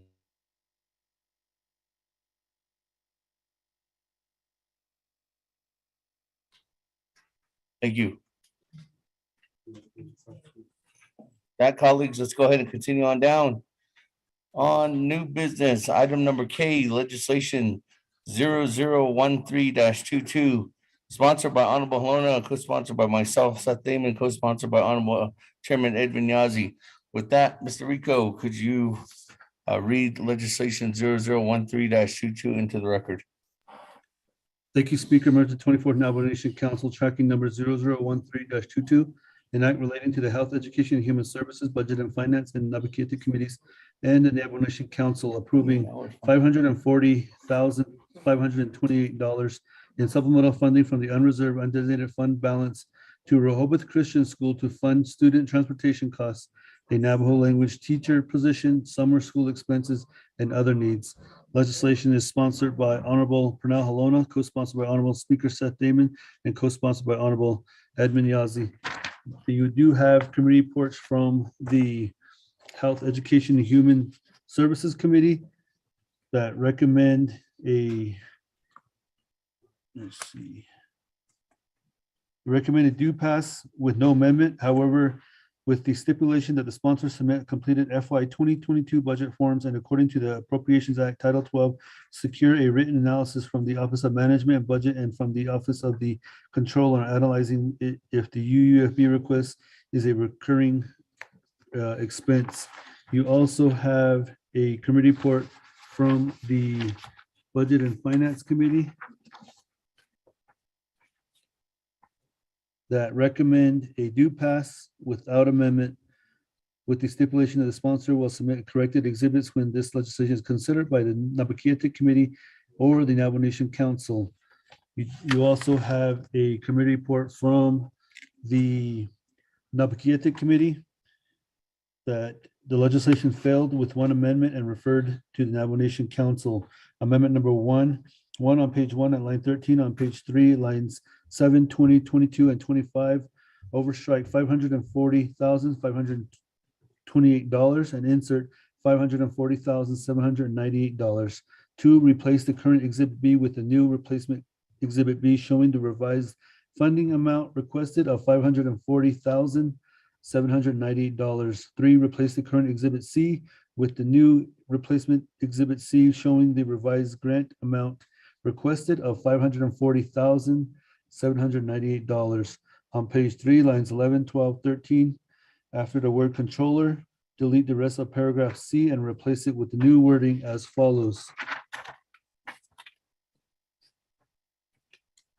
Paragraph C, existing language regarding this UUFB funding request, the controller overstrike may be asked to satisfy the requirements of 12 NNC section 820L by memorandum or telephonically or in person when this matter is heard by the Navajo Nation Council. End of overstrike, insert new language, underscore has provided a memorandum in accordance with 12 NNC section 820L, which memo is attached hereto as Exhibit E. End of new language. 5, add new Exhibit E, the memorandum from Robert Woolley with the controller, with the Office of the Controller, dated March 9th, 2022. 6, on page 3, lines 14, 15, and 16, after OMB, delete the rest of paragraph D and replace it with new wording as follows. Overstrike may be asked to provide the budget impact statement required by 12 NNC section 820M by memorandum or telephonically or in person when this matter is heard by the Navajo Nation Council. End of overstrike, new language, underscore has provided a memorandum in accordance with 12 NNC section 820M, which memo is attached hereto as Exhibit F. End of new language. 7, add as new Exhibit F the 2 memos from Dominic BL with OMB dated February 16, 2022 and April 14, 2022. 8, on page 3, line 19, as new paragraph F as follows. New paragraph F underscore F RCS has provided its current articles of incorporation attached hereto as Exhibit G. End of new language. 9, attach as new Exhibit G the Rehoboth Christian Schools Articles of Incorporation dated April 16, 2018. 10, renumber, reletter, succeeding paragraphs, sections, and exhibits as necessary and appropriate. The Office of Legislative Services and the Office of Legislative Counsel are hereby authorized to make technical edits to this legislation and its exhibits to implement the committee's intent in improving this legislation. This amendment shall supersede inconsistent language contained in any other committee amendment, which language shall be revised to conform to the intent of this amendment. For Navajo Nation Council Rules of Order Rule 9, legislation has been read into the record by electronic voice recording. Mr. Speaker.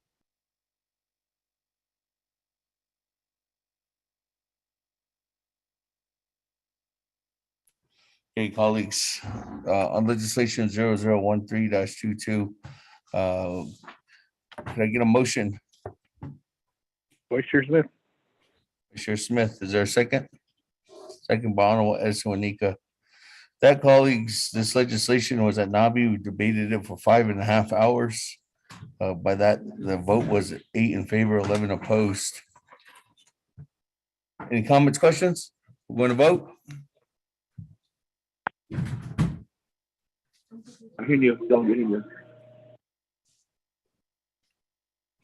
Chairman Henio, I could barely hear you.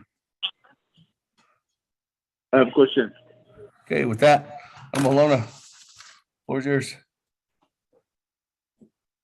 20 minutes on.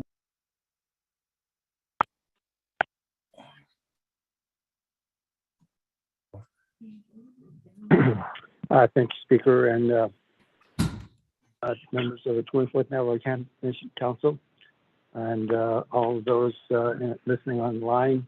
And I'll bring this legislation before you, requesting a grant for Rehoboth High School so we can expand our bilingual classes for Navajo teaching classes, as well as the some remodeling needs to be done at the school to expand the education for bilingual class for the Navajo teaching class. Also, to provide more comfortable and safe elementary school, which will need to be put a HVAC into the school system, so the kids can be more comfortable in learning and be able to learn better with a better environment in teaching skills. So this grant, we've talked about this legislation in Navajo for 5.5 hours.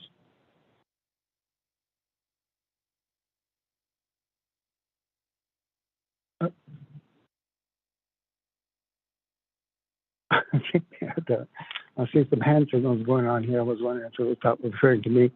Okay, so Speaker, I know we've just had a discussion at great lengths here with this amendment, and we have worked hard to answer everybody's questions. And so I would leave it up to the council to decide what we're going to do with this legislation, in hopes that we do approve this legislation. And again, this is a grant, not a donation.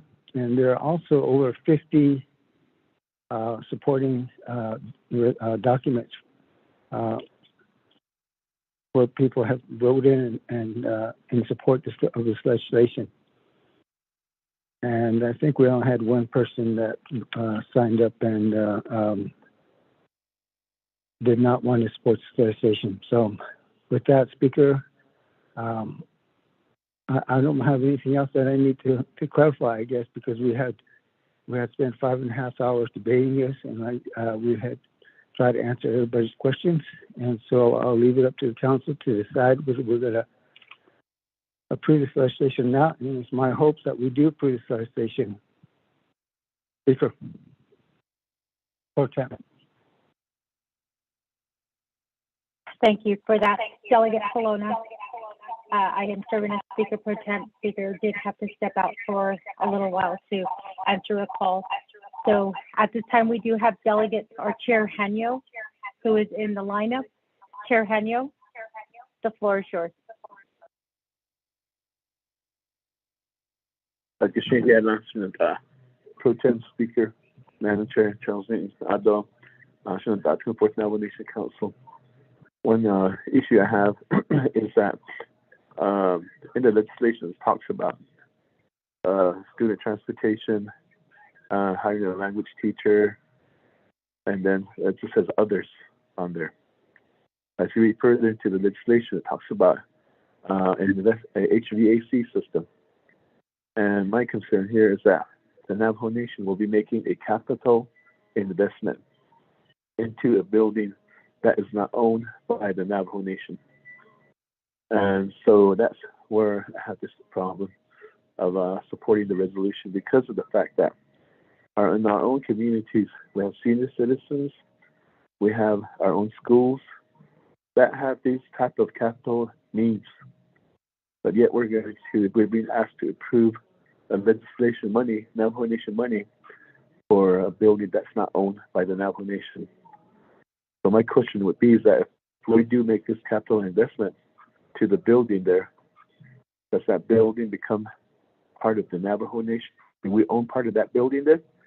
Because the HVAC system is attached to the building, which is attached to the ground, which is the real estate. So that'd be a question I have. Reserve my time.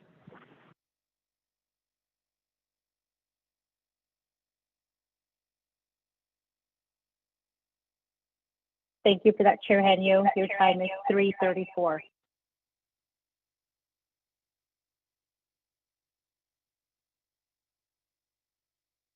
Pro Temp, There's nobody else. Pro Temp Speaker. Oh, we do have Vice Chair Smith. Delegate Edison Juanita.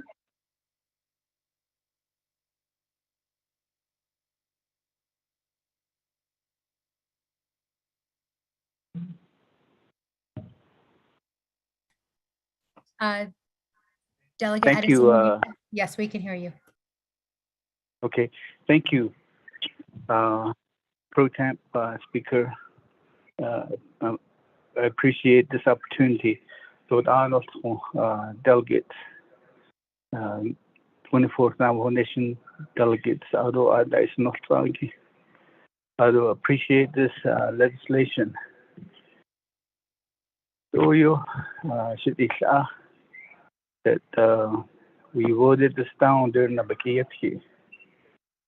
I remember when I was on the council in the year 2000 to 2000, no, it was 1998 to 2002. I remember St. Michael's, the Christian school came before us. And that was just that one time. And I don't think they have gone before the council again. But at the time, the Navajo Nation Council helped them. Though different or enterprises in Dehuta, the oil and gas came before us, and then also the casino and NECA. I don't know that into Ada. They come for help, but they don't come all the time until they get into a situation. Nikita, as a Navajo Nation, we go to the counties, to the state. A lot of time when you go to the county, you're told, and some people within the county that are non-Navajos, they always say, they have their own government, they get their own funding. And even from the state, and they were told that. But we still go there because we're constituents of the county and the state. And they help us.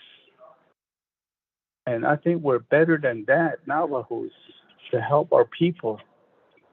And the students that go to school at Rehoboth, their parents are constituents of the Navajo Nation. And they're asking for help. If they would have came last year, the year before that, and they've been before us every year, then I could understand. It's kind of nature that you know by your teacher. But you know it's illegal. I don't think they're going to be coming again next year. Let's help them out, especially now. Out of 500 or so, we're told that 75% are Navajo. Okay, they were getting very specific and say, where is this money going to go? That shouldn't be the main reason to vote this down. It should be to help our children that are going to school over there.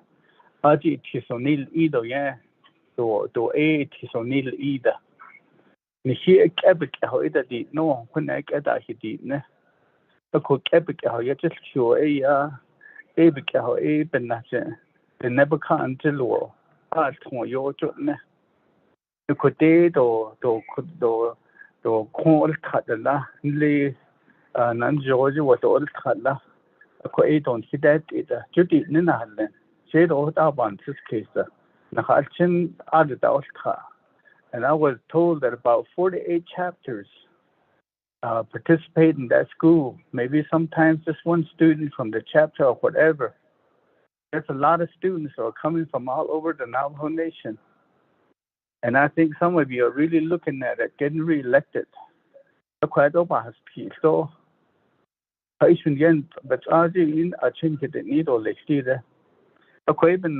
I think we should just go ahead and vote on this and help our children out.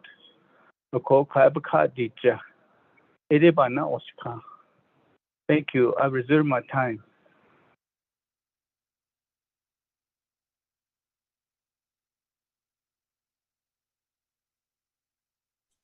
Delegate Winika, you have 36 seconds left on your time. Madam Chair? Delegate Edmund Yazzie? Yes, Hold could on. you put me in the pen, please? Yes, yes. We do have Delegate Eugene So. After Delegate Eugene So, we have Delegate Edmund Yazzie. Delegate Eugene So, the floor is yours. Actually, it's in position. I've spoken. I feel the same.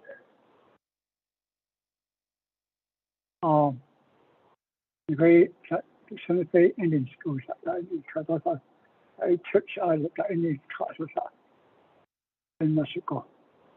In Bonsi case, we should help the people as Navajos going to school over there, not as where the money should go. As far as I'm going to attend that, I was able to hard that I come to the hard time. Maybe not for sure, although last time I voted the other way, but I'll vote the other way this time on this legislation, because I did. And I do have people off the reservation in other school or church. And I'll go with that. I'll card I'll get us out. And this one here is coming here to ask us for help. Yeah, can talk about jurisdiction, which is the most important. Anything that comes into these laws and fun. But again, there are not over there going to school too. Thank you for reserving my time.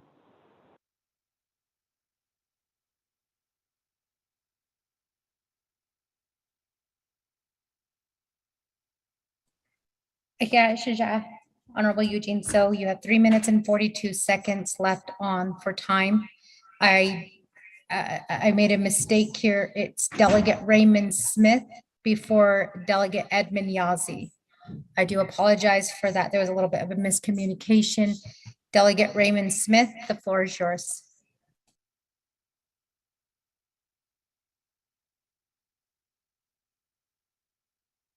Thank you, head Chairwoman, Pro Temp, Speaker, Navajo Nation Council, and those that are listening. Good afternoon. Legislation in front of us here, 013-22, requesting for assistance from the Navajo Nation. I look at this as a avenue to help our students that are going to school there, and they're getting quality education on a daily basis. Yes, it is a private school, and those that are attending that private school are subject to tuition costs incurred by the parents to send their kids to this Rehoboth Christian School. Fund to transportation costs, Navajo language teacher position, and summer school expense. What I want to bring to the Navajo Nation Council and those that are listening, Rehoboth has a long history. We even had a Navajo code talker attend there. And one of the original 29 was there too, Carl Gorman, who used our language to defeat the Pacific Warfare. My dad was also in attendance for Rehoboth, and he became one of the 500 plus code talkers. So I endorse the Rehoboth Christian School and those that are going to school there. God bless them. And we need to support them. I know it's a one-time help, it's a grant, but I'm sure that they can use this money wisely and be appreciative of what we're doing for them. And as you know, that back in 1868, the treaty that was signed between the Navajo Nation and the federal government, Anulito said, education is the key. He would endorse this too, as a leader. He was our headsman. He was our leader. He would say, Yes, Shashin, Added Oscar. He cases needle. Yield Oscar. Oh, Adda. I didn't know. He can't deal with. You know, non issue that eggy home. It's now that eggy from the J. Oh, Junia, you could tell me. I don't tell. Junia, thought. Okay, I'm inspired to say that. And I'm honored to be here in the 24th Navajo Nation Council to say these things. Because there's a lot of constituents send their kids to the school. There's an overwhelming supporting comments regarding this, even resolutions from the local chapters that surround Gallup. I appreciate their support. And we need to stand strong together. We just funded Rama School, $3.6 million. Now we need to help with the Rehoboth, could you? I don't know that evening. Kodia, Yaha, see, Junia. Yeah, nah, she. Honorable Helona. We're helping our people and listening to them and knowing that they are in need. Their school, they're saying it's too hot, too cold. If we were sitting in the chambers, we were subject to that, I'm sure we would be saying we need to get it fixed. We'd be uncomfortable. So this pertains to their quality of life. We need to provide them the comfort, the care, the welfare, safety, and look out for their future, because they're going to be our future. You got to think about that too, Shannon. I don't think. Yeah, no.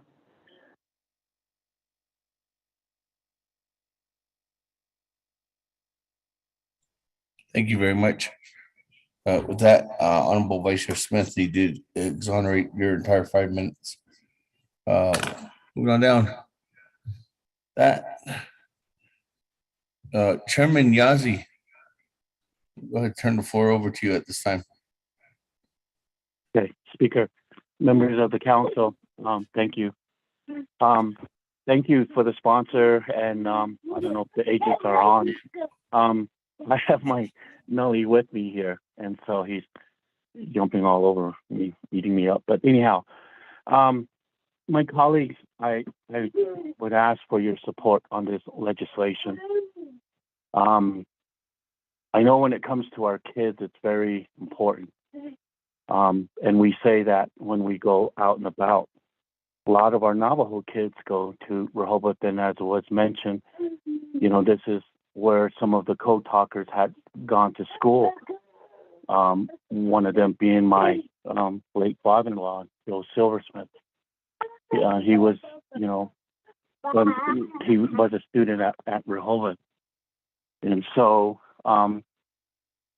Rehoboth has a strong ties with, you know, our Navajo kids, and our Navajo kids that graduate there, you know, college and military. And, you know, I see on Facebook on some of the alumni, and, you know, some of them have their own business, and, you know, and have jobs too as well. Every school on the nation, of course, is very important to us, all the way from Arizona to New Mexico. This past weekend, we were at the track meet at Rama, and just watching all our kids participate and give it their best and their all. And, you know, it was, you know, a blessing to see. And, you know, my colleagues, I'm just asking, you know, that, you know, we vote green on this legislation, you know, and like every other school, you know, Rehoboth has sports, and yes, they have band and choir, and, you know, like every other school. And we tell our kids, you know, do your best in the education portion. And earlier you heard my Nully, you know, he's going to be 2 next week. And one day he might his parents might take him to Rehoboth, and and maybe go on to be a PGA golf player, and then he'll come back and tell the kids, Navajo kids, believe in your goals, believe in your prayers in your own way.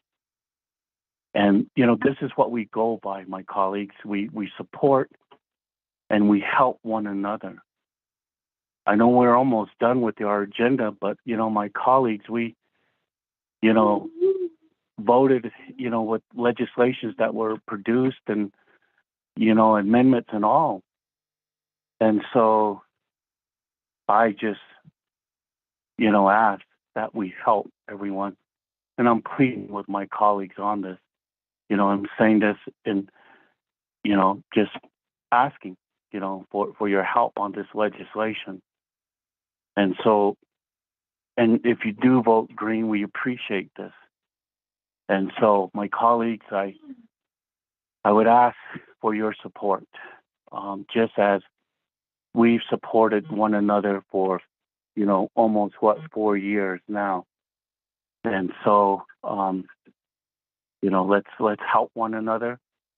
And I just again and again ask for your support to vote green on this legislation.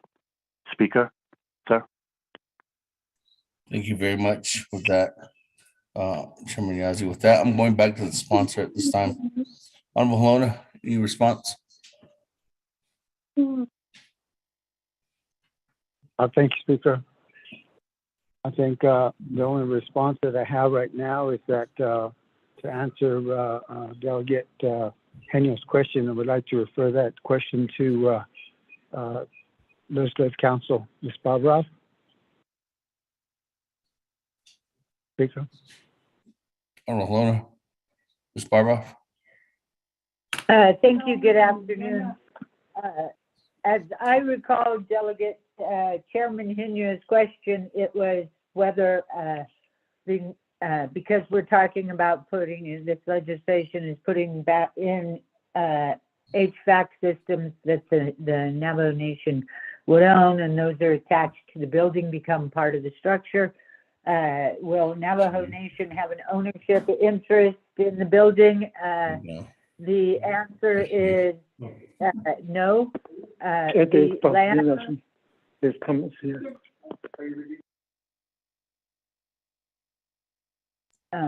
The land that the building is on is not trust land, and it's not land owned by the Navajo Nation. Therefore, the Navajo Nation does not have an interest in the structure in the facility. Thank you, Speaker. Thank you very much. That we go back to the floor. I do have Honorable Stewart, then Honorable Keon Begay, then Honorable Yellow Hair in the queue. Honorable Stewart, floor is yours at this time. Okay, good afternoon, Speaker. Aronda, Mr. Halona, sponsor for this legislation, and co-sponsors. So let's Speaker Aronda, Mr. Yazzie, Chairman Yazzie. Okay, the areas I want to address on this the legislation to fund or provide funding to Rehoboth Christian School. My concerns are in this legislation. It states that it will possibly or will go towards funding with the culture and language. And so if that does happen, will they then comply with DOTI's requirements? DOTI meaning Department of Education through hours for their teacher certifications and also the cultural standards and the assessments, accountability determined by Navajo Nation that's already put in place, it's already in legislation. I was thinking about that, and then also what we discussed last week during the Nabikiyat, when it was stated that there's certain areas that were council delegates were getting wind of, saying that the Christian, public Christian schools and other Christian schools were not allowing our own songs or paraphernalia in there, to a point, even though those weren't the schools, they were from the churches, but still they have their own way of teaching on that side. And then the other area that keeps coming to mind is, yes, these are Christian schools, and yes, they are a part, their parents and their children are a part of our Navajo Nation. They are all of our constituents, but these are private schools. And these private schools, they have parents pay tuition. Through the treaties, our grandparents, great-grandparents, that paid tuitions. The government said, we're going to give you these teachers and they're going to educate you. That's where our public schools fall into place. The BIE schools fall into place that we don't pay tuition for. So that's why I keep coming back to it. How is this going to work? Will we open the gateway again for other schools, private schools, to come before the nation? Although they may have already done that before in the past. Will it open that up again for them to come back again to say, well, Navajo Nation, this is how many youth you have here in our schools. So those are some areas that I want to ask about. Should tell the speaker, and then I'll reserve my time. Thank you.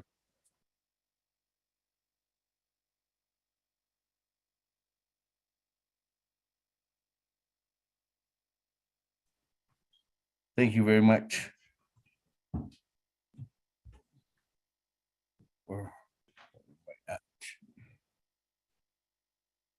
Thank you, Honorable Stewart. One minute and 46 seconds on reserve time. Moving on down, Honorable Chinle Wildcats, floor is yours.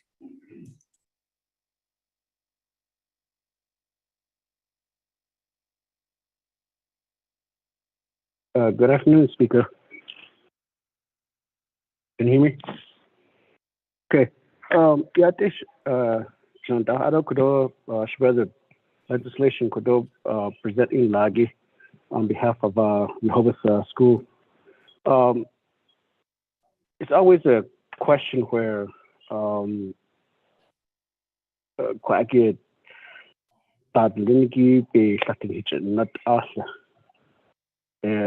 some extent we get cornered to justify that this is for the students.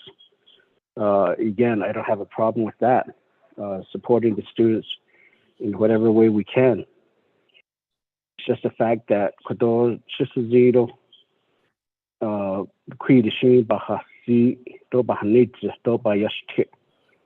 representing the 5 chapters in the rural part of the Navajo Nation. But not the Hastin who ye would then delegation not that now. Dokodo a teen adult northern Kodo is Hadat from the chapter that I represent. Oh, but now why I'm referencing the road is doing Hutchins by Yisika, called based on Dinigi Halit Allah, Kodo Bekati Jati. It can't need just the no by sometimes we present legislations and we get defeated.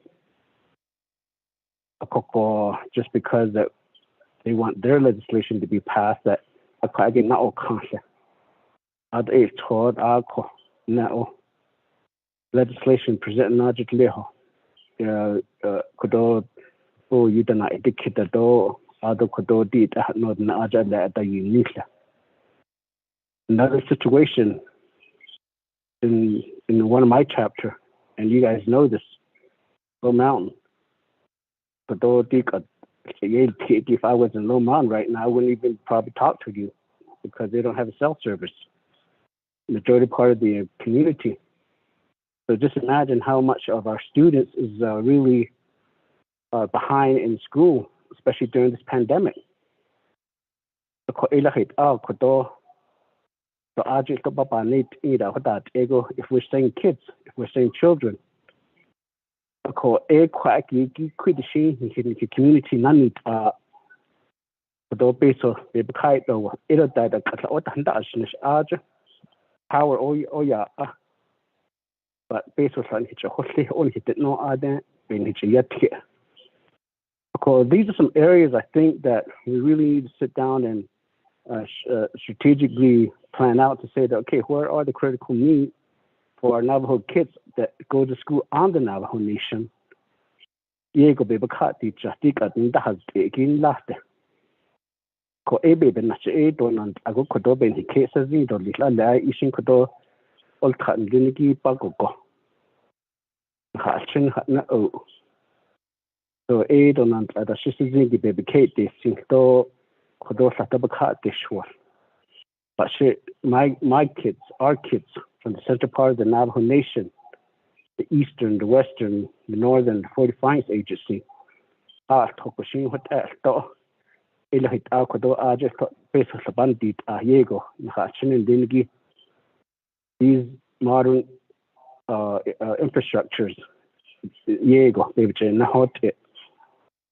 I even nasato kodo the previous opera funding legislation other BKEs and I already made my position again on the current opera funding legislation because it's not covering everything that we're talking about, including broadband, including roads, including housing. A lot of those are not really in there. Certain amounts in there, but if you're covering the whole Navajo Nation, it's not enough. So maybe at the next legislation, next session, I'll sponsor several legislation pertaining to infrastructure that I would ask the council to support me in these efforts to improve the livelihoods of our Navajo people, especially our young kids in the rural part of the Navajo Nation. So, Speaker, what I have reserved my time.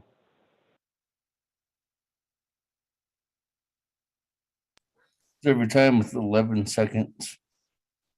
Moving on down. Honorable Jimmy Yellowhair. Floor is yours.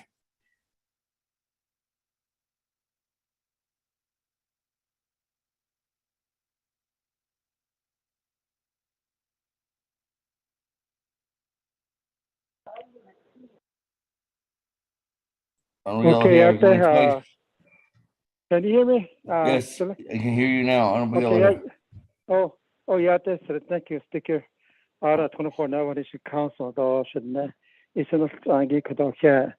Share, could or illegal. This school gate in the Harchin as dark Kagi. There's a band of Algi. Shafiat, like we said, this education is very important. It's for the future. Share crop cases in the Conde. Korodats HR rectification on this legislation 011-22 progress report we need from the school 80 for accountability. On the type of cases, just like we said, education is important and go my son, go count the ladder and vote green. But the directive is progress report from the school, because this is very important to benefit for our kids, Navajo. Navajo language is important. Thank you. I'll vote green and let's get this progress report from school. I'll make directive. Speaker, I'll wait my time.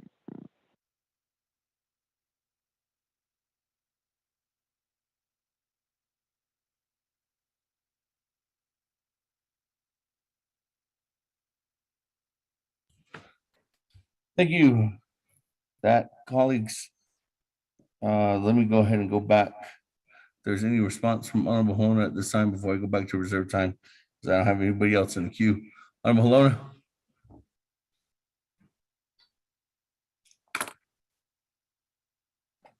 Thank you, Speaker. And You know, I do have a few comments that I'd like to make back to Delegate Stewart. First of all, with Delegate Stewart's question, you know, Rehoboth is a private school. They have their own rules and regulations, and they're separate from Department of Education and from the Navajo Nation. And so I know that they're pretty strenuous as far as what kind of teaching they want to have, what kind of teachers they want to produce, and also the type of education they want to produce for the kids. I also would like to address the low mountain issue. And yes, Delegate Begay, I would like to see you put forward some legislation to help those children out there to get their broadband, get their computer system up and running, more communication so that they can learn better over there. And I will support that. It is needed in that area. The rural areas of the Navajo Nation, yes, I do agree with you on that. And I also have an agent that I'd like to have to touch up a little bit more on the teachers and the hiring practices and the support that they get from the school. I would like to please call on Ms. Livingston with Rehoboth High School. Ms. Livingston? Yes, hello, good afternoon. My name is Verlina Livingston, and I'm the Director of Community Life here at Rehoboth. And I'm also an alum of Rehoboth and believe in the school. And the many benefits that I live today is because of Rehoboth. And I wanted to speak not only as an alum, but also as an administrator here at Rehoboth. You know, there was the question of the Navajo culture aspect and how that is incorporated here at Rehoboth. And, you know, the one delegate that spoke about it asked the question about, you know, are we going to follow the Doty in that manner? You know, from the time I began school here, Navajo language wasn't even part of the curriculum, and the fact that things are changing and expanding and welcoming more is the reason why I returned to even work on that even more so. And I think with our request, that is something that is going to help that move forward. And, you know, I believe that our Dene language is always going to be part of the Navajo culture.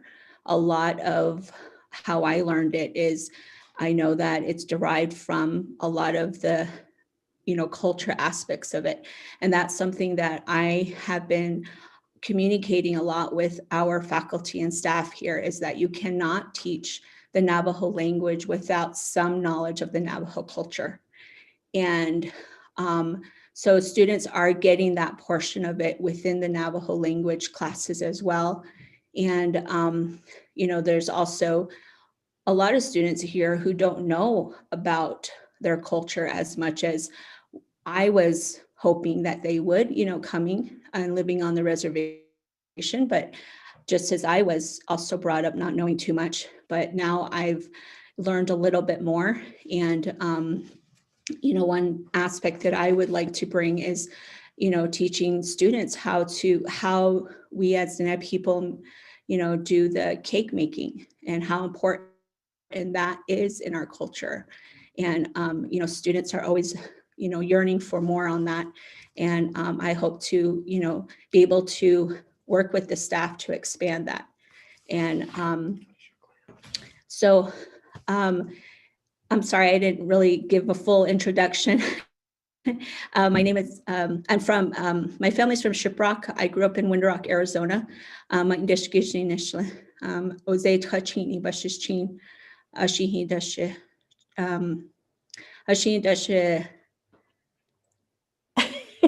sorry. And then auto Tachini Dashiche. Sorry about that. I was just kind of brought in here and listening to you all. And so going back, I just wanted to just extend my, extend the, what we're doing here at Rehoboth, and hopefully, with these different aspects of our request, it's going to bring resources. And I mean, without the first time the Navajo Nation was able to support Rehoboth with a little funding, that helped build our Navajo language program. And we're hoping to expand it even more. And, a lot of our families choose Rehoboth. It's not something we make them do. And, that was part of our history in the past. But now, families are choosing Rehoboth. And we want to be able to support them in any way we can. And yes, they do pay tuition. And we have a lot of people, a lot of scholarships available in the state with donors. We give them every opportunity we can for them to pay as little tuition here as possible. And we raise money every year to help them as well. So, these are constituents who I just want to stress that are choosing Rehoboth.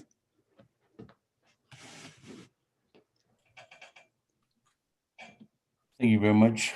Honorable Helena, does that conclude your response?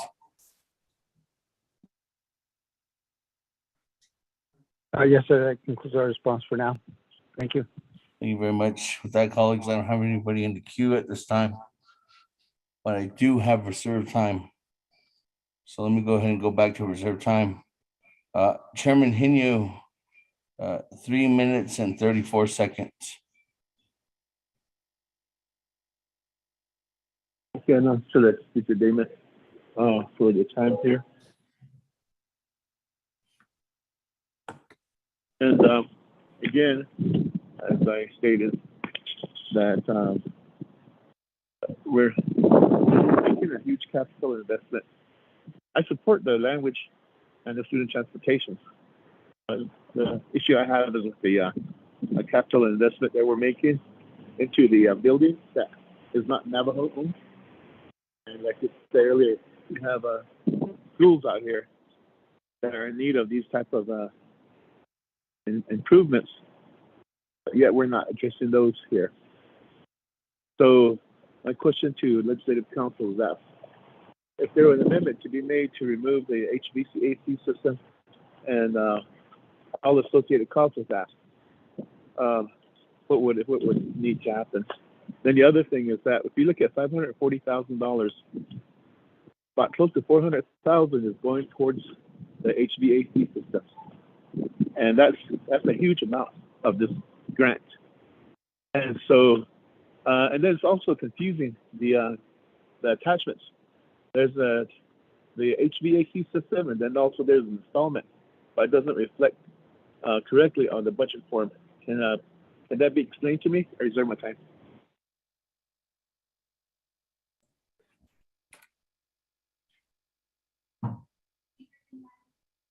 Yes. Madam Chair, I'll add you to the queue. Honorable Chairman Hinu, reserve time at 2 minutes and 9 seconds. Moving on down, Honorable Edison Wanika, 36 seconds. Yes, I add you to the queue.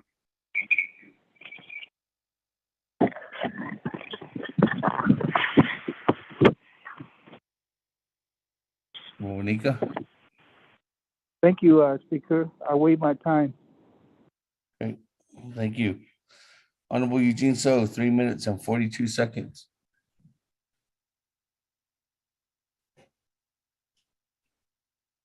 Grazie. Nana. 이거 통화 써서 토요타 방에 이거 방식 이거 진짜. 내가 하다 그것도 진짜 난 Yeah, I know there's jurisdiction should all this on, but again, like I said, there's Navajo kids there. They need help. I think we should give them the help. But I want to share if they need money. The hospital, the cases, share with my time.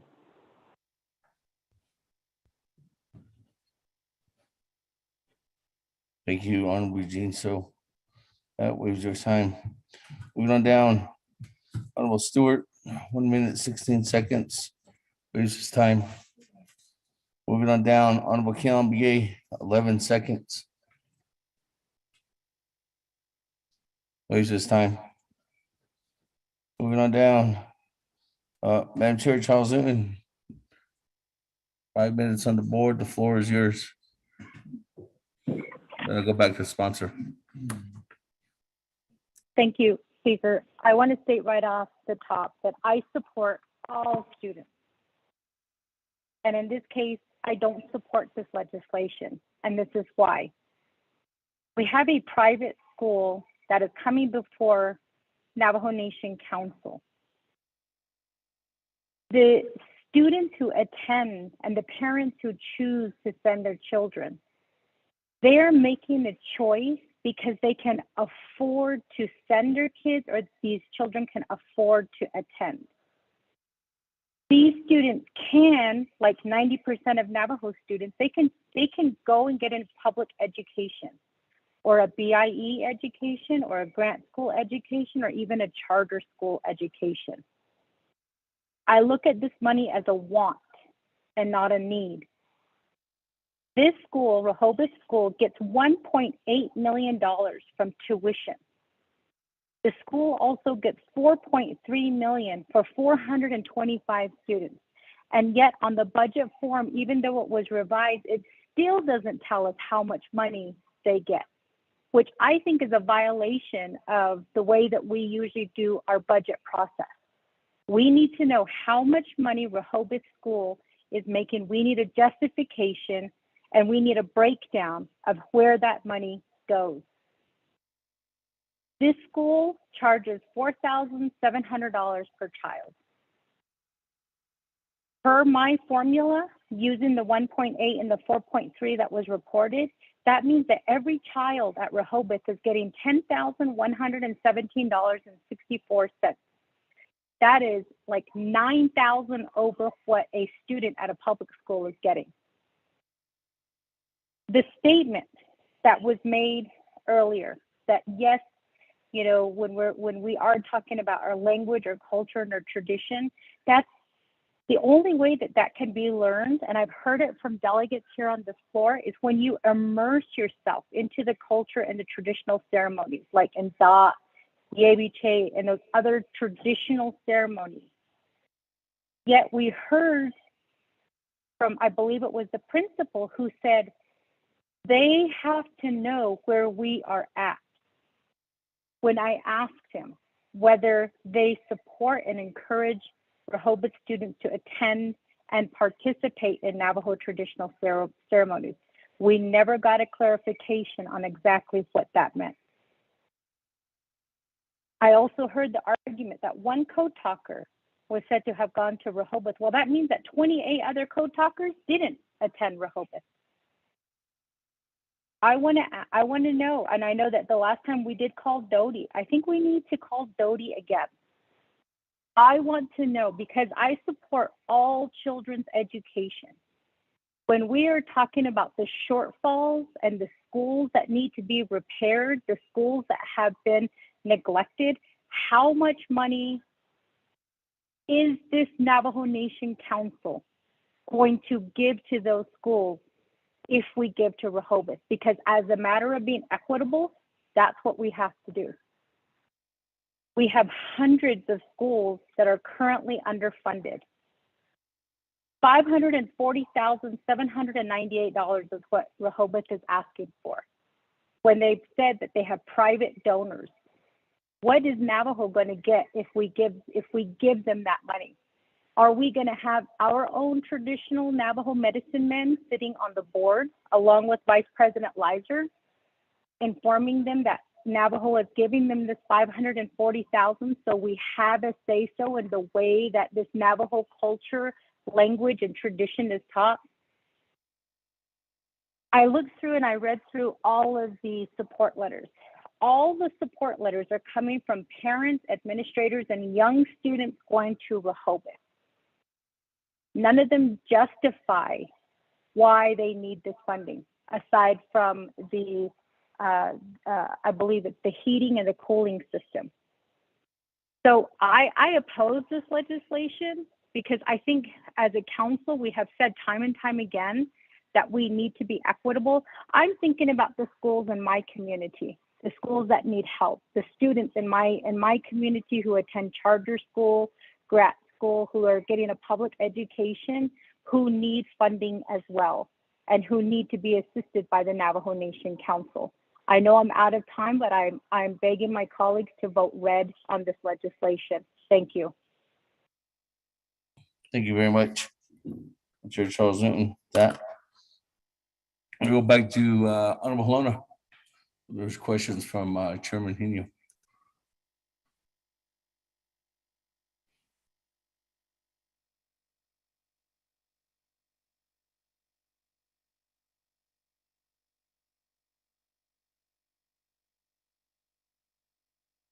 Okay, I keep getting muted on top of that. Okay,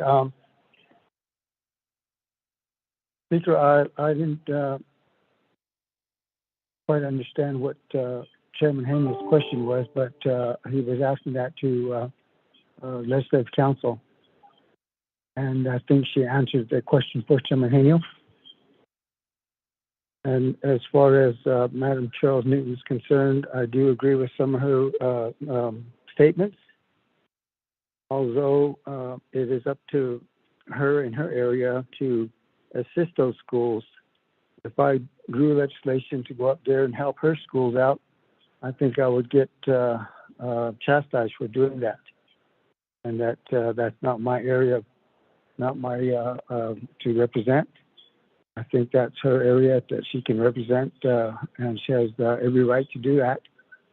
And I would support her if she had drop legislation to help her schools to get better classrooms, education, anything that the school would be needing, so that it would her students up there would be better educated as well. And I'm not sure if we still want to get the Doty involved. Speaker, I'll leave that decision up to you if you want to get them on the call, but I don't think Doty really has anything right now to answer, because the last time he got on the phone, he was going to have to investigate that, and I'm not sure if he had time to investigate that or not, but Doty is Navajo Nation schools, and Rehoboth is a private school, which Doty doesn't have any control over.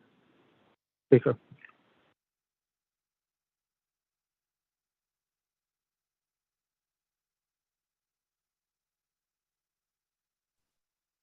Thank you. That, let me go ahead and go back to the floor. I don't have anybody in the queue, but I do have reserved time. Chairman Hino, 2 minutes and 9 seconds. Floor is yours.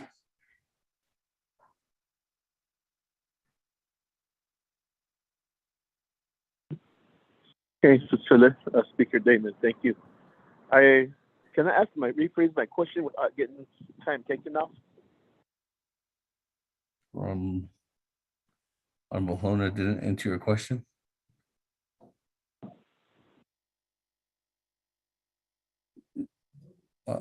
No, he didn't. He didn't know what my question was. That's why I'm asking if I can rephrase it. Okay, stop the clock. Go ahead, Chairman.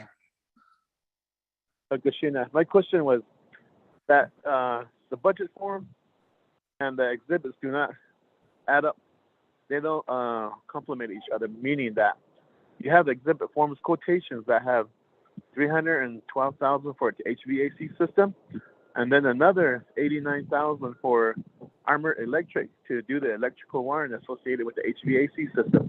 That's why I was saying close to $400,000. But then on your budget form, it only states $356,000. So where am I missing the boat here? If you can answer that for me, thank you. Honorable Helena.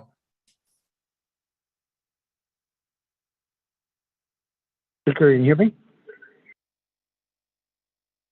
I don't have a question for answer for that. I was under the assumption that we had redone the budget forms several times to make sure that they are all lined up. I understand that the HVAC system will have additional work. Like you said, they will have the electrical will have to be done, and probably some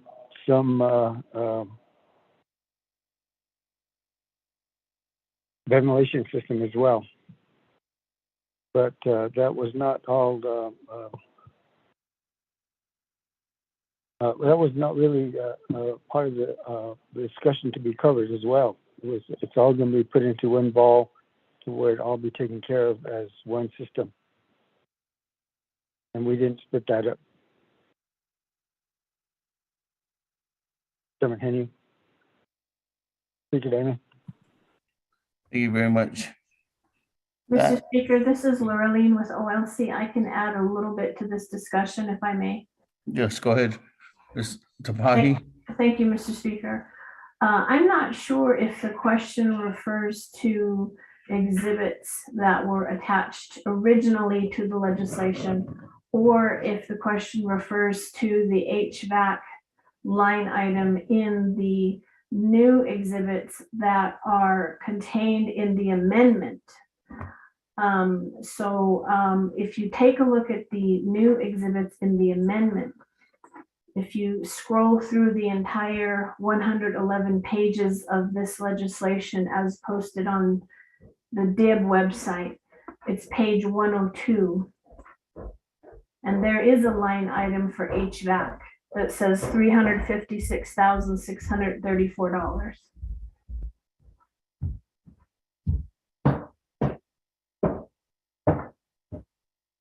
So I hope that if the delegate can refer to page 102, I hope that will answer his question. Thank you.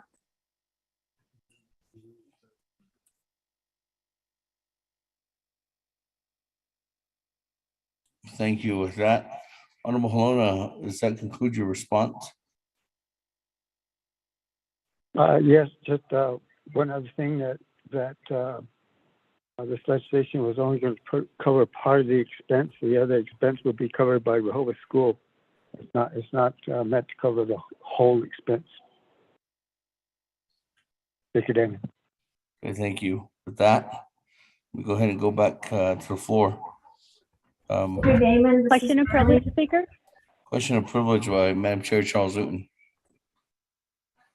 Thank you, Speaker. There was a clarification. The document that was referenced with the page number is the one that's online. Speaker, we have the print here in Chambers. Is Ms. Tapaha, is she referring to what I have on my budget form, and I just need clarification on this, is Exhibit B, and it is the Navajo Nation Detailed Budget and Justification, page 4 of 5. So is she referring to the request that Rehoboth is making for $362,634, and that is for renovation of buildings, flooring, painting, lighting fixtures, repairs, and AV winning and installation HVAC services? Is that what she is talking about with the new I guess form that she's asking us delegates to look at? Thank you, Speaker. Let me go to Mr. Rico, but I do believe that is correct, but just for clarity, further clarity, because that's the actual amendment document. Mr. Rico? Mr. Speaker, may I quickly chime in? Thank you, Speaker. That is the document that Ms. Tapahi is referring to, the amendment that was made at Napakia. Thank you, Speaker. Let me go to Ms. Tapahi. Thank you, Mr. Speaker. Just to let you know, the Napakia Committee, although it did this amendment and added these documents that we are referring to now, Napakia Committee then voted this legislation down. So this amendment fails. So if this amendment is going to be part of this legislation, it would have to be re-added today before the council, if the council so desires. Thank you. Okay, thank you. Colleagues, Question and privilege, Speaker. yes, question of privilege. Uh, Madam Chair Charles Newman, what is your question of privilege? My question and privilege, Speaker, is we have set precedents here in this chambers before. When a director is not prepared with a proper budget and they're not prepared to present, Speaker, this council has found issues with the director and has basically tabled or pushed the legislation back to NABI to give the sponsor and also the people who are requesting funds the opportunity to properly prepare the budget. Speaker, there's 3 different budgets that are included in this legislation. Can we still proceed forward with the incorrect budget that is in front of us and consider this legislation as such? Thank you.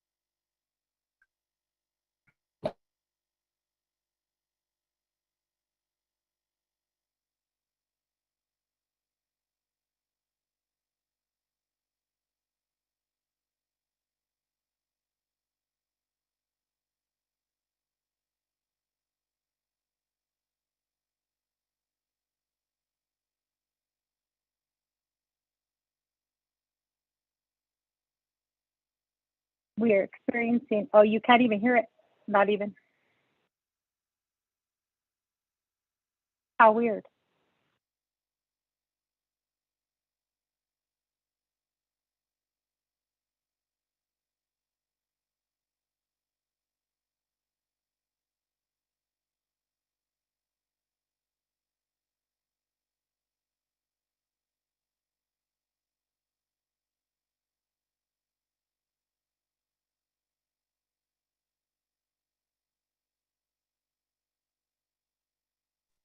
Okay, thank you. Can you hear me?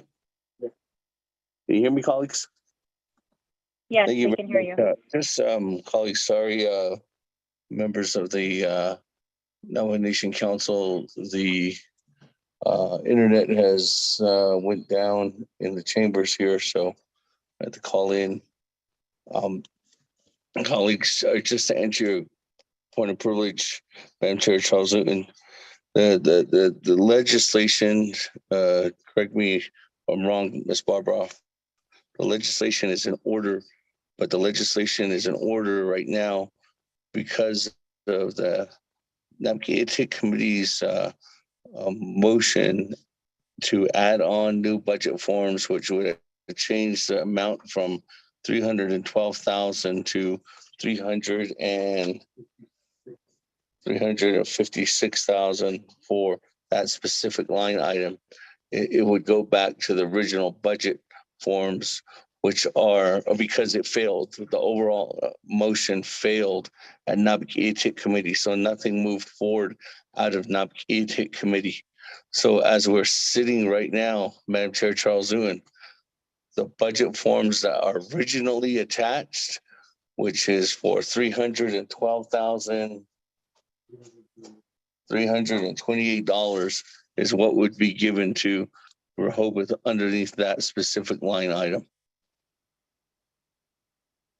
That, colleagues, going back to the floor. Oh, and Madam Chair Charles Zoon, it is with any delegate's right to, as this is the council's legislation now, to either refer or table if he or she feels that this legislation needs additional work on or additional information.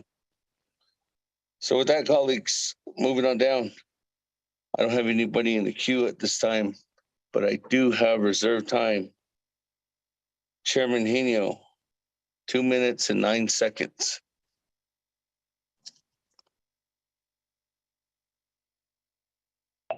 Okay, can you hear me, Cecilia? Yes. Okay, great. Okay, hold on here. Okay, knowing that, and that this budget needs a whole lot of work for it to be in order. I motion that we table this, refer back to Nikita for more discussion. That's my motion. Second by Charles Newton. The Honorable Chairman Henio, you have two items in there. One is a table and the other one's a referral. Which one would you do? And then which route is the route you want to go? And secondly, what is the time frame? I'm sorry, Speaker. With that, what I'll do is I'll refer this back to Nikita for more discussion. That'd be my motion, and it'd be at the next Nikita meeting that's regularly scheduled. Not a special Nikita, but a regularly scheduled Nikita meeting. And after that, it can move forward if the sponsor wishes to do that. Thank you. There's a referral to send legislation 0013-22 back to NABGATIC committee by Chairman Henio, with it being at the next NABGATIC committee meeting. With that, in order for the budget forms to be corrected, and at that time, and if there's any further discussion on those budget forms, there is a second, correct, by Madam Chair Charles Zoon. Yes, by a second by Madam Chair Charles Zoon. That, colleagues, because this is a referral motion, the Honorable Alona, you don't get your allocation of 3 minutes, only if it was a tabling motion. So with that, colleagues, go to board on a referral motion.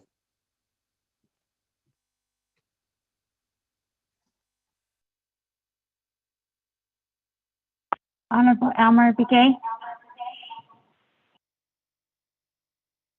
Honorable Elmer Begay votes green. Honorable Key Allen Begay Jr. Key Allen votes red. Honorable Key Allen Begay Jr. votes red. Honorable Paul Begay.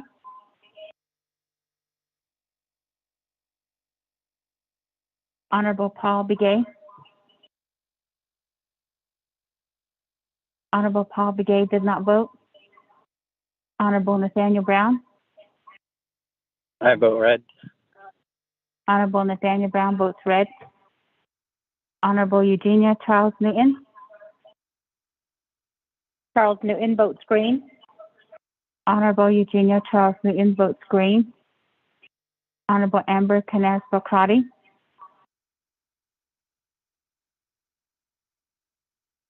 Honorable Amber Canespa Crotty. Honorable Amber Canespa Crotty did not vote. Honorable Herman M. Daniels Jr.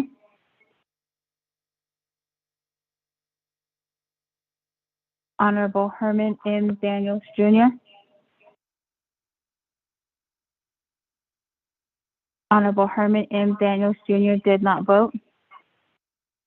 Honorable Mark Freeland. I vote red. Honorable Mark Freeland votes red. Honorable Pernell Halona votes red.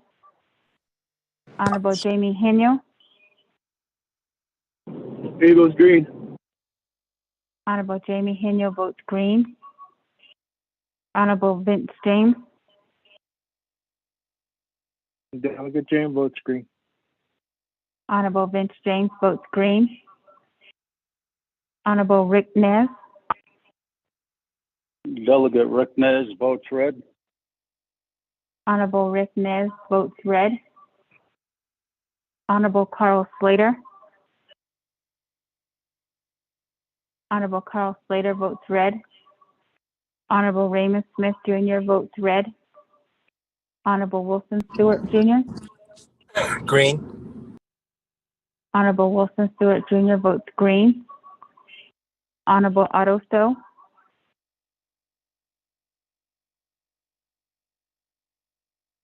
Honorable Otto Stowe. Honorable Otto Stowe did not I vote. vote green. Honorable Otto Stowe votes green. Honorable Charlene Stowe. I vote green. Honorable Charlene Stowe votes green. Honorable Daniel Stowe. I vote green. Honorable Daniel Stowe votes green. Honorable Eugene Stowe.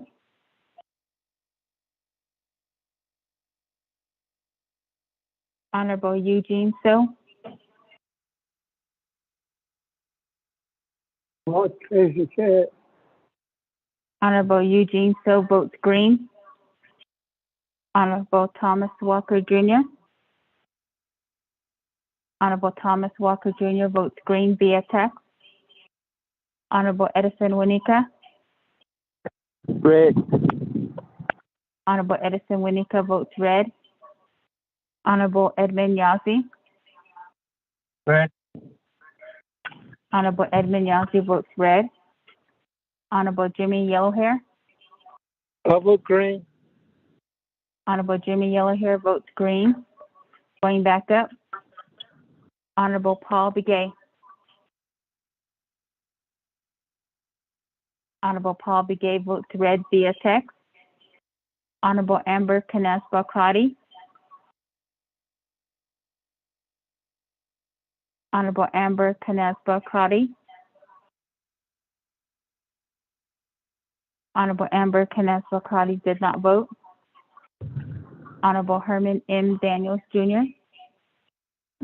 I vote red. Honorable Herman M. Daniels Jr. votes red. Speaker, with a vote of 11 in favor and 11 opposed, and Speaker not voting. With that, colleagues, Madam Chair, Amber Crotty, we on the line to vote.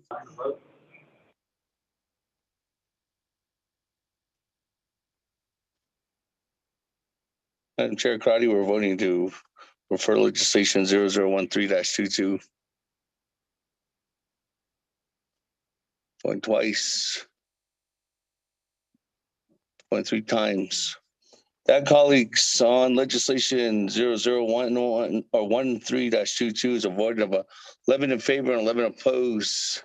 At this time, Speaker needs to cast a vote to break the tie. And this is a referral back to on the legislation. On Honorable Holona's legislation, there is needed additional information to that. So I vote green to refer back.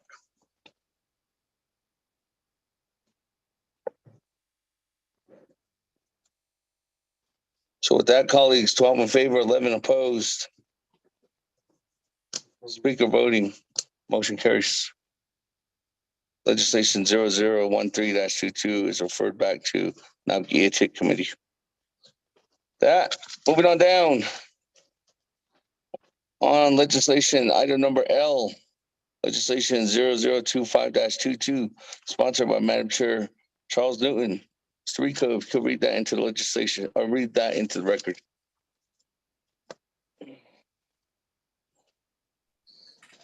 Thank you, Speaker. Members of the 24th Navajo Nation Council, tracking number 0025-22, enact related to Health, Education, and Human Services and Navajo Committees and the Navajo Nation Council, recognizing and honoring Navajo women warriors on the first day of spring every year. Legislation is sponsored by Honorable Chairwoman Eugenia Charles Newton. There is a committee report from the Health, Education, and Human Services Committee. that recommend a due pass with no amendment. A committee report from the Nabakiete Committee that the legislation pass and refer to the Navajo Nation Council. Per Navajo Nation Council Rules of Order, Rule 9, legislation has been read into the record by electronic voice recording. Mr. Speaker. Motion, Delegate James. Thank you very much, colleagues. On legislation 0025-21, motion by Honorable Vince James. Is there a second? Second by Honorable Eugene So. That, colleagues, legislation 0025-22 passes with a vote of 20 in favor, 0 opposed at Nabakiete Committee. Lobby work. Any comments, questions? Went twice. Went 3 times. Go to board. On legislation 0025-22's main motion.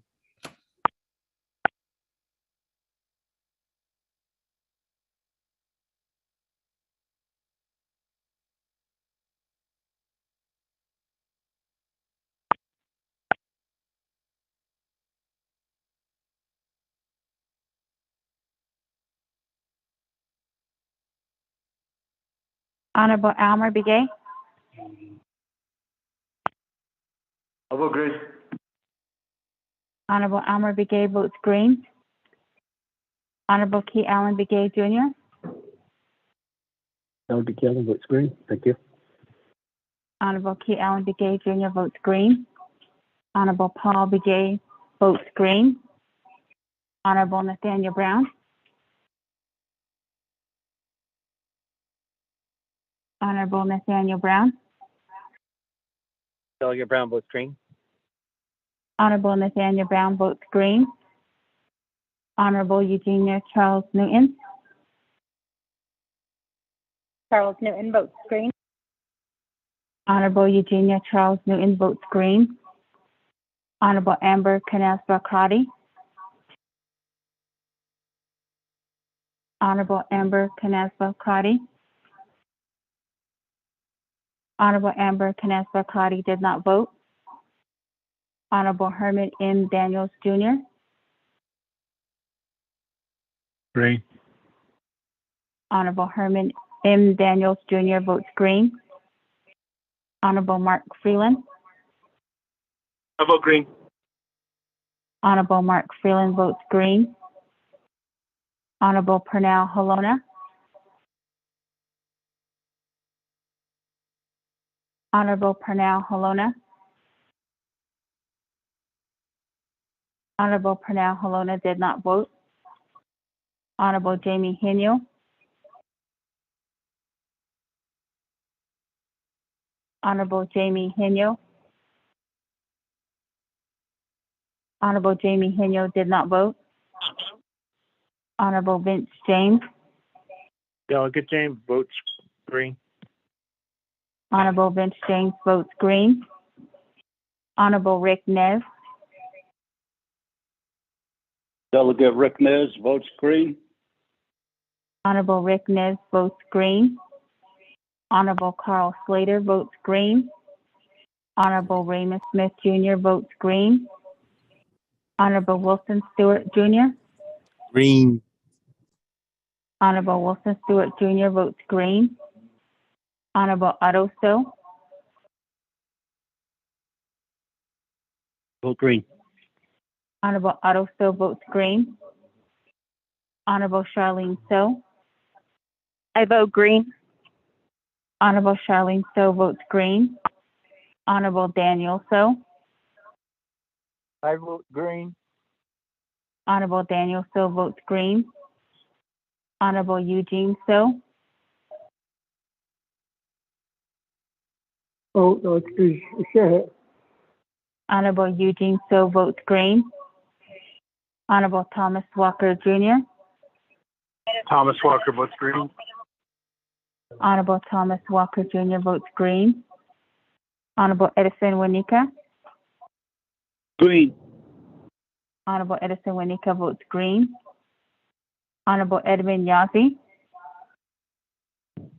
Green.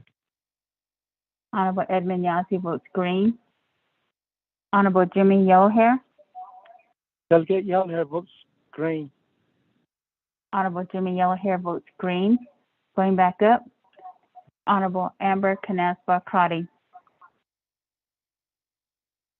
Honorable Amber Canaspa Crotty. Honorable Amber Canaspa Crotty did not vote. Honorable Pernell Halona. Honorable Pernell Halona. Honorable Pernell Halona did not vote. Honorable Jamie Henyo. Henyo votes green. Honorable Jamie Henyo votes green. Speaker, with a vote of 21 in favor, 0 opposed, and Speaker not voting. Thank colleagues on legislation 0025-22. Vote of 21 in favor, 0 opposed. Speaker not voting, motion carries. On the main motion. That, colleagues, continuing on new business. There is item number M, legislation 0032-22, sponsored by Honorable Stewart. That, Mr. Rico, if you could read that into the record. Thank you, Speaker. Members of the 24th Navajo Nation Council, tracking number 0032-22, an action related to the Health, Education, and Human Services and Nabakiete Committees and the Navajo Nation Council approving reinstatement of Vista J. Tickum, formerly known as Vista J. James, as a member of the Navajo Nation. Legislation is sponsored by Honorable Wilson C. Stewart Jr. There are committee reports from the Health, Education, and Human Services Committee that recommend a due pass with no amendment. A Nabakiete committee report with legislation passed and referred to the Navajo Nation Council with a vote of 19 in favor, 0 opposed. Per Navajo Nation Council Rules of Order, Rule 9, legislation has been read into the record by electronic voice recording. Mr. Speaker. Motion, Delegate Rick Nez. Thank you very much. Motion by Chairman Rick Nez. Is there a second? Second by Honorable Paul Begay. Got colleagues, any comments, questions? What was the vote on this at Nabi? There was 19 in favor, 0 opposed at Nabi. Nabi work. Twice. Vice Chair has a question. Vice Chair has a question. So, question? Honorable Vice Chair Smith has a question. So, Honorable Stewart, floor is yours. 20 minutes on the board. Good evening, Speaker. Other colleagues, this is a re-enrollment for census number. Quina Kaida, she can't really item, but census number one loan. She was gonna move with her father at the time to the other tribe, I believe it was Pueblo. Alaska, I'm sorry, Alaska. And then here, change of plans on her financial side and whatnot. And then she ended up staying here on Navajo. She currently works with the Telecommunications Center and has 2 boys. They've always lived here in the coal mine community. She just never re-enrolled herself back into Navajo until recently. Her boys are both young men. They have their census numbers. They do all reside in the coal mine community, which is just east of the Fort Defiance community. So they are under the Fort Defiance chapter. And so this is what she is wanting, is to get reinstated, get her census number back. She took all the steps herself to get her paperwork in order. And all she asked was for me to sponsor her legislation to get her number back. As a Navajo, her mom is a Navajo. Her mom is a lifetime member of the Fort Defiance community. And her mom passed on about 2 years ago. And so that's the presentation I want to give. I did send her a text to Speaker, so she might be getting online. She's not already online. Like I stated, she does work for the Telto Medical Center as well. But that's my presentation for now, Speaker.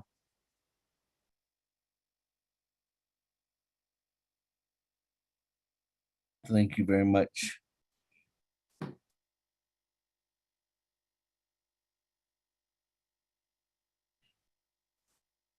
That colleague, Question privilege, uh, Speaker question, Otto. question of privilege, Honorable Otto.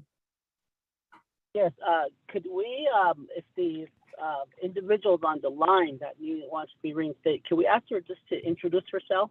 That's all. Thank you.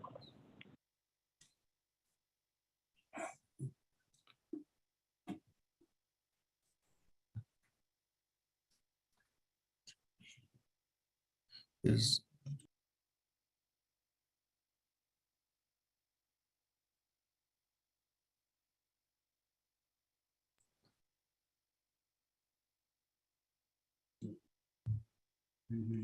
Mr. Kim, are you on the line?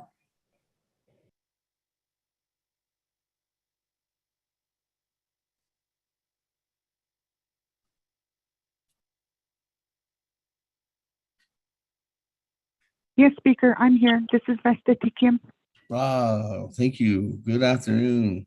Thank you for joining us, Navajo Nation Council session. At this time, I'll turn the floor over to you to introduce yourself. Oh, yeah, thank you, Speaker, and thank you, all delegates. My name is Vesta Tikim. I'm originally from Fort Defiance, Arizona, and have grown up here in Arizona on the Navajo Reservation. And my date of birth is 1967, and I have 2 children here. And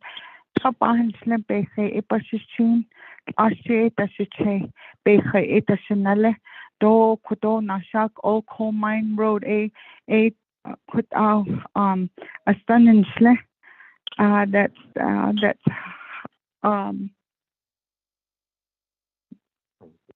That's how I represent myself.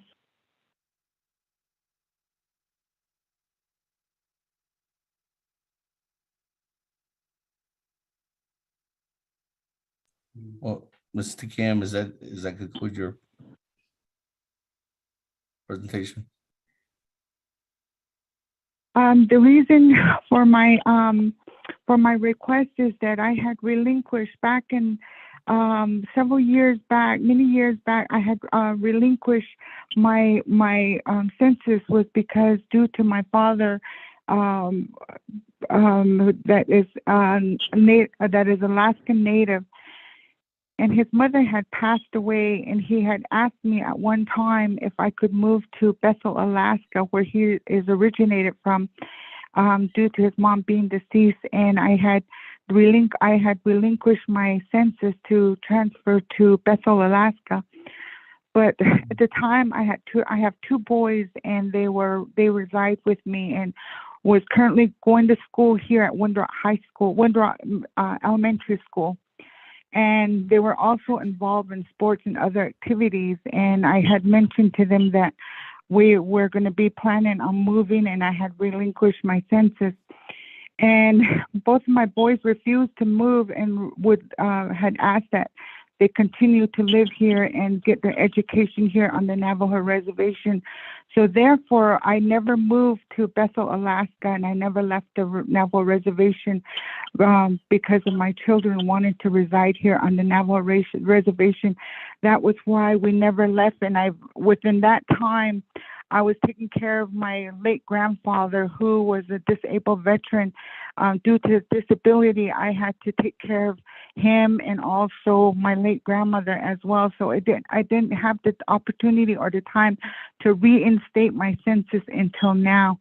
And I would like to ask if I could reinstate my Navajo census, since I have never left the reservation and I don't intend to leave the reservation.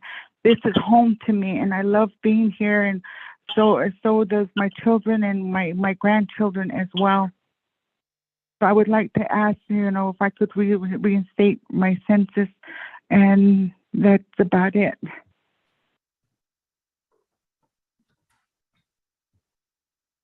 Thank you very much. With that, Honorable Stewart, does that conclude your presentation? Oh, Chinle Speaker and colleagues of 24th Nomination Council. For now. All right, thank you. That we're on the floor. We do have a motion and a second on legislation 0032-22. Honorable Vice Chair Smith, the floor is yours at this time.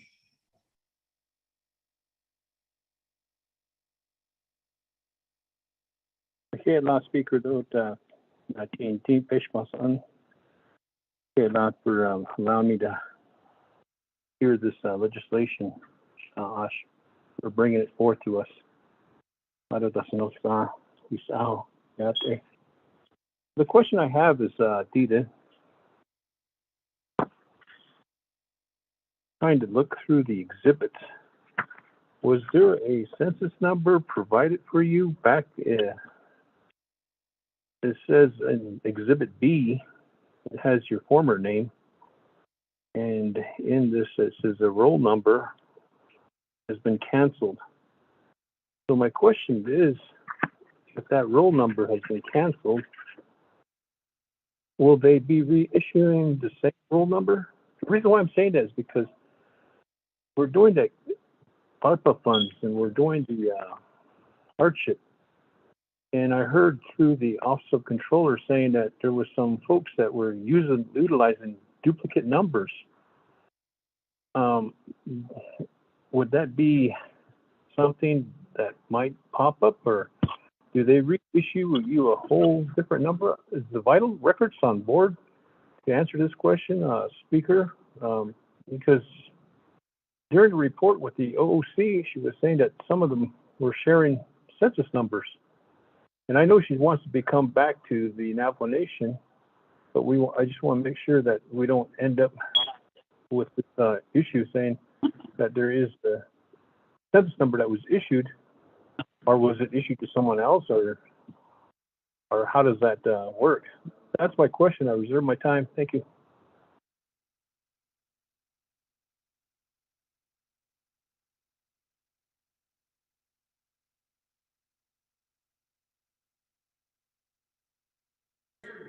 Okay. Thank you, colleagues, and Honorable Vice Chair Smith on legislation 0032-22. Reserve your time at 3 minutes and 12 seconds. I don't believe there's anyone on from the census office, but we did reaching out to them now. Unless of Mr. Duncan, are you on the line? I don't believe so. We can go back to Honorable Stewart for response.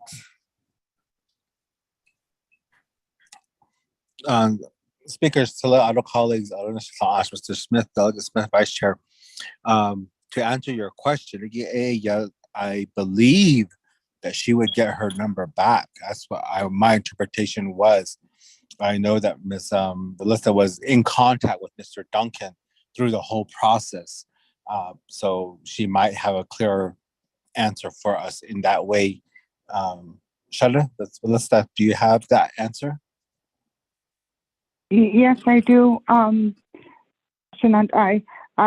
He did mention, when I spoke with Mr. Duncan and been working with him on this, he initially stated that I will be getting my original census number back. That I would be able to get that back once this was approved through the council session. Thank you. Vice Chair Smith, if you look at Exhibit A, thank you, Office of Legislative Services. If you look on Exhibit A on legislation 0032, the very last paragraph on that memo dated February 14th, 2022, it says, if this is the case, then Ms. James would be eligible for reinstatement, and should her request be granted, her original enrollment number would be restored to her.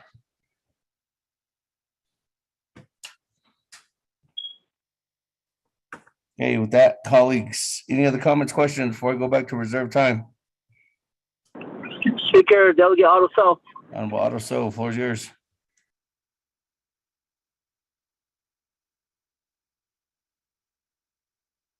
Yeah, thank you very much. I didn't miss Chiakium.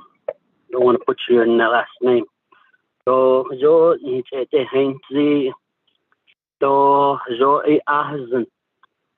Ado the neck a honal ego. O children, children. Aje. A passing chin, a budget chin that. And then lane cat ahin. The cat orders, they yanama.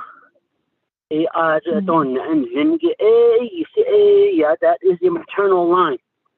I don't need it and then. So na kigo do be nal go so na kyo nal to alo ko do nera I don't ya o chilge ya you what ya na se o chilge na hotlo on your maternal line in ma in leniki ya na says in na kia ko ba yashki and neheri ko tenendle do hadit ara na kindlo the nord in he do bohnet zada aro sache ede aje ta inishike the openan nishite inike nishidon hite ta aje ya pepeta de ako be nash ego o kodo ate hain de do be na ini ego ya o kodo be nada itlesna so ya hot do hala ya then you are on the maternal line so not can leno do passion chinda but just chino it's a hot ko ya chinisa sin khashin hamadan lemgi it na san hamako ko na san hamma pe that's how the Navajo matriarchal society goes. Ko I don't have any anything negative against this or anything like that. We need to move forth with this legislation that Honorable Wilson Stewart has introduced. And whatever goes on with that tribal office there pertaining to the enrollment,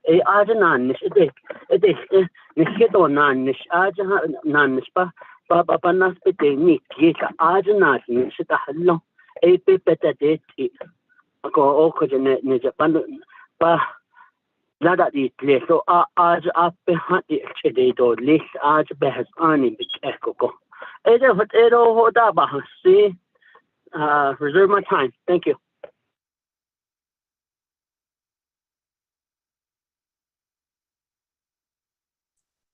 Reserve your time at 1 minute, 53 seconds.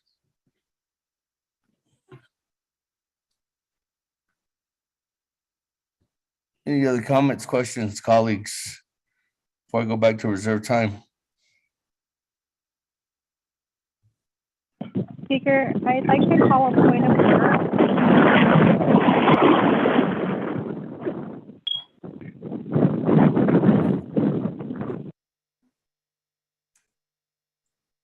Thank you. Madam Chair, Charles Newton, a point of order. Thank you, Speaker. Chitsui, Delegate Otto So. Last week, a point of order was called on me because I had said that I apologize for butchering your name, and I was told that that's offensive and not to use that term anymore. And Delegate Otto So used that term.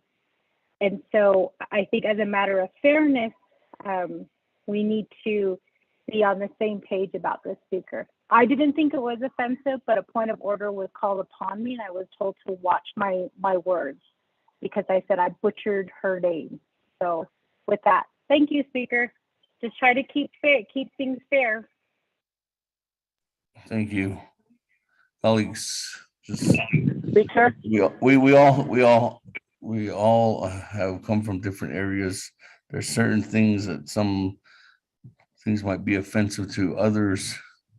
Again, I don't want to turn this into bigger discussion, colleagues.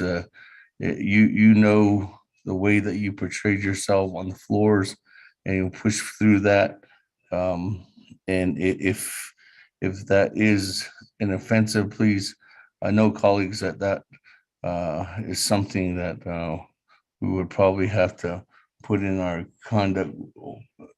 Title II needs to be updated on words that are offensive into each one of us. But as we know, there could be words that are different. Even in our own Navajo words are different from east to west that could be offensive.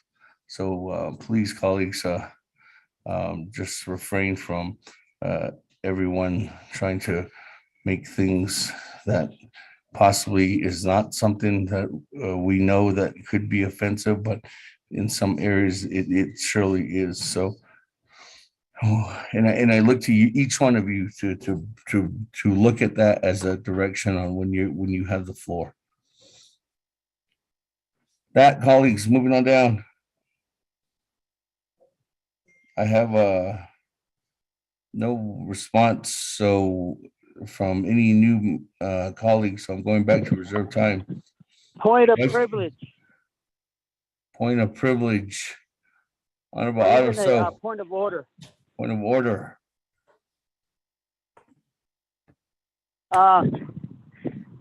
Mr. Speaker, I myself don't think that word was offensive, but it was due to the last name. And I believe it came from Chairman Daniel So when point of order was reached a couple of days ago and last week. Not directing this to Madam Chair, but and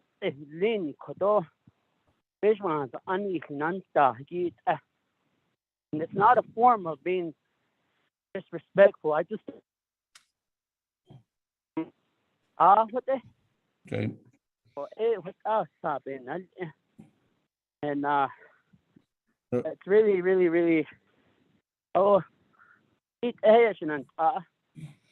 just be meeting. I know that you know right from wrong, and under your guidance, Mr. Speaker, you should be able to keep the have an understanding of that. And not this one. The form of exit. Okay, thank you for that response. With that, colleagues, going back to reserve time, 3 minutes, 12 seconds. Vice Chair Smith.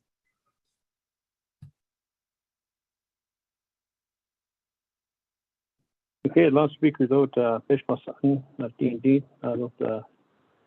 Ashdi, Sanahoit, I, Dahan, Sozagi, 0032-22.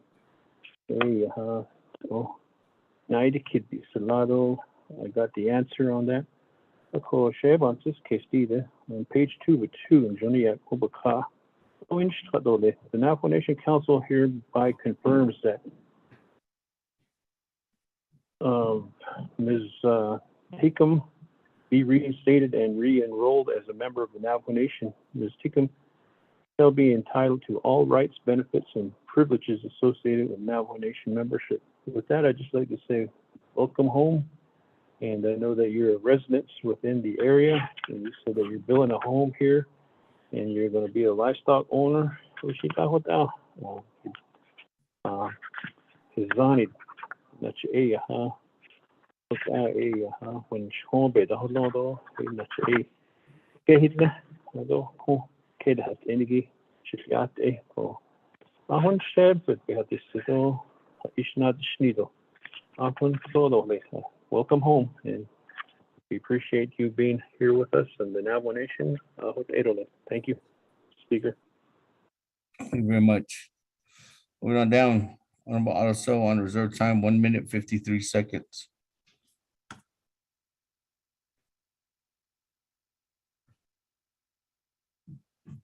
Honorable Otto on reserve time. 1 minute. I'm going to waive the rest of my time. Thank you. Thank you, Honorable Otto. So that, colleagues, I don't have anybody else in the queue. No one with reserved time on legislation 0032-22's main motion. Ready to vote? Going twice. Whoa. Going three times. Let's go to the board on the main motion of legislation 0032-22. Honorable Elmer Begay. I vote green. Honorable Elmer Begay votes green. Honorable Key Allen Begay Jr. Delegate Calvin votes green. Thank you. Honorable Key Allen Begay Jr. votes green. Honorable Paul Begay votes green. Honorable Nathaniel Brown. I vote green. Honorable Nathaniel Brown votes green. Honorable Eugenia Charles Newton. Honorable Eugenia Charles Newton votes green. Honorable Amber Canespa Crotty. Honorable Amber Canespa Crotty. Honorable Amber Canespa Crotty did not vote. Honorable Herman M. Daniels Jr. I vote green. Honorable Herman M. Daniels Jr. votes green. Honorable Mark Freeland. I vote green. Honorable Mark Freeland votes green. Honorable Pernell Halona. Red. Honorable Pernell Halona votes red. Honorable Jamie Henyo.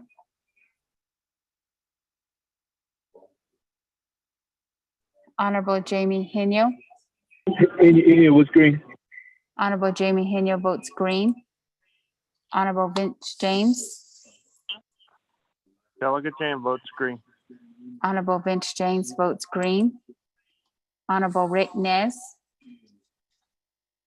Delegate Rick Nez votes green. Honorable Rick Nez votes green. Honorable Carl Slater votes green. Honorable Raymond Smith Jr. votes green. Honorable Wilson Stewart Jr. Green. Honorable Wilson Stewart Jr. votes green. Honorable Otto So. I vote green. Honorable Otto So votes green. Honorable Charlene So. Honorable Charlene So. Honorable Charlene So did not vote. Honorable Daniel So. I vote green. Honorable Daniel So votes green. Honorable Eugene So. Oh, God, there's that. Honorable Eugene So votes green. Honorable Thomas Walker Jr. Honorable Thomas Walker Jr. votes green via text. Honorable Edison Winika. Green. Honorable Edison Winika votes green. Honorable Edmund Yazzie.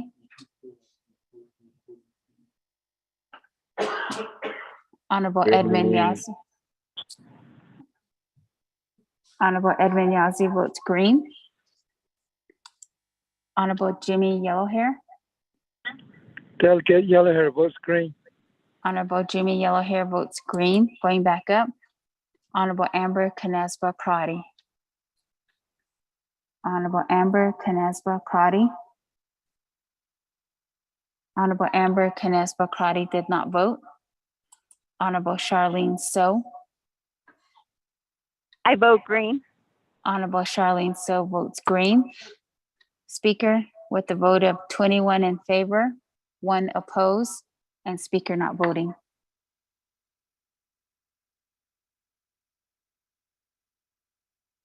Thank you very much, colleagues. On legislation 0032-22, the vote of 21 in favor, 1 opposed, and Speaker not voting, motion carries.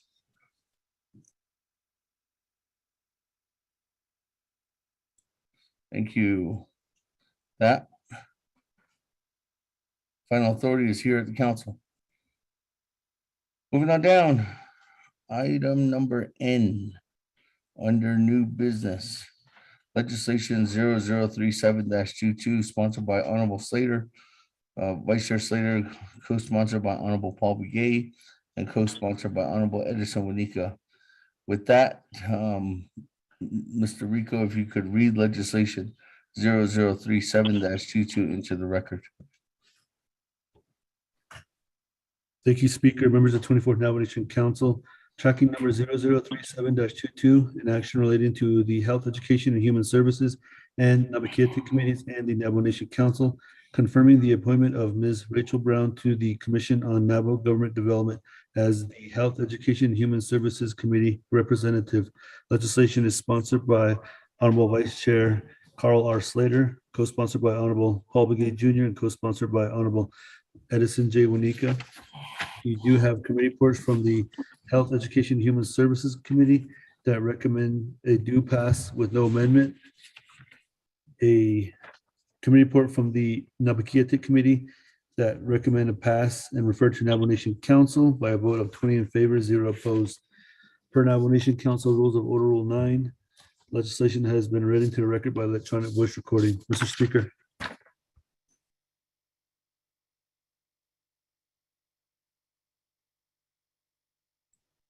Thank you very much. That on legislation 0037-22. What was the vote? That, colleagues, is there a motion? Delegate Brown motion. Brown, good afternoon. Is there a second? Second, Wanika. Second, my Honorable Wanika. Colleagues, this legislation passed at Navi with 20 in favor, 0 opposed.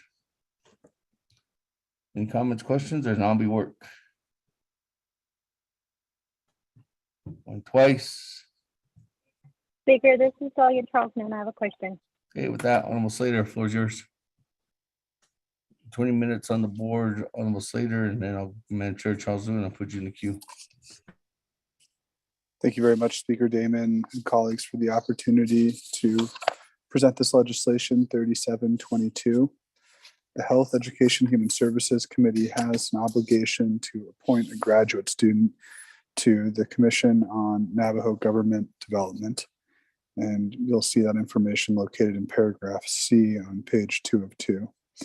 It says the nominee shall be an enrolled graduate student from any accredited college or university located in Arizona, Colorado, New Mexico, or Utah. Such member shall serve so long as said nominee is a full-time graduate student, but no longer than 4 years from the date of confirmation by the Navajo Nation Council.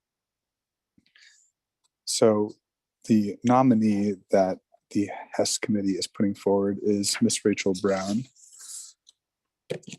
Very happy to be supporting and appointing her. I think she has a lot of love for her people and has dedicated her life recently to service. She's a resident of Shiprock, New Mexico, and a graduate student at Fort Lewis College, where she's enrolled in the Culturally Linguistic Diversity Program. And she serves as a cultural specialist and homelessness liaison with Central Consolidated School District, where she has the privilege of working with over 5,000 plus students, school administration, parents, guardian, and of course the surrounding communities of Muscogee, Newcomb, Shiprock, and Kirtland. And she'd take this opportunity to gain more experience with the Navajo Nation government, and I think bring her unique perspective working with students, local communities, the administration, and families to the commission. So with that said, Speaker, I'd ask that you would recognize Ms. Brown to provide a brief introduction, and then after that, we can go to the floor for questions. Thank you, Speaker.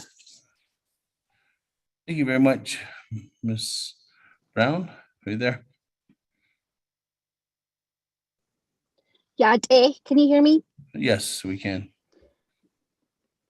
Yade, honorable council delegates of the 24th Council, President Nez, Vice President Lizer, Madam Chief Justice Joanne, Janine, and the public speaking on Zoom and on the internet. She Rachel Brown Yinshe, as she hinchlo na kardina ebashashin zithani that she take a she the Chinle Sabit up benete I see that nasha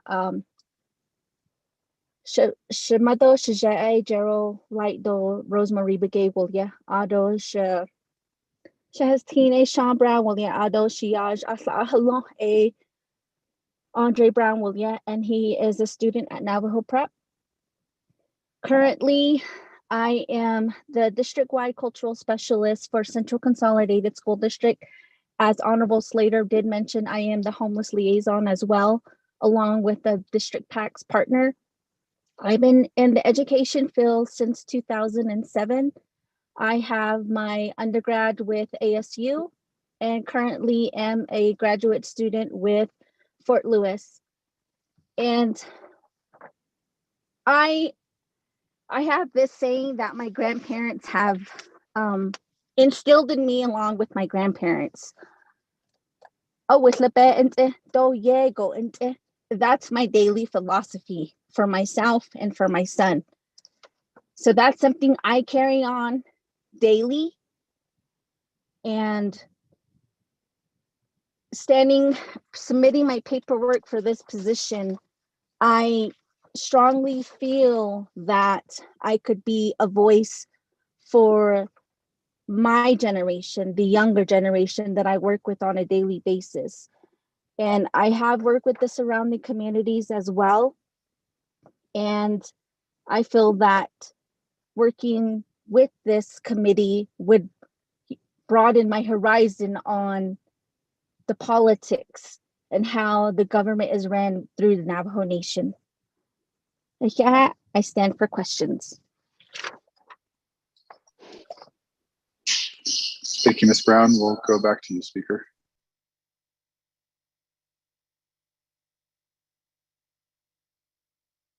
Thank you very much. With that, let me go ahead and go to the floor. Madam Chair Charles Newton on legislation 0037-22. The floor is yours. Thank you for that, Speaker Otto. Thank you, Ms. Brown. I'm sorry, I didn't get your clan. I don't know if you said your clan, but I do appreciate the introduction that you provided here for us, and then also your resume and your letter of interest that you provided. I honestly just wanted to just introduce myself since you are from Shiprock. I appreciate you being on the government development. One of the issues I know that I have with government development is nothing has really been produced with this office.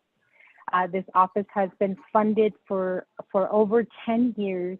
Millions of dollars have gone into this office, but nothing is coming out of this office.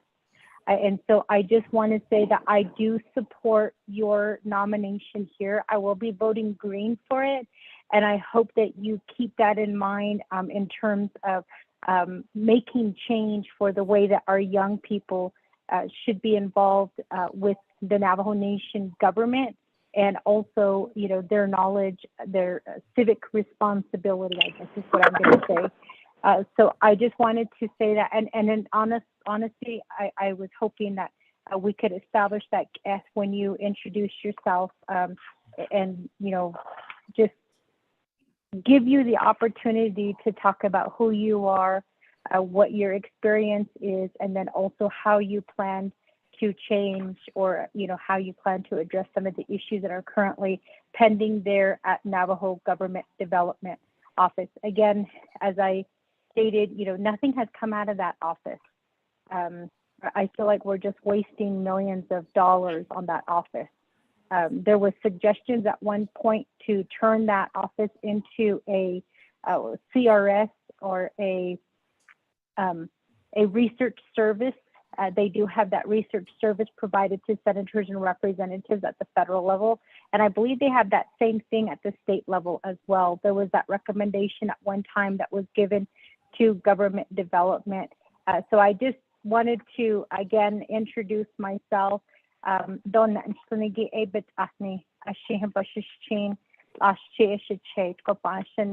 Welcome to the I believe that you are getting confirmed right now as a committee representative on behalf of health, education, and human services. welcome, and I look forward to working with you. That's all, Speaker. I waive my time. Thank you very much, Madam Chair Charles Newton. With that, is there any other comments or questions, colleagues? I don't have anybody in the queue. I'm in the queue, Speaker. On Bottle, so floor is yours. Yeah, so Beninia,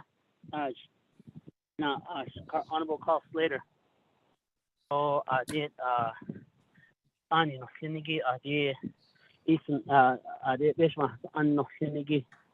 So see there I did next Ethan again.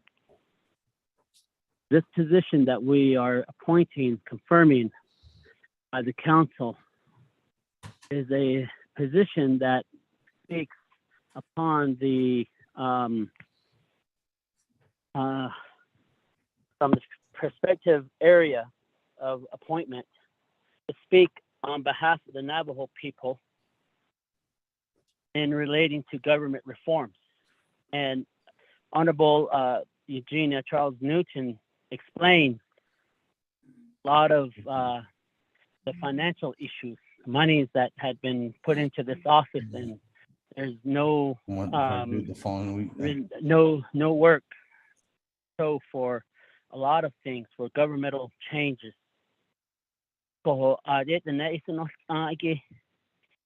Navajo government development is a tool that you can use so that governmental changes could happen to the mother government through the voices of the Navajo people, whether it's through a referendum or it's something that the Navajo Nation Council needs to change in law, or a voice to communicate and tell the president of the Navajo Nation, this is what we want.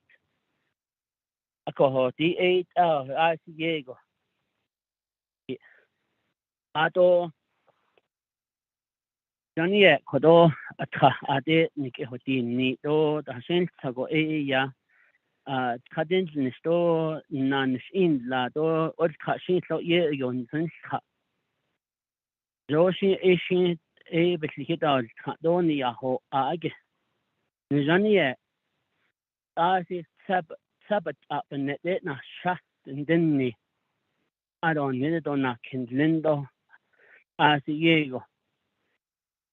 But in Katena Nala go say ya so had it other did as any of kitchen slinda a could ish at so is it I don't see there Diego non sheet edo so of thinking outside the box, and I rest my vote to have you voice that opinion on that commission. Not about who's putting who in that place. One former government development commissioner that told me that you didn't put me in here. But the appointments, how we expect that the need and the want of the Navajo people is secure through their voice is secure through you, so you can bring forth legislative governmental changes to the mother government.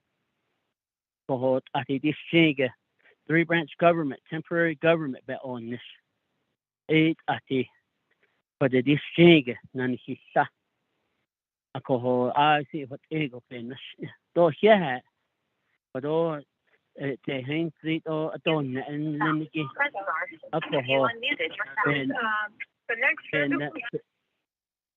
Speaker what just start there with that Inca. I'm sorry, lost my train of thought now, but anyway, moving forth,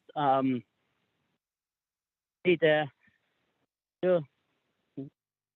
sun bizarre adult sunny bizarre adult a cat bizarre adult a chin bizarre adult you see apenia a cocoban not a kodo a ya kodo a ben get ni yadoli. I don't aro tehda kodo Time. nan kodo na hata na nikia ya tio.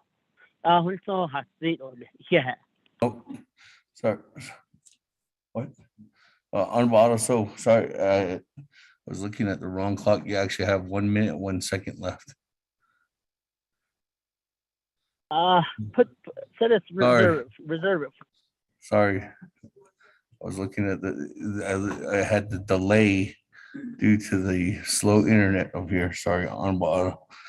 You can blame me for messing up your train of thought on that last comment. So you do have 1 minute, 1 second on Otto, so in reserve time.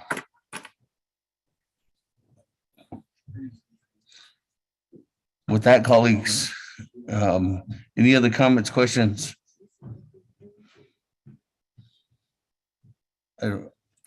Honorable Slater, I don't know if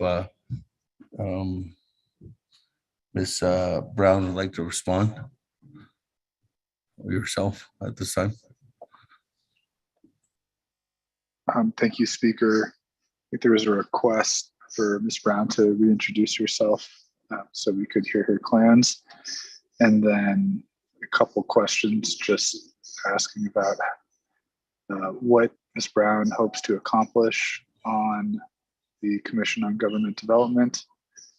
And I think the rest are mainly comments. So Ms. Brown.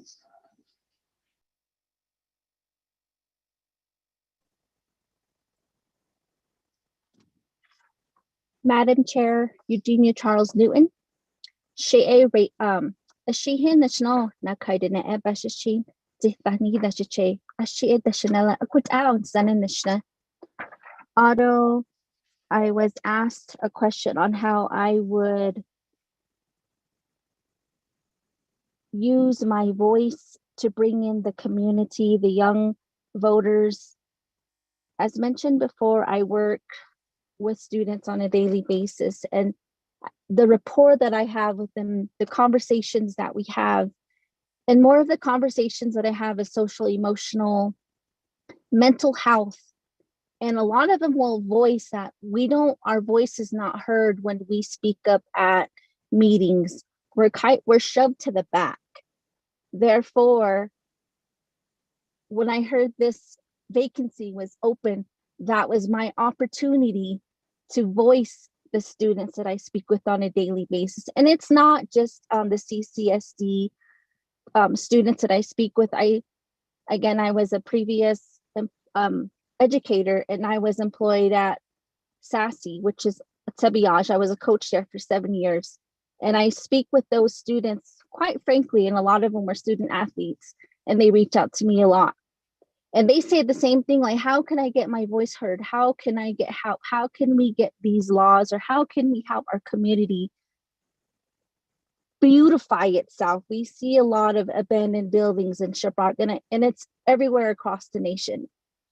And I know I'm only one person. I only have one voice, but deep down inside of me, in my heart, that's where I love to be. I love to see growth. And it may just be one building or, one shop that is coming up. That, to me, is an opportunity for employment. And as mentioned earlier, we are a temporary 3-branch government. And I feel that we can move forward. We are a sovereign nation. Continue to move forward in that. And I just, and it was mentioned earlier about this treaty in 1868 with the education part. I agree with everything that was mentioned earlier regarding having our children move forward and pursue higher education.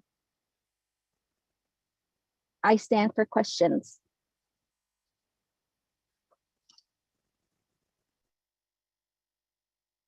Thank you very much. Let me go ahead and go back to the floor. I do have Chairman Rick Nez in the queue. Chairman, floor is yours. Thank you very much, Honorable Speaker Damon. Honorable members of the 24th Council, as well as Honorable Slater, Shanala, Adokoro, Miss Rachel Brown. I'm from San Juan chapter along San Juan River here. What are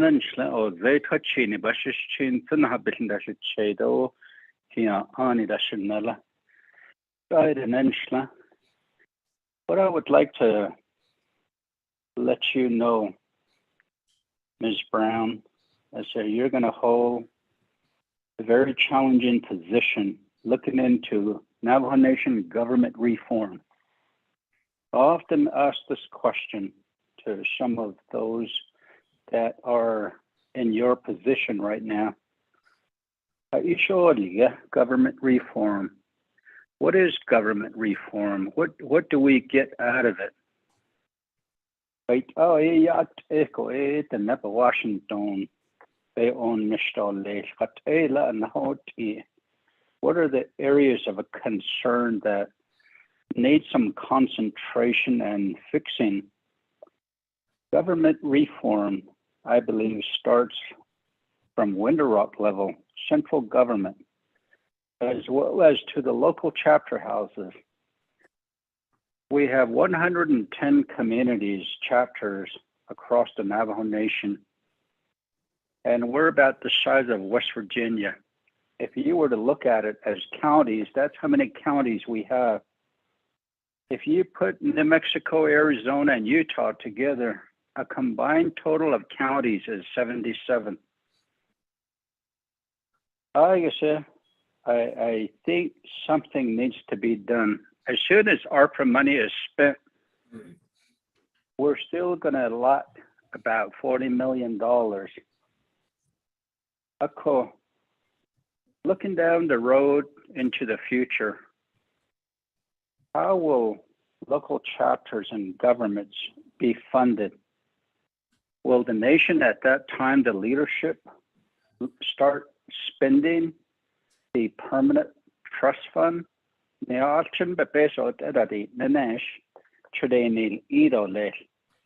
that what it's going to lead to? How soon will we start using it? I don't know. But we need to start preparing on downsizing some areas of government that we don't need.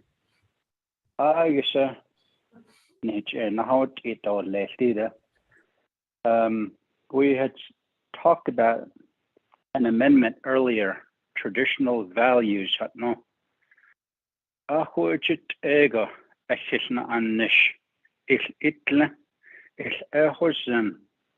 That's what we spoke of this afternoon. I'm always happy to listen to my brothers, Elmer Begay as well as Otto So.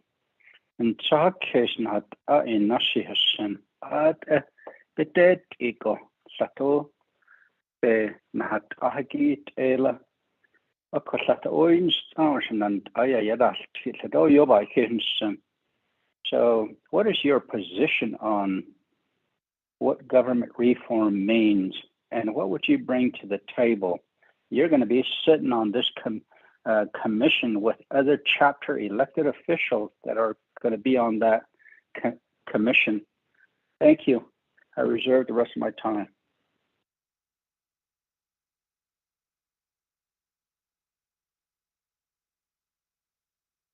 Serve your time at 1 minute and 7 seconds, Chairman Nez. That, everybody, Honorable Count Begay, where's yours?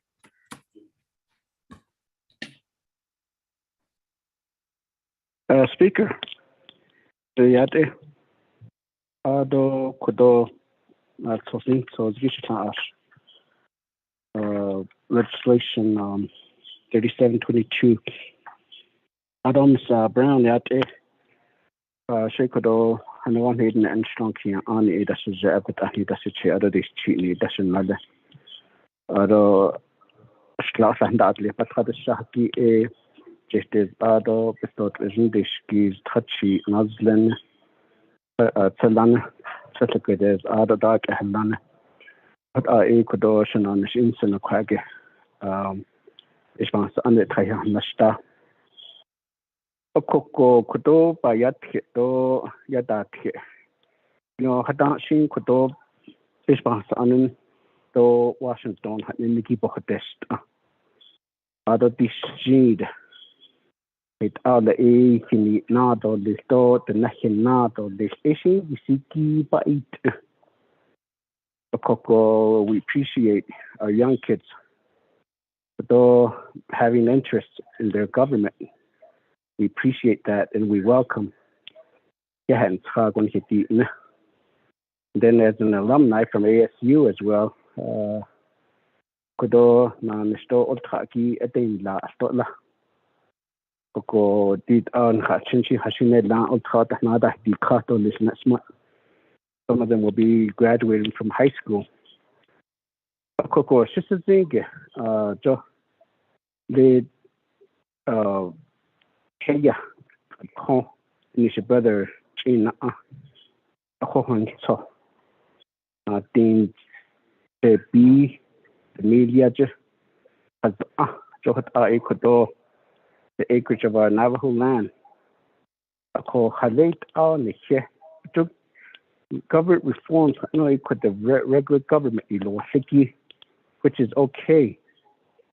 Ako reform not nasty, the effectiveness. The Nandinigi Panel in the Shiki. Ako Halate Ecuador, a Conkeya, Aniki, a stock sato. I think that should be integrated and be discussed in terms of reforming government as well. Oko the growth of the Navajo population is growing, but yet we have lack of housing. Oko, I guess what I'm trying to get to is the livestock and the land. How would you really make a stance in this position to really improve the livelihood of our Navajo people, of cultivations and farming activity? Other ranching. Think culture, if you look at the Navajo Nation seal, not Loshi. I'm over at the council chamber. If you see the mural on the wall, yeah,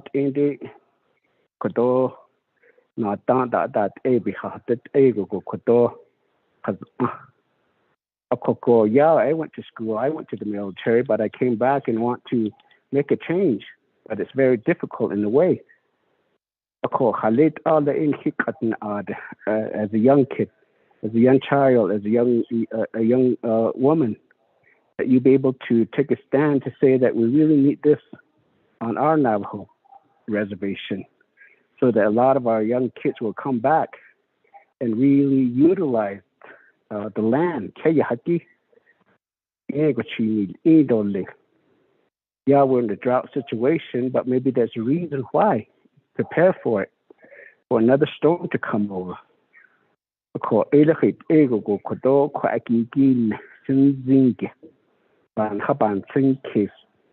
But my only request to you, and I don't really, but you think about it. I don't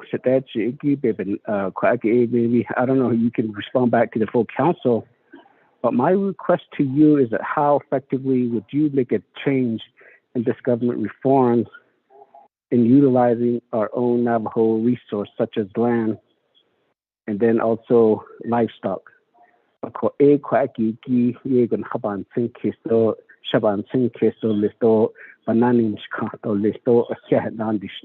Speaker.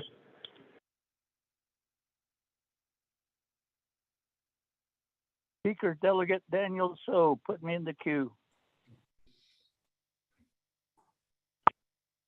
That Chairman Daniel So. Good afternoon. I'll put you in the queue. I'm with Cal Begay. You have no more time.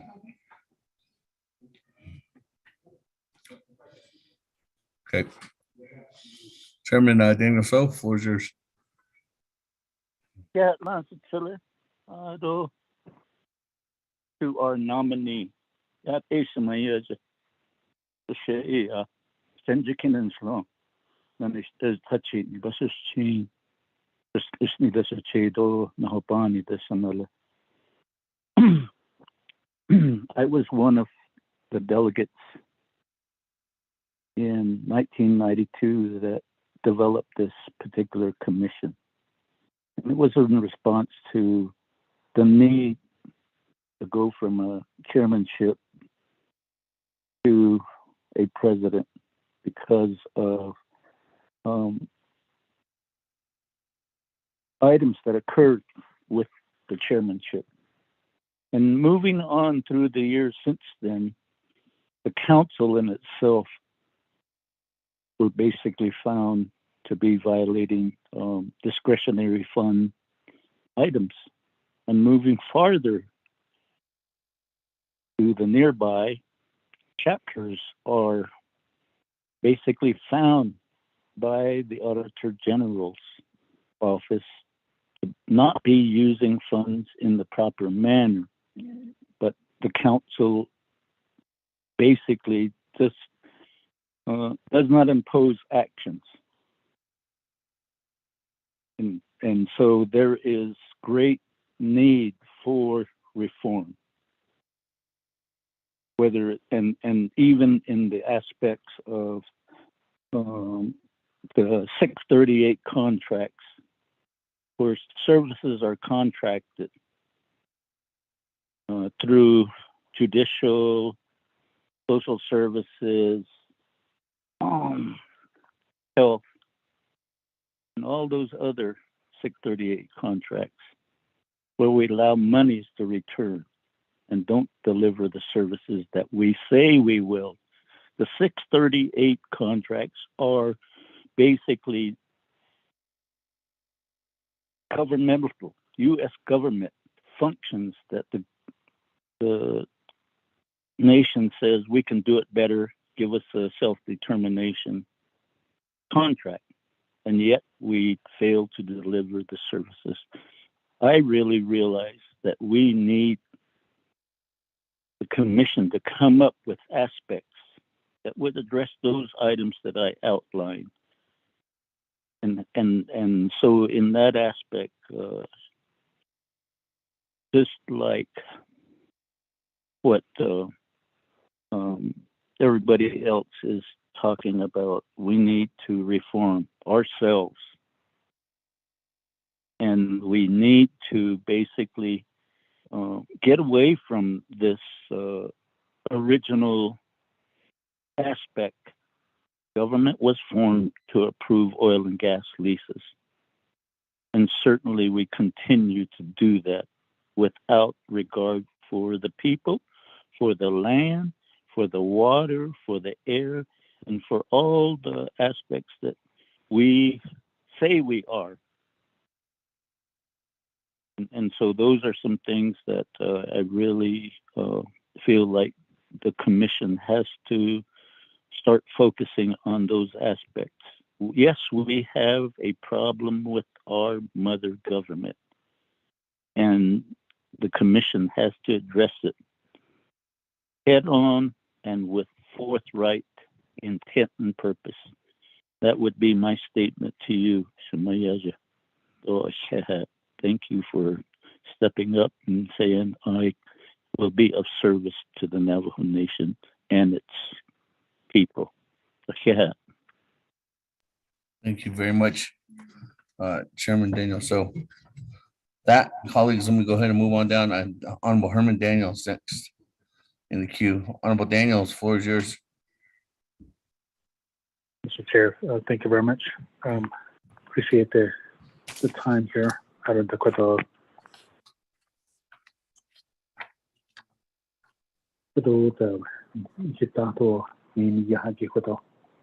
Herman Daniels Jr. age Yadida. I don't mention you but me. It's a sheet it as a it's not go it as another. I don't know. So here cleaning not hidden it as a tree. I don't know on a great ammo. Not on old J2. Not tall. I don't know. I'll be kin Ibanashness. Kokodo, I see Kodo back here. Kodo. Kodo, I say he Kodo. And the dish Kodo Shemayaja. Or I think I don't let it go. So Monday, the Rikitan Chino. Or I say Mayaja don't let. I don't know Kodo. just see don't go. So with any done trailer ho. Go na kiko ke. What end is some years. She not I can end the snake or let's go. Go I see papa hen the kodo. With other kodo meta. Naka shana kodo. The kodo hika this was not hit that on me ya. Nako I see kodo e. She says when do it does just ego kodo back here. The kodo. Adonana kodo at the neck as a kodo. Can hit me to get your hands the that up and net or in a shot then made a go. A coy I see by hand than a cocodo.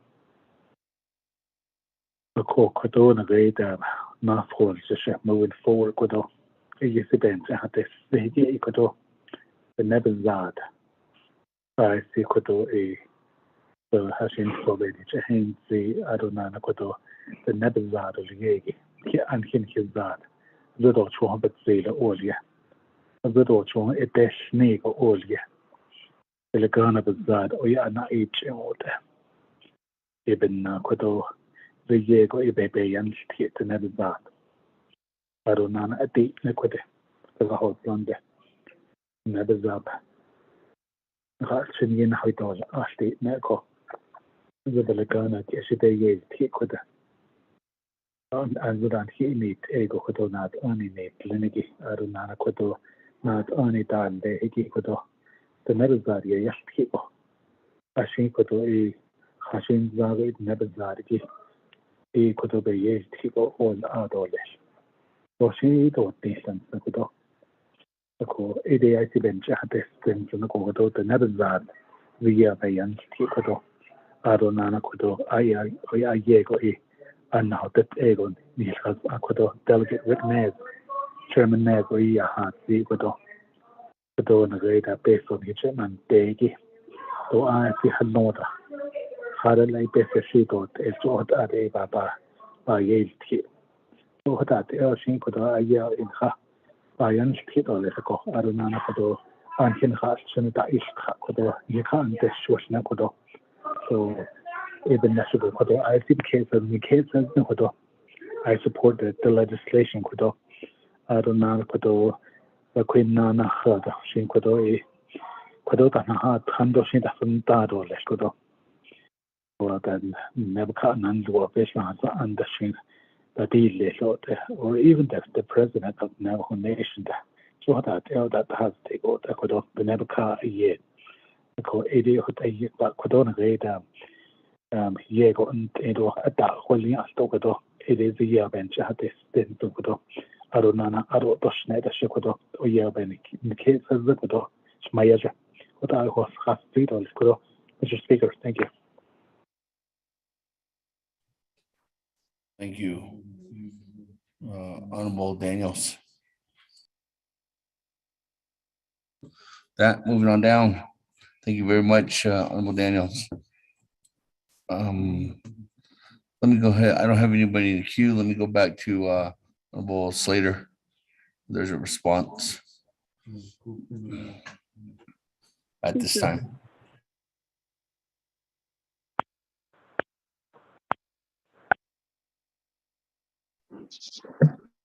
Thank you, Speaker, and thank you so much, colleagues, for your really thoughtful advice and questions for Ms. Brown.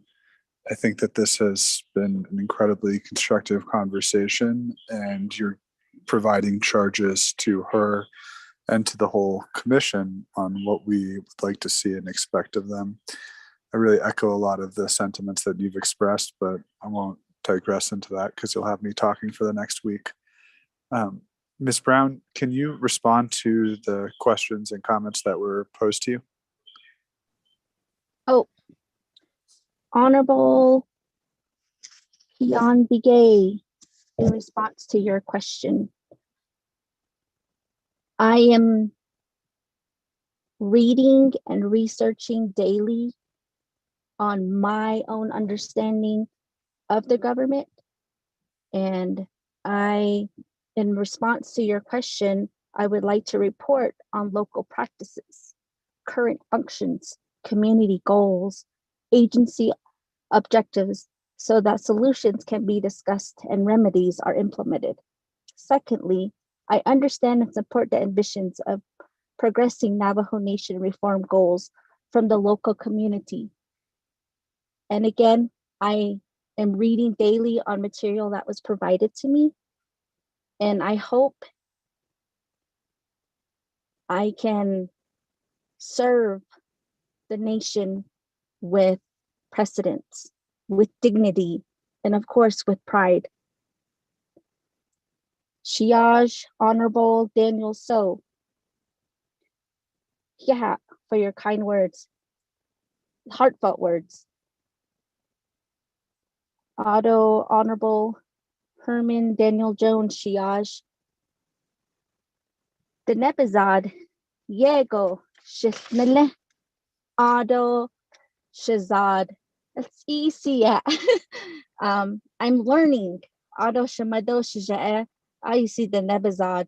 Yaltke. Shisne. I speak to them daily, and they won't respond back to me in English. They'll ask me questions in Navajo. My colleagues at work, the dialogue is the Nebazad. I'm not perfect. I'm learning. I can read and write the Ne. But it was for me, when I went to high school, I didn't want to feel the racism because I went to Aztec High School and I saw that. I grew up with my paternal grandparents. Benantiendo, Bazado, Batsodazin is what I grew up with. But when I went to high school, I was so embarrassed of it. But as I mentioned, there was a quote that they would say to me, oh, with the bear, do yego, ente, is something that I carry with me on a daily basis. And again, you had heartfelt words for me, and I appreciate the support that I'm receiving, the wonderful compliments that I'm receiving. Honorable Rick Nez, I will try my best to advocate and to continue to do my work as if I'm appointed in this position. Again, I'm researching and I read material that has been provided for me. I stand for questions. Again, thank you so much for your heartfelt words. I appreciate it. Thank you very much. To conclude your response, Vice Chair Slater. Thank you.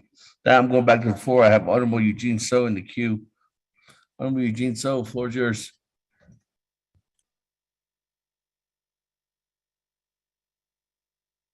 Oh, to check. Okay. Comfortable. I think six up and not interested. As a sovereign nation, the trade out this thing.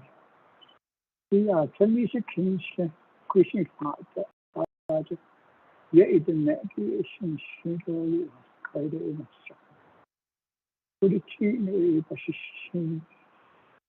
We are on a position to definitely I think transaction that we are on region has under and activity for the wrong other issue. So I heard shoot in Hogan. With all that land is drawn for the people now, every day is talking to people. I don't in a shock. Like I said, it's our nation. We should be in that regard as government. Not all we, maybe 85% of our Navajo Nation code is under the ARS, Arizona Revised Statute, Utah, and also New Mexico. And since some of these statutes don't coincide with our way of life on the Navajo Nation. Some of the good examples of the Navajo Nation homesite lease and the land use permit and the grazing permit. Navajo Nation Code Title 2.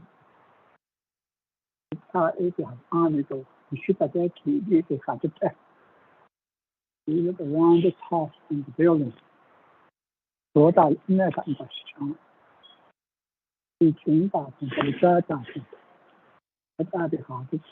this chambers.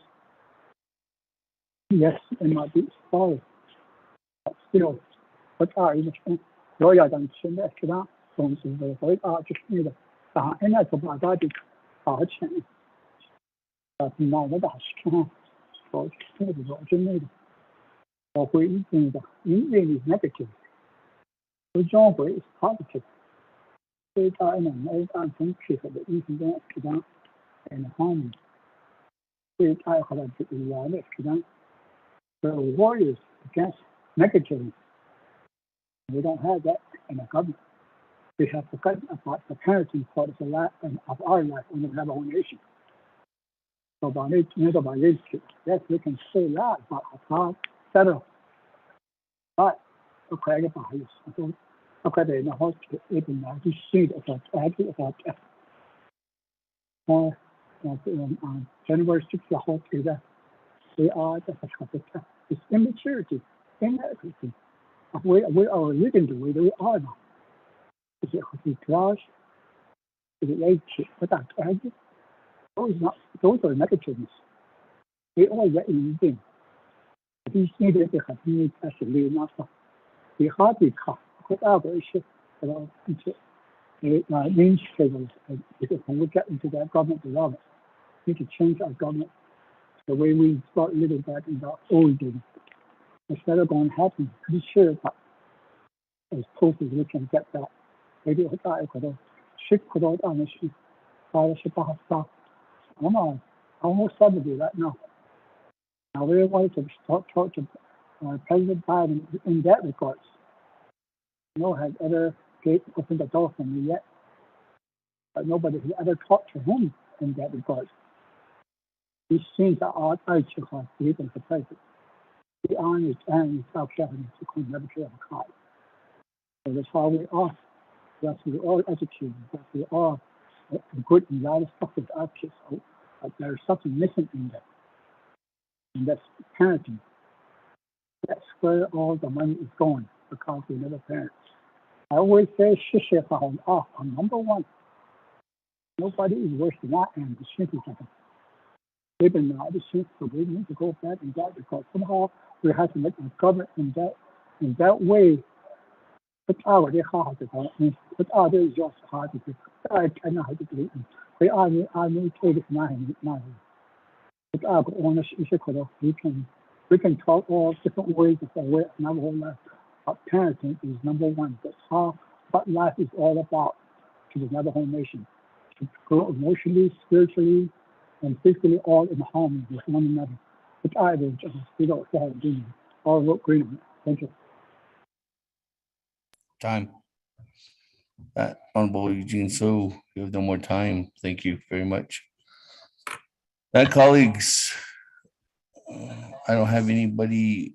I have the entire legislation 0037-22 swinging in one direction, and that's a green vote. I don't have anybody in the queue at this time. Is there any other comments? If not, let me go back to reserve time. And we'll auto so 1 minute and 1 second. 1 second.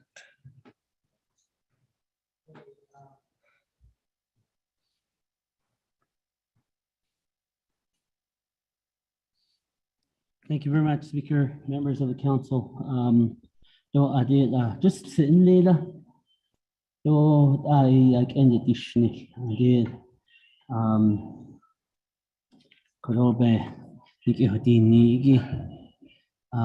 Rachel Brown, Miss Rachel Brown. Ado doshnera. Kodo obe case that atlaho. Did neck aho. Aje dashin so she ash ba hunzen. So night nejet naset nahat iki I bits lago ko. Bohnetza. Hala ya nas need nas or chief ki ad se baka hat. Yidin nas it ad halit ego la ado la yat baka hat don niske. Ban saho kos. Hot ego o be ishan in this be it is schlichen. Adon da bahashneit ego ade ni nalte leni gad ischige. Ben Saki Stopin, Ben Saki, Ben Sohokos. Ashin Hajit Ada, Kish, Nadol Kish. Also. Time. Thank you. That, moving on down, Honorable Chairman Nez, 1 minute and 7 seconds. Mr. Speaker, I'm ready to vote green for Ms. Brown. I wait the rest of my time. Thank you. Okay, thank you. That, colleagues, everybody in the queue, nobody else with reserve time, we're ready to go to the board. On legislation 0037-22, we're on the main motion. Going twice.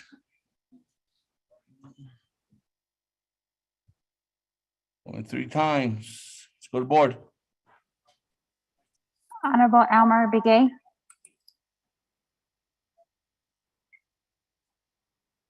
Honorable Elmer Begay. How about green? Honorable Elmer Begay votes green. Honorable Key Allen Begay Jr. Delegate Key Allen votes green.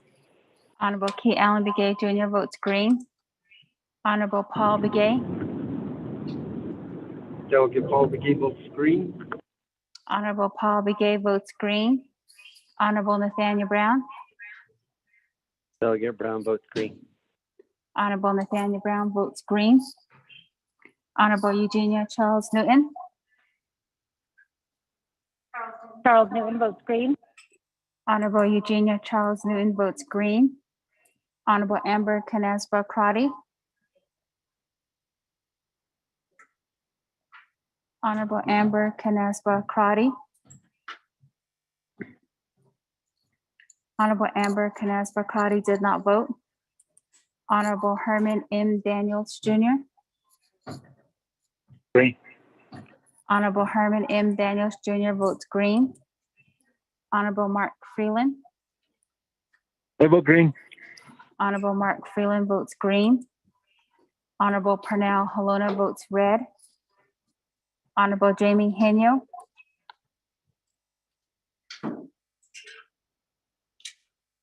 Honorable Jamie Henyo. Honorable Jamie Henyo did not vote. Honorable Vince James. Delegate James votes green. Thank you.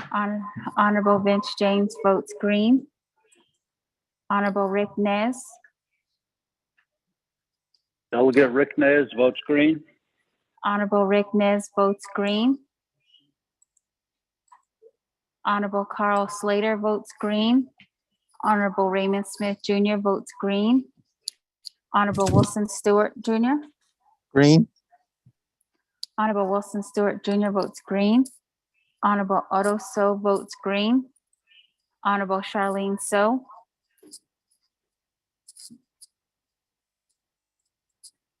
Honorable Charlene So. Honorable Charlene So did not vote.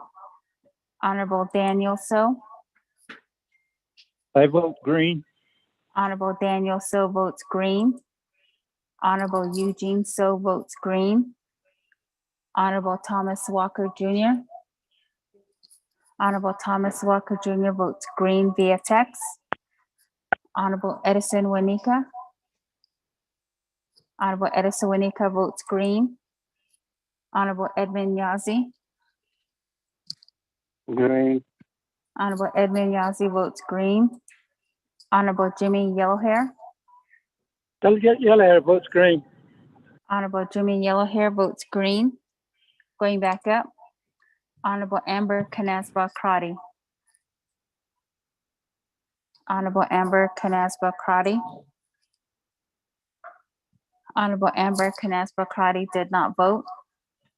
Honorable Jamie Henyo.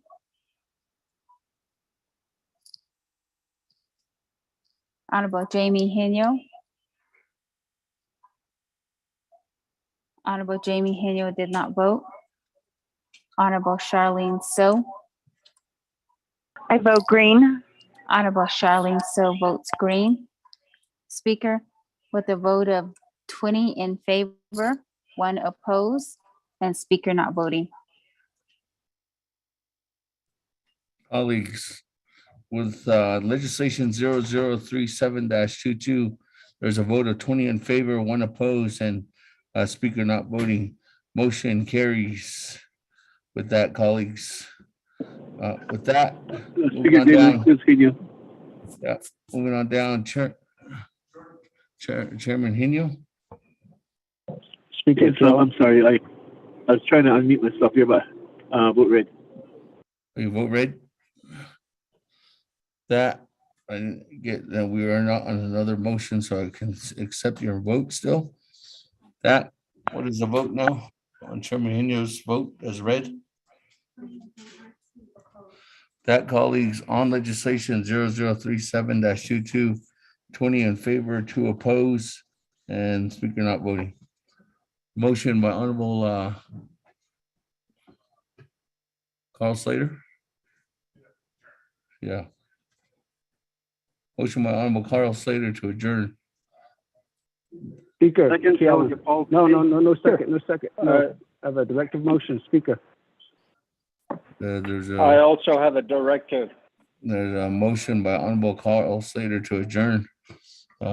Motion to adjourn shall take precedence over all motions, including a vote in progress, according to Rule 27. That's a very good withdraw.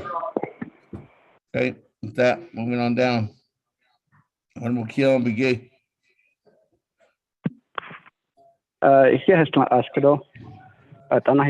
Thank you. Speaker, the directive motion, there was 2 of them that was drafted by our legislative council. If that could be read into the record, I don't know if they need to be done separately or each needs to be so this is a directive, Speaker, requesting the state if what their plan are or what their plan is to help the rural part of the Navajo, rural part of the state and the Navajo Nation of any broadband funding that they have received. Secondly, the BIA and the BIE, they have been receiving some fundings for broadband as well. And I'm wondering what part on the Navajo Nation they are helping to expand broadband service within each of the 110 communities. So those are the 2 directives I'm requesting the council as shown on the Thank you very much for that. There's a motion. There's a motion by Honorable Keelan Begay for directive. Honorable Keelan Begay, there has been precedence to add multiple directors at a time. Council has done that before. Honorable Keelan Begay, there's a motion by Honorable Keelan Begay, but before I get that, Honorable Chairman Yazzie, I could put you in the queue. With that, colleagues, there's a motion by Honorable Keelan Begay. Mr. Rico, could you read the directives into the record? Thank you, Speaker. Members of the 24th Navajo Nation Council. Directive motion A, the Navajo Nation Council hereby directs the Department of Diné Education with the assistance of the Navajo Nation Department of Justice to research, review, and analyze how each of the state government and state Department of Education plan to assist the Navajo Nation and rural communities with funding received for broadband. The Department of Diné Education with the assistance of the Department of Justice shall provide a written and oral report to the Health, Education, and Human Services Committee and Nabakiatik Committee no later than 30 days after approval of this directive.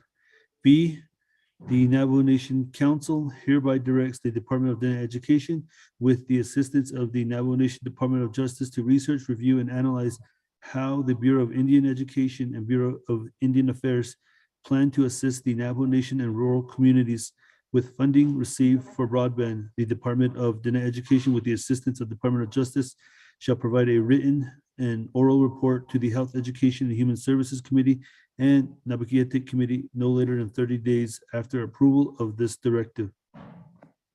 Mr. Speaker.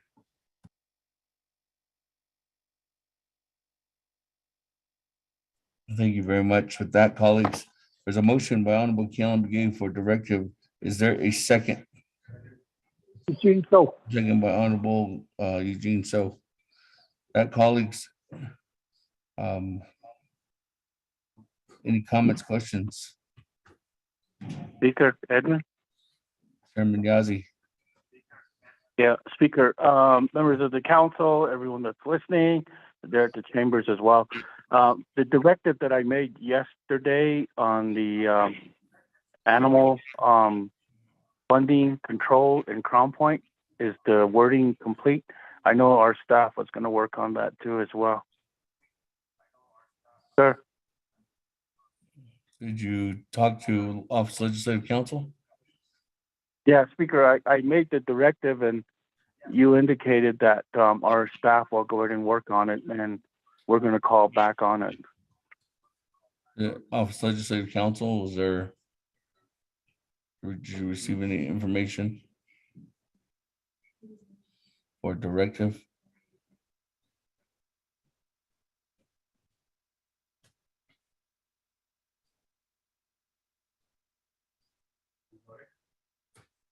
Nope. Office Legislative Counsel? Thank you, Speaker. I thought Mr. Aveda sent the directive out a while ago. Did you guys get Let it? me just figure out where that is, and I will get it to you. Thank you.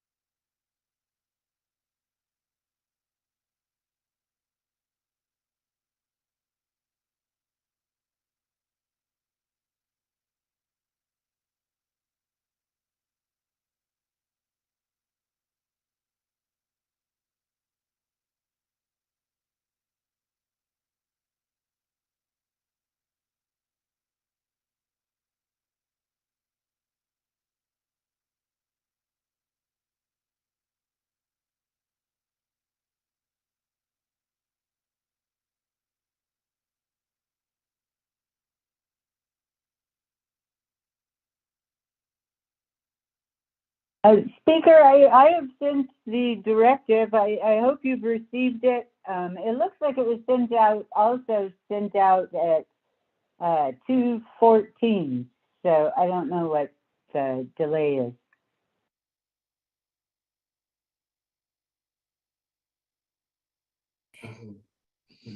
Oh, no.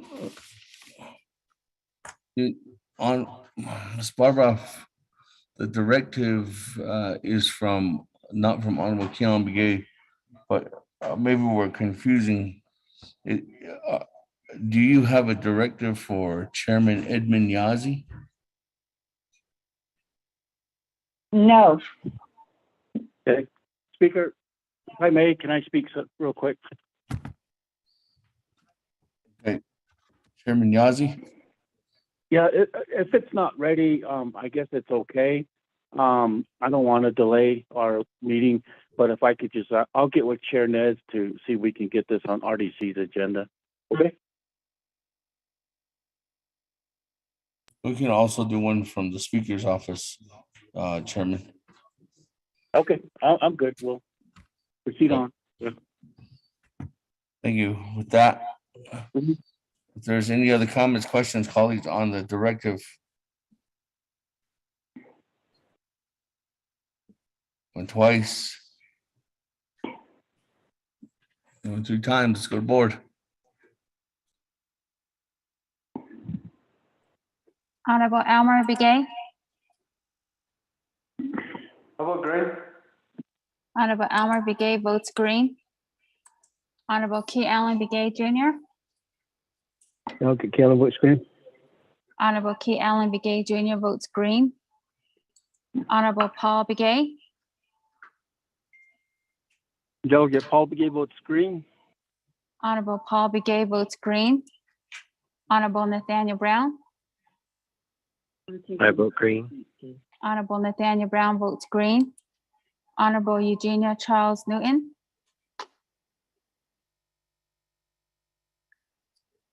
Honorable Eugenia Charles Newton, Honorable Eugenia Charles Newton did not vote. Honorable Amber Canespa Crotty, Honorable Amber Canespa Crotty, Honorable Amber Canespa Crotty did not vote. Honorable Herman M. Daniels Jr. I vote green. Honorable Herman M. Daniels Jr. votes green. Honorable Mark Freeland. I vote green. Honorable Mark Freeland votes green. Honorable Pernell Holona votes green. Honorable Jamie Henyo.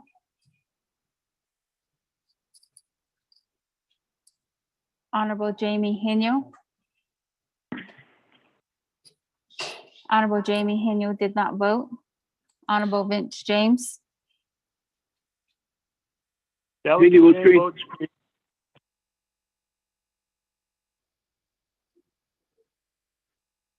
Honorable Vince James. Delegate James votes green. Honorable Vince James votes green. Honorable Rick Nez. Delegate Rick Nez votes green. Honorable Rick Nez votes green. Honorable Carl Slater votes green. Honorable Raymond Smith Jr.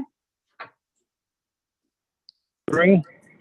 Honorable Raymond Smith Jr. votes green. Honorable Wilson Stewart Jr. Green. Honorable Wilson Stewart Jr. votes green. Honorable Otto So. Honorable Otto So votes green. Honorable Charlene So.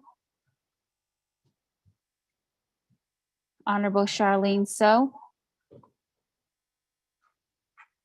Honorable Charlene So did not vote. Honorable Daniel So. I vote green. Honorable Daniel So votes green. Honorable Eugene So votes green. Honorable Thomas Walker Jr. Honorable Thomas Walker Jr. Thomas Walker votes green. Honorable Thomas Walker Jr. votes green. Honorable Edison Wanika. Honorable Edison Wanika votes green. Honorable Edmund Yazi. Green. Honorable Edmund Yazi votes green. Honorable Jimmy Yellowhair. Delegate Yellowhair votes green. Honorable Jimmy Yellowhair votes green.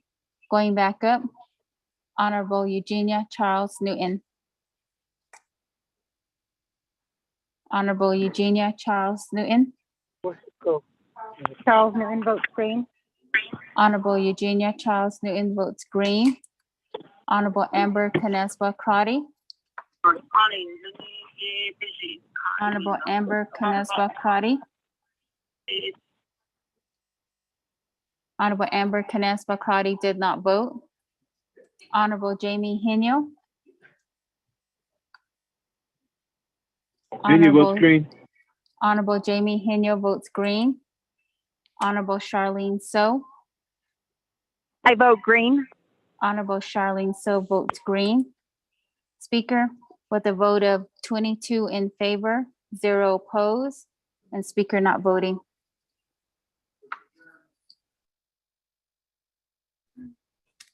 Thank you very much. That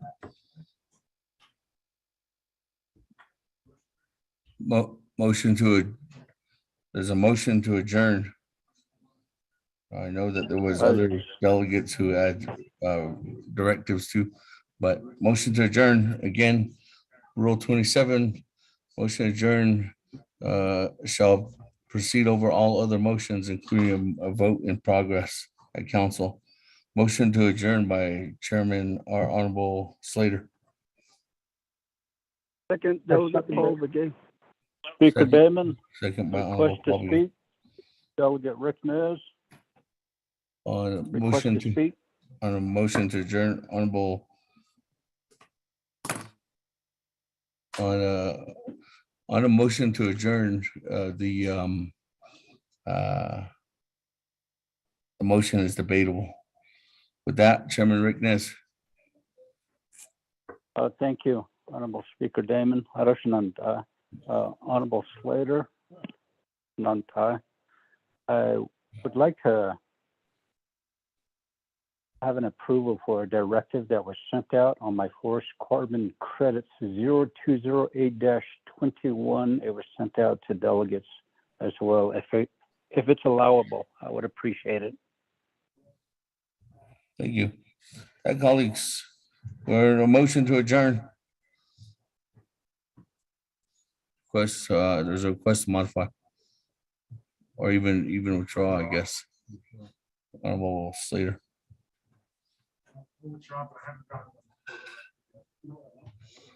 When is the director sent out? They're sending it out now.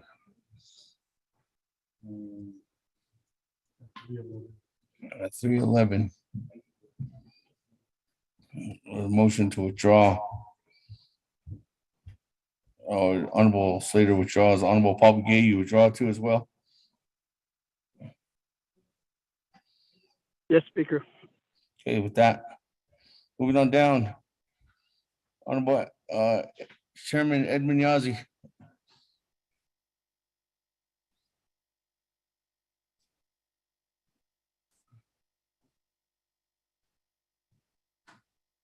Honorable Chairman Yazzie.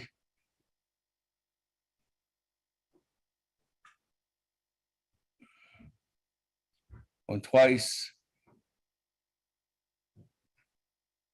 Chairman Yazzie going 3 times. Moving on down. Honorable Chairman Nez.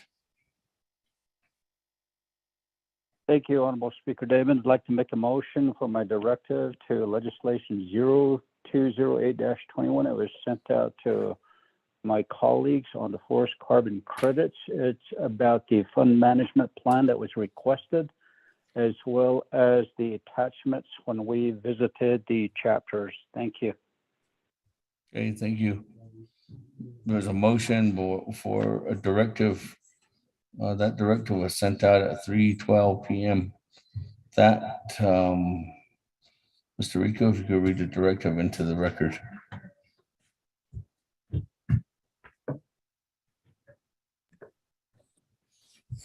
Thank you, Speaker. Members of the 24th Navajo Nation Council.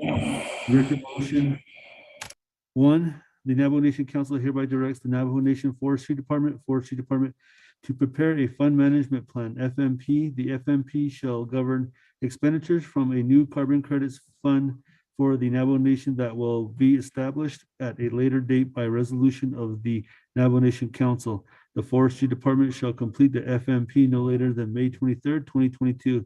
Notice of completion shall be sent to the office of the Speaker and the President of the Navajo Nation. 2, the Navajo Nation Council directs the Office of the Controller to assist the Forestry Department in the development of the fund management plan. The FMP shall be completed no later than May 23rd, 2022.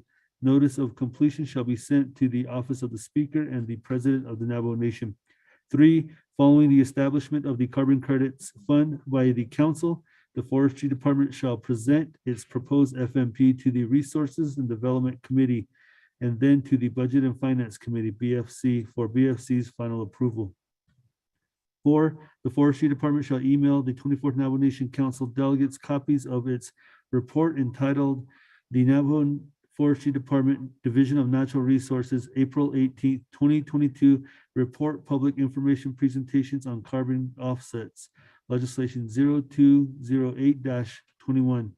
The purpose of this report is to provide information to the 24th Navajo Nation Council regarding the public comments and questions received on legislation number 0208-21. In addition, the report further states that a PowerPoint presentation which provided a brief explanation of offset credits, the California Cap and Trade Program, and the CDMA was shared with 21 chapters whose boundaries intersect the forest boundaries. The presentation was intended to be shared with the chapter constituents in order to inform the public of legislation number 0208-21. The Forestry Department shall email the report no later than April 30th, 2022. The report shall be placed on the Forestry Department's website and or the Division of Natural Resources website no later than April 30th, 2022. 5, the Forestry Department shall email the 24th Navajo Nation Council delegates the PowerPoint reference in its April 18th, 2022 report or a link to the PowerPoint no later than April 30th, 2022. The PowerPoint shall be placed on the Forestry Department's website and or the Division of Natural Resource website no later than April 30th, 2022. Mr. Speaker.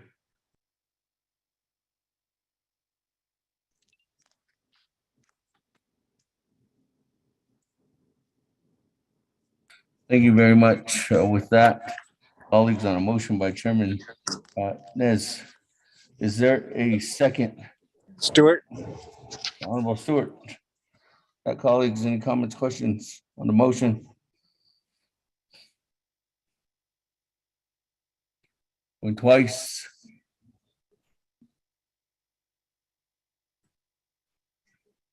Or 3 times. Let's go to the board on the motion. Honorable Elmer Begay.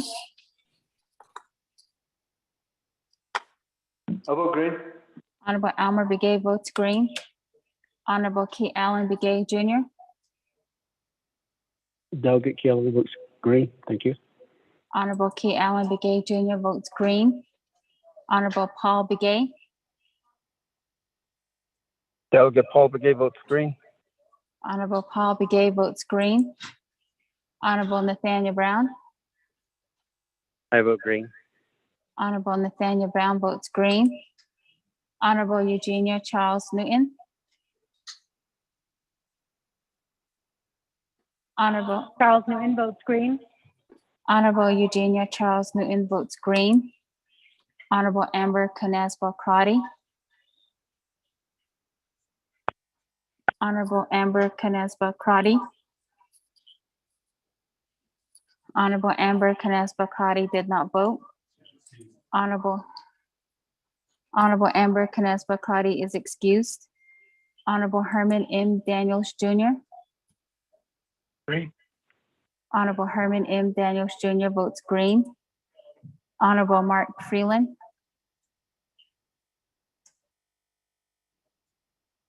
Honorable Mark Freeland. Honorable Mark Freeland did not vote. Honorable Pernell Halona. Honorable Pernell Halona. Freeland votes green, sorry. Honorable Pernell Halona did not vote. Honorable Mark Freeland votes green. Honorable Jamie Henyo. Henyo votes green. Honorable Jamie Henyo votes green. Honorable Vince James. Delegate James votes green. Honorable Vince James votes green. Honorable Rick Nez. Delegate Rick Nez votes green. Honorable Rick Nez votes green. Honorable Carl Slater. Green. Honorable Carl Slater votes green. Honorable Raymond Smith Jr. Green. Honorable Raymond Smith Jr. votes green. Honorable Wilson Stewart Jr. Green. Honorable Wilson Stewart Jr. votes green. Honorable Otto So. I vote green. Honorable Otto So votes green. Honorable Charlene So. I vote green. Honorable Charlene So votes green. Honorable Daniel So. I vote green. Honorable Daniel So votes green. Honorable Eugene So votes green. Honorable Thomas Walker Jr.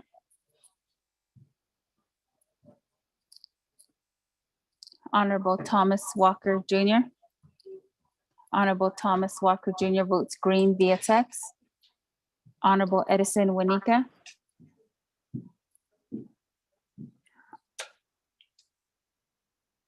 Honorable Edison Wanika votes green.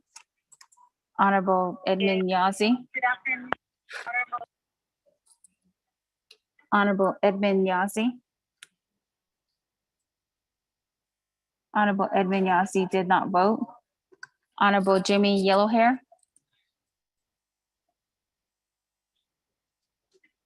Honorable Jimmy Yellowhair. That with you. Delegate Yellowhair votes green. Honorable Jimmy Yellowhair votes green. Going back up.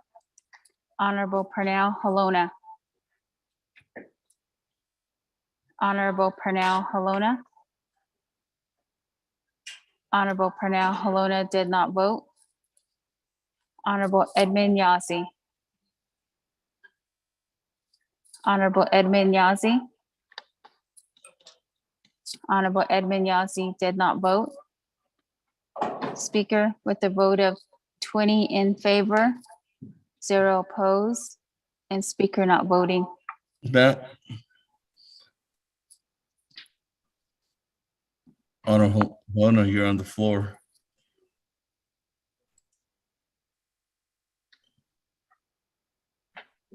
Green. Honorable Pernell Halona votes green. 21 in favor, 0 opposed, and speaker not voting. Okay, 21 in favor, 0 opposed, speaker not voting, motion carries on the directive. That. There's a motion to adjourn by Honorable Edison Winika. Is there a second? Second, Delegate James. Second, Delegate Paul. Madam Chair Charles Newton. Motion to adjourn from our spring session at 4:55 p.m. That, colleagues, before we go to adjourn, I want to give Honorable Eugene So, because we didn't do Honorable Eugene So, I know this is breaking, well, not really, on a motion to adjourn, but Honorable Eugene So, I'm gonna give you the floor right now before we break. I'm requesting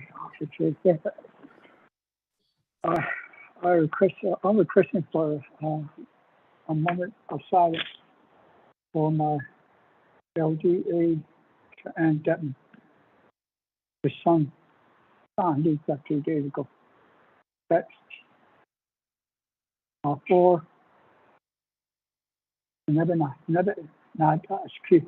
pick up by the United States Army Night Stalker Airborne 278th Military Intelligence Company combat veteran served in Iraq and Afghanistan. Some of the special operations were confidential. Some of these, like all of the Vietnam veterans, they had special operations in other countries. They're confidential. There's no records. They went into these operations with no name tags, no dog tags, etc. that would identify them. I see power truck now spot. Also, but I guess one sergeant for this a minute, have a moment silence for this veteran, combat veteran. He didn't change skin.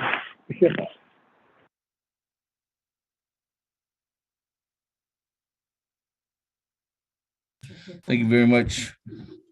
Colleagues, there's a request to have a moment of silence for specialists in the U.S. Army, Natashki Jacob Baya, who is, again, the son of Joanne Dedman, who is Honorable Eugene So's legislative staff assistant. So with that, colleagues, at this time, just keep his family in the prayers, and as he was a combat veteran serving in Iraq and Afghanistan. He was part of the 278th Military Intelligence and Airborne Company. So with that, colleagues, at this time, I'd like to maintain a moment of silence.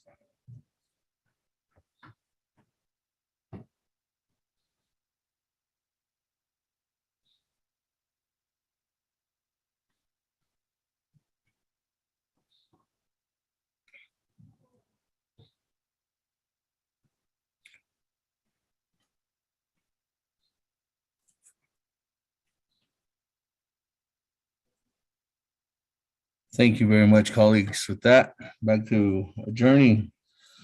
But before that, just again, if there's any time, reach out to the family there for as they mourn and continue to go through the phase of losing a loved one.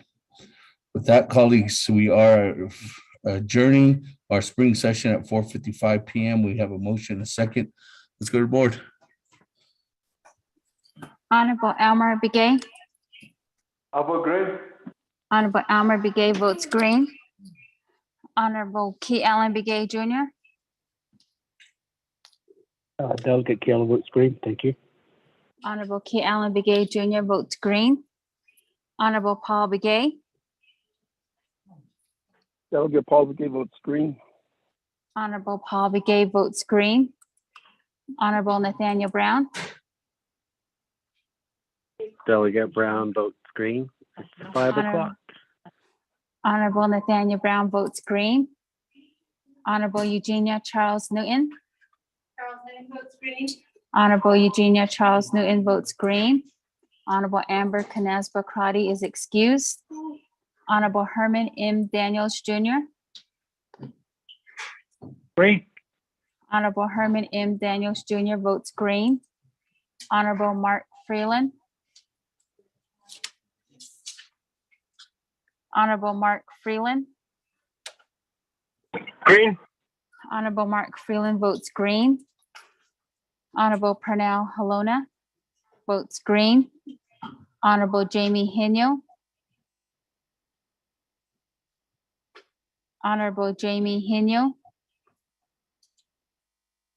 Honorable Jamie Henyo did not vote. Honorable Vince James. Honorable Vince James. Delegate Jam votes green. Honorable Vince James votes green. Honorable Rick Nez. Delegate Rick Nez votes green. Honorable Rick Nez votes green. Honorable Carl Slater. Honorable Carl Slater votes green.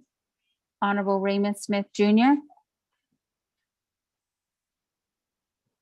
Honorable Raymond Smith Jr. Honorable Raymond Smith Jr. did not vote. Honorable Wilson Stewart Jr. Green. Honorable Wilson Stewart Jr. votes green. Honorable Otto So. Honorable Otto So votes green. Honorable Charlene So. Honorable Charlene So. Honorable Charlene So Yeah, did we just not got done vote. with our spring session. So. Honorable Daniel So.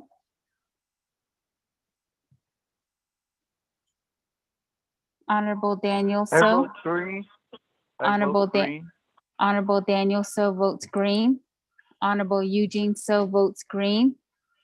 Honorable Thomas Walker Jr.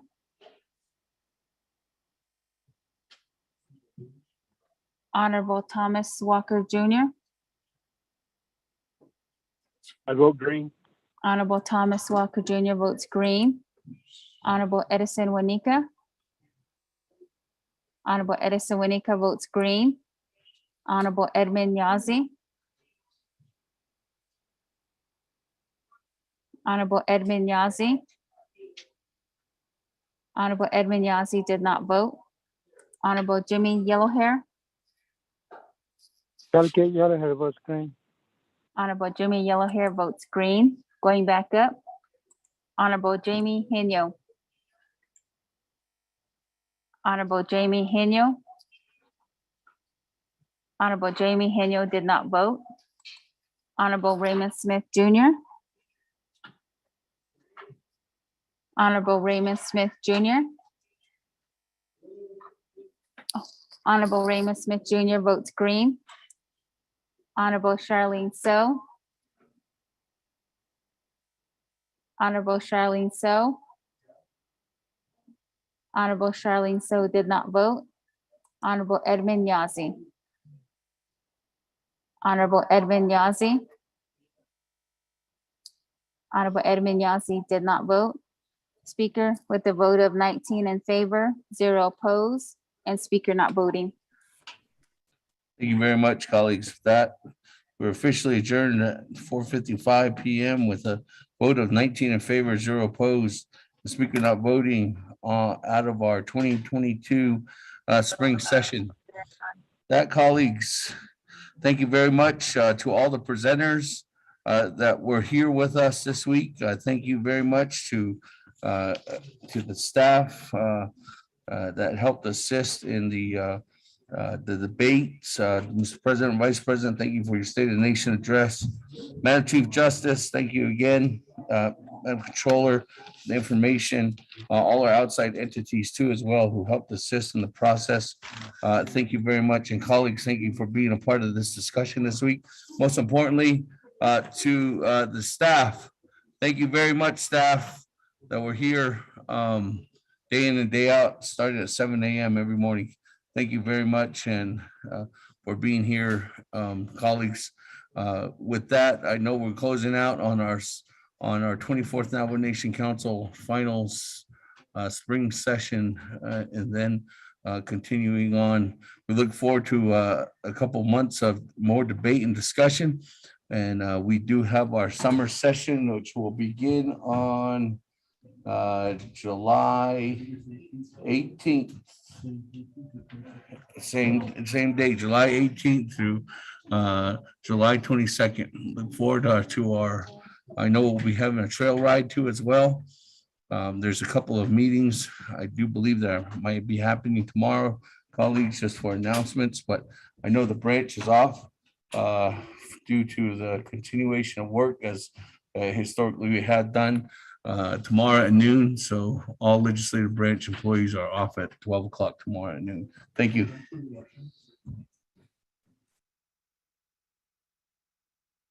Thank you, staff. Thank you.